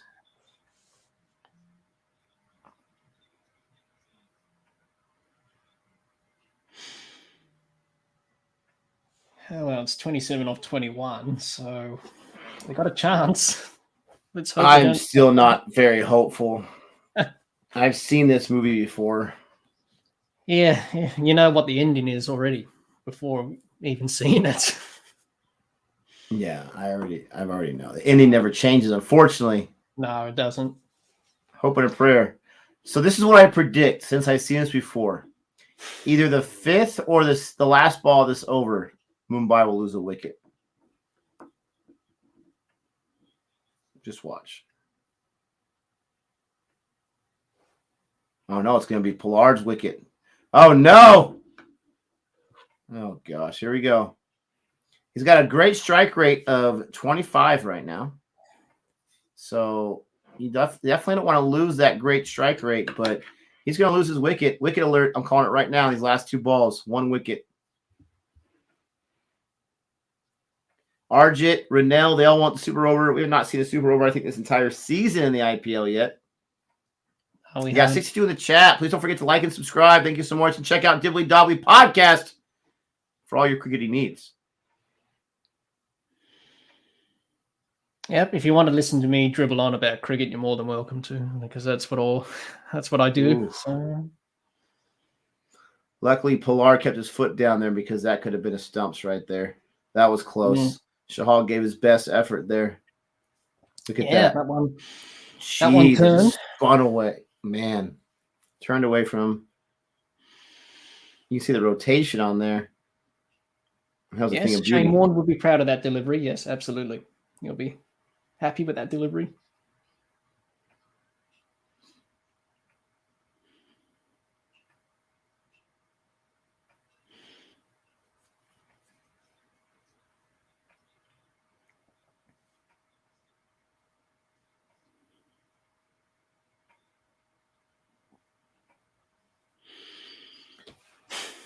Don't get run out because then my prediction will be wrong. Yes, no wicket, baby. Oh, there is a chance. There you go, Rennell. She's got your link in there in the chat. Appreciate that. Appreciate it, Rennell. Thank you. Great supporter of the podcast, Rennell. Absolutely.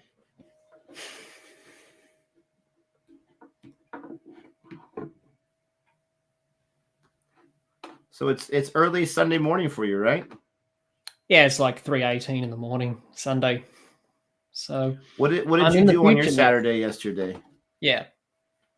So I'm actually talking to you from the future because you're still in Saturday at the moment. So let me know what happens in the future if anything exciting happens. What'd you do yesterday? I'll get the DeLorean ready, and I'll get Doc and Marty and one of my favorite movies, Back to the Future. All 3 of them. Pretty good. Absolutely. Great Scott. Doc. Roads, where we're going, we don't need roads. This is one of my favorite lines from Back to the Future when Doc says that. roads. Where we going? We don't need roads. Yeah, he flips the shades down. Yeah.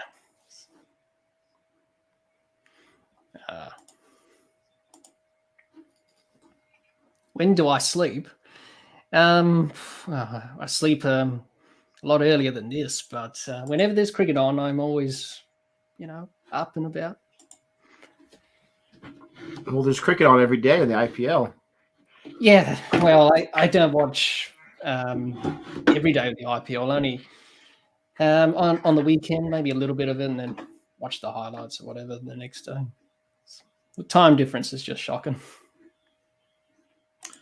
Sky, that's a good question. There is a new Indian restaurant that opened up really much closer to us than the last one. And I want to stop in and just, not that I know authentic Indian food, but I want to stop in and try some of the basic things I've already had just to see how comparable.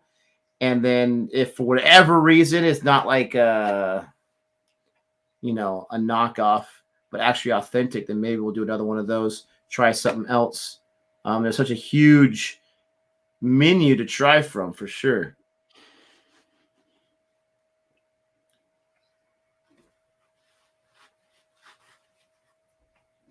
I want to do some Indian sweets. Haven't gotten around to ordering those yet, but I want to definitely check that out. If you watch outside of India, does it still show Indian advertisements? No, I'm getting a lot of, interesting enough, when we had Hotstar, it was a lot of Indian advertisements for like the frozen rice meals or whatever you put in the microwave and whatnot. There you go. Lucky boundary there. Was that David on strike? That was Pollard. But I get the same ad. It drives me crazy. Every single in between over, it's the same ad. I'm getting a lot of Jagermeister with what's his name? The dude that sings Sunflower from the Spider-Man soundtrack. I can't remember his name. And then a whole lot of, there's a movie coming out. It'll just show that every single time. It's really annoying, actually.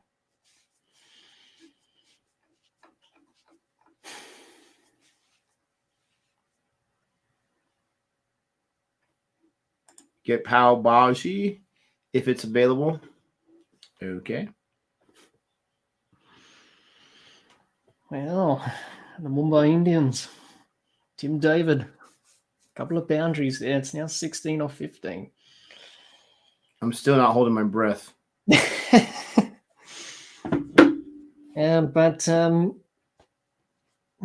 it's going down the wire. Could go either way. Maybe super of it. Who knows? That would be exciting. And if they win this, the Mumbai's going to win it all this year. Nope. Well, probably the only thing they're going to win is a wooden spoon. So that's the only thing they've won. Put that on the trophy cabinet. Something that you don't want to win, the wooden spoon. No. In baseball, they don't have any logo sponsored on their jersey. But there's a lot of sponsors in the stadium, on the walls, and everything you can think of is sponsored by something. But not on the jerseys. Actually, no American sports jerseys have logos on them. Like a lot of international sports, like soccer does, like cricket does. I don't think it's a bad idea. But I was really thrown for a loop because I don't watch too much soccer. When I first saw a little bit of it, 5-10 years ago, and they had the advertisement as the main name on their chest and not the team. That really surprised me. Yeah, a lot of people don't like it for test matches. They prefer traditional, nothing at all, just the team logo and that's it. But it's a sign of the times, really. Got to get the sponsors' names out there and give them paid, right? Yeah. Someone's got to play these players. Yeah. I always wonder, how much money they get, though. To have that advertisement on the jersey for the entire year, how much do they get? Yeah, it's be interesting to see how much they get. I hate it too, Arjit. Yeah. I was making fun of it the other day where they say, Un Academy Kraken 6, right? It's always got to be. It's a 6 that was done by some company. No, the guy hit the 6 for crying out loud. Yeah. It drives me nuts. And I feel bad for the commentators that they have to throw in that name every single time. Yeah. Yeah, it's just yeah, it's just annoying really, but oh well, it's the sponsors, you have to get the name out there. You have to plug them and advertise them, so yeah, but it's yeah, I don't like it either, you know. He's hit a 4. You know, he hasn't hit a, you know, this brand name 4 or something like that. It's just say he's hit a 4 or 6. That's it. That's how I hear it. Un Academy crack it 6. Unicat has his own company.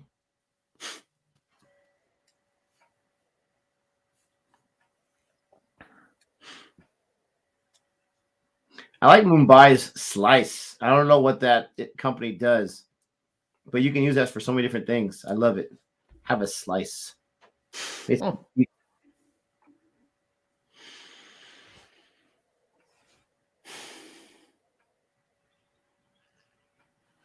Run a ball now, 12 of 12. They can't just put this game away. You know what I'm saying? Like, they can't just do it the easy way. They got to take their time, and they drive me nuts. Yeah. Well, you got to win. You got to win tough at times. You got to win ugly. I'm a little surprised though that they didn't send Daryl Mitchell back out there. He did pretty good. Gave up 20 runs in 1 over. Yeah. Slice mango juice. Everyone else says it's a credit card. Slice. I mean, that makes sense. Slice.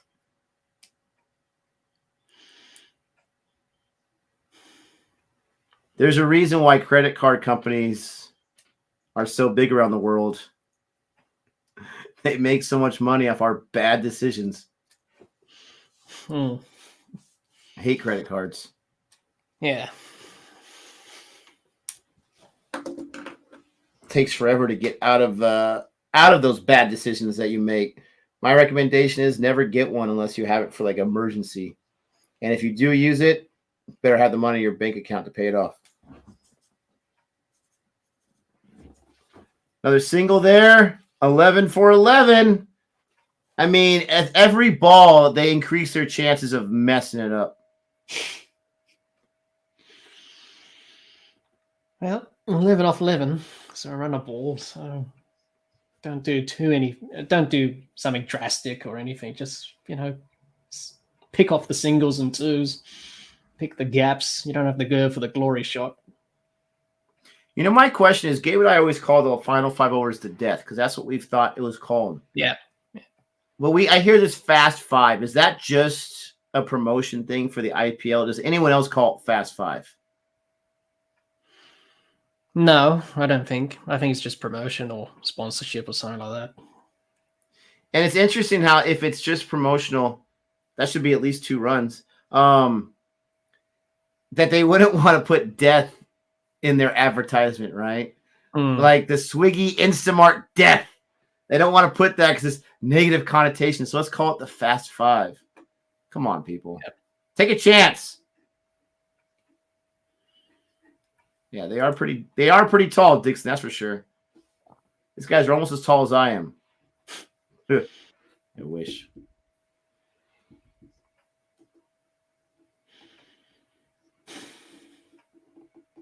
Man, I really wish Pollard would have like a few really good performances.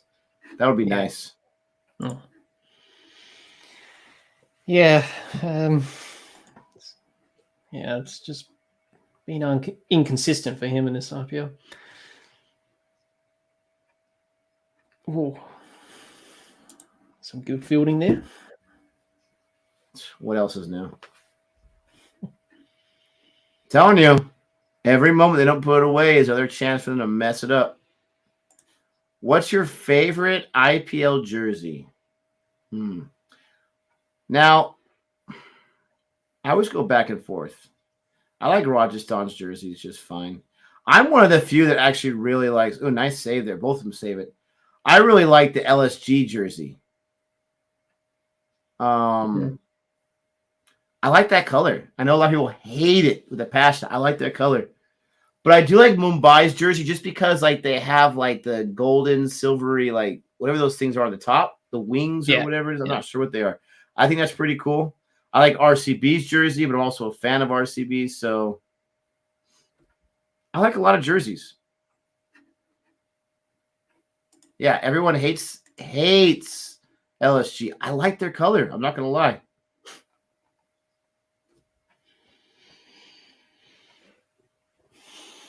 Oh my gosh, he reached out for that one. You trying to lose your wicket? Well, Butler chased it down, and they only got a single off it. Where did they get to? Man alive.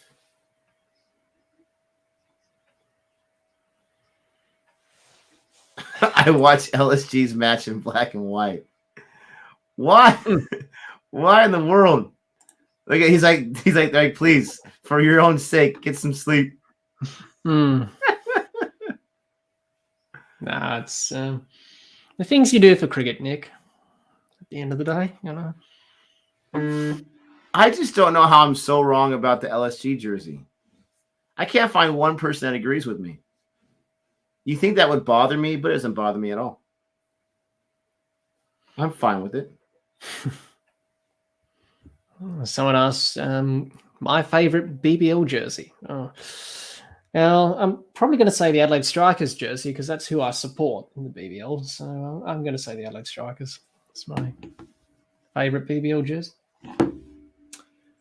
Yeah, I'd have to look at them again. I know my Sixers are the pink, just like the Rajasthan Royals. Yeah, magenta. Yeah, the magenta. Magenta. The Sydney Sixers? I liked the old SRH jersey just because with the advertisement logo on the front, it had like that black with it. I thought that was nice with the orange. I think now with the cars or whatever it is, it's kind of missing something. Seems a little more bland to me.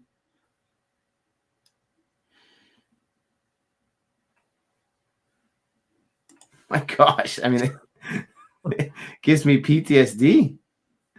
Oh my gosh. There we go. Prague Piglet likes it. And I get a very they think the maker of it was on LSD. I get a very lukewarm. The color is good. What they did with it is atrocious. No. The answer to your question is no, they cannot do it. They cannot do it. Please do it. For goodness sake. There's a cameraman. It's so cringy. The cameraman is always focused on the women in the stadium. Always. Always. He finds every attractive woman in the stadium and just sits down there. Right? I mean, that's why we don't have too many female fans of the IPL. He's never showing any of the attractive men in there for, whether you're a man or a woman that wants to see attractive male on TV. These cameramen are obsessed. And not just that, but the director too. There's someone in the booth that's saying, go to camera 5, go to camera 2. It's like little kids. Cameraman doing God's work. I don't think that's God's work to be scoping on the girls. The cameraman made a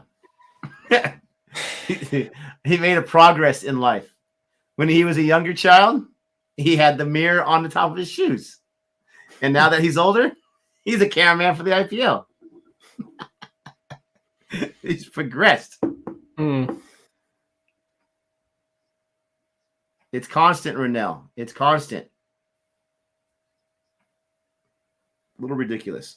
Final over. Sanju Samson's got his helmet off. Does that mean they got a spinner bowling the final over? No, they're bowling quick, so it's not spin. Oh.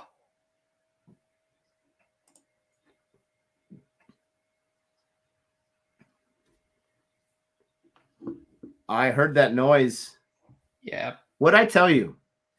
What did I tell you? They will find a way to mess this up. Yeah. They're having a look at the catch. So hang on, he could be safe here, Nick. But they're having a look at the catch to see if it carried. That's a catch. That's a catch. Well, the umpires are just making sure, just going upstairs just to make sure it's carried. But yeah. Cameraman's in the chat too, selling the dating site. Oh no. Yeah. So while we're looking at this catch, which I'm fairly confident is a catch, ours just says half the matches LSG wins is because of their jersey, because half of the time the other team is avoiding looking at them. I love it. I love the jersey.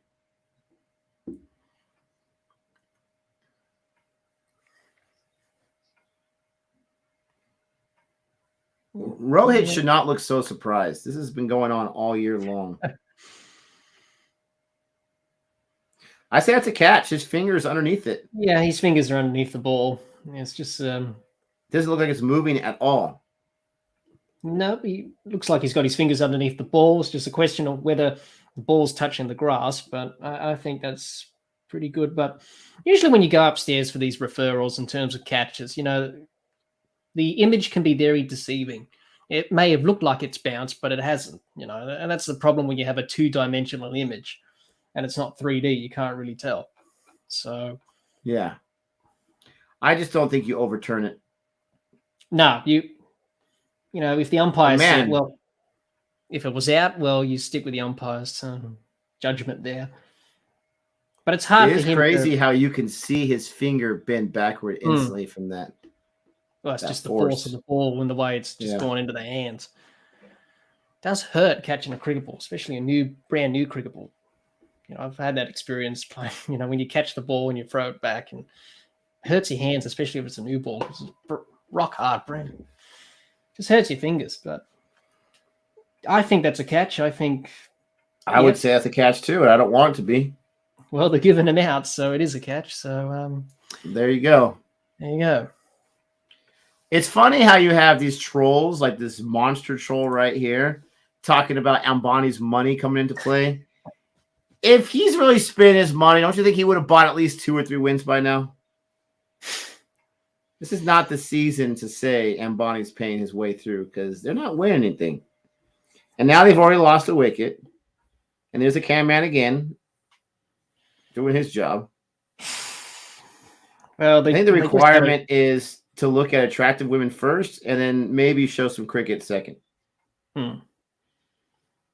The camera just showed Rohit Sharma, and he was just looking, just... I don't know what he was going to do, but he's just disappointed, and it just sums up their season. The Mumbai Indians, hasn't quite gone on plan.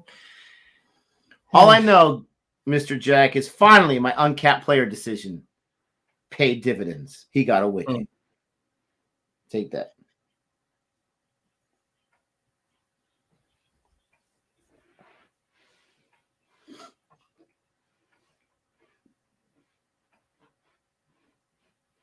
Oh, here comes Sam's. Oh, here we go. I already heard Jack make a noise, but I'm behind. Something happened. Well. Oh, tell me that's a 6. Tell me that's a 6. Yeah. Finally! The drought is over, baby! Finally! Oh, my gosh! Not even Mumbai can mess this one up. Finally, the Rock has come back to the winning ways here in Mumbai. The fans have lost their minds. It's like they've won the IPL final, for crying out loud. Oh, my gosh. In a boring match upon boring matches, Mumbai comes on top, and the cameraman's got his last final chance to look at every cute chick in the stands, because he's about to have to turn it off right now. Oh, my gosh. Finally. You know what that means, Gabe? That means they're only one game behind your atrocious team, where the captain decided to quit because he couldn't be a part of the losing anymore. Finally. My gosh. Hate being a loser. No more. And the points table person, give that guy a raise, has already updated the points table. There's no zero. There's no goose eggs. Easter passed weeks ago, and there was still an egg there for their score. Not anymore. No more eggs to find. Tim David, you did nothing, my friend. Just kidding. Good job, Mumbai. Finally. Thank you. You can finally leave this room now. Enjoy the rest of the world, because this has been tough. Oh, my gosh. Well, they needed that win, and hopefully they can get a couple of more in this IPL season, hopefully.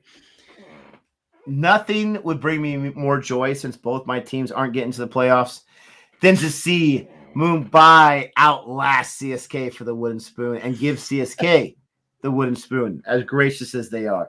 Nothing would make me happy, especially now since MS Dhoni, the savior of the IPL, is going to turn things around for CSK, and now they're going to get their way to the playoffs. They're going to make noise. Can you imagine if that happened, if they even got in the playoffs and then they won the entire thing? Oh, yeah. Oh, that would be... I would never watch the IPL ever again. No, you can see the joy and happiness on the players' faces. You know, it's not easy when you're in a losing dressing room. You're losing game after game. It becomes a bit of a habit. But hopefully for them, they can build on this. Hopefully, you know, it's one step forward. Hopefully they can win a few more games and, you know, get something out of this IPL season. That's the main thing for Mumbai. But, 5-wicket win with 4 balls remaining. They got the job done. A bit closer than they expected, but hey, you know, you'll take the points. Doesn't matter how you win. You'll take anything besides a loss, for crying out loud. Now, my final thoughts are thus. Gabe always wants me to give credit to Sky. And Sky got a half century, really helped them score runs. But the credit goes to Daniel Sams, baby, not to Sky. Sams was the reason they won this match. He took an important wicket, and he got that final 6. I didn't see Sky hitting the final 6. So Sams should be the man of the match, not Sky. Sky maybe comes in 3rd place behind Tilak Varma or something like that. Maybe the new kid, but not Sky. No way. Jack, thanks for joining me today, my friend. Yeah, hopefully you had a good time. Always a pleasure. It's been tremendous fun talking to you about cricket and to everyone in the chat. I've enjoyed myself, and I hope everyone had some fun, which is the main thing. Absolutely. Also, Riley Meredith, great job as overseas player. Had a great day today, bowling, taking 2 wickets. Sky not anywhere close to being the best player. Please don't forget to like and subscribe. Finally, stone has been thrown. Don't forget to check out some other videos here on Cricket for Americans. And if you're interested in international flavor, check out Boring Reviews to see what we got going on over there. Jack is the king. Check out the Dibbly Dobbly podcast and see if there's anything there that you want, because if you look for it, you will find it. If ye seek, ye shall find. Don't forget to, throw some love to some other YouTubers out there, or just to your friends and family. But thanks for joining us. And until next time, adios. Take care, everyone.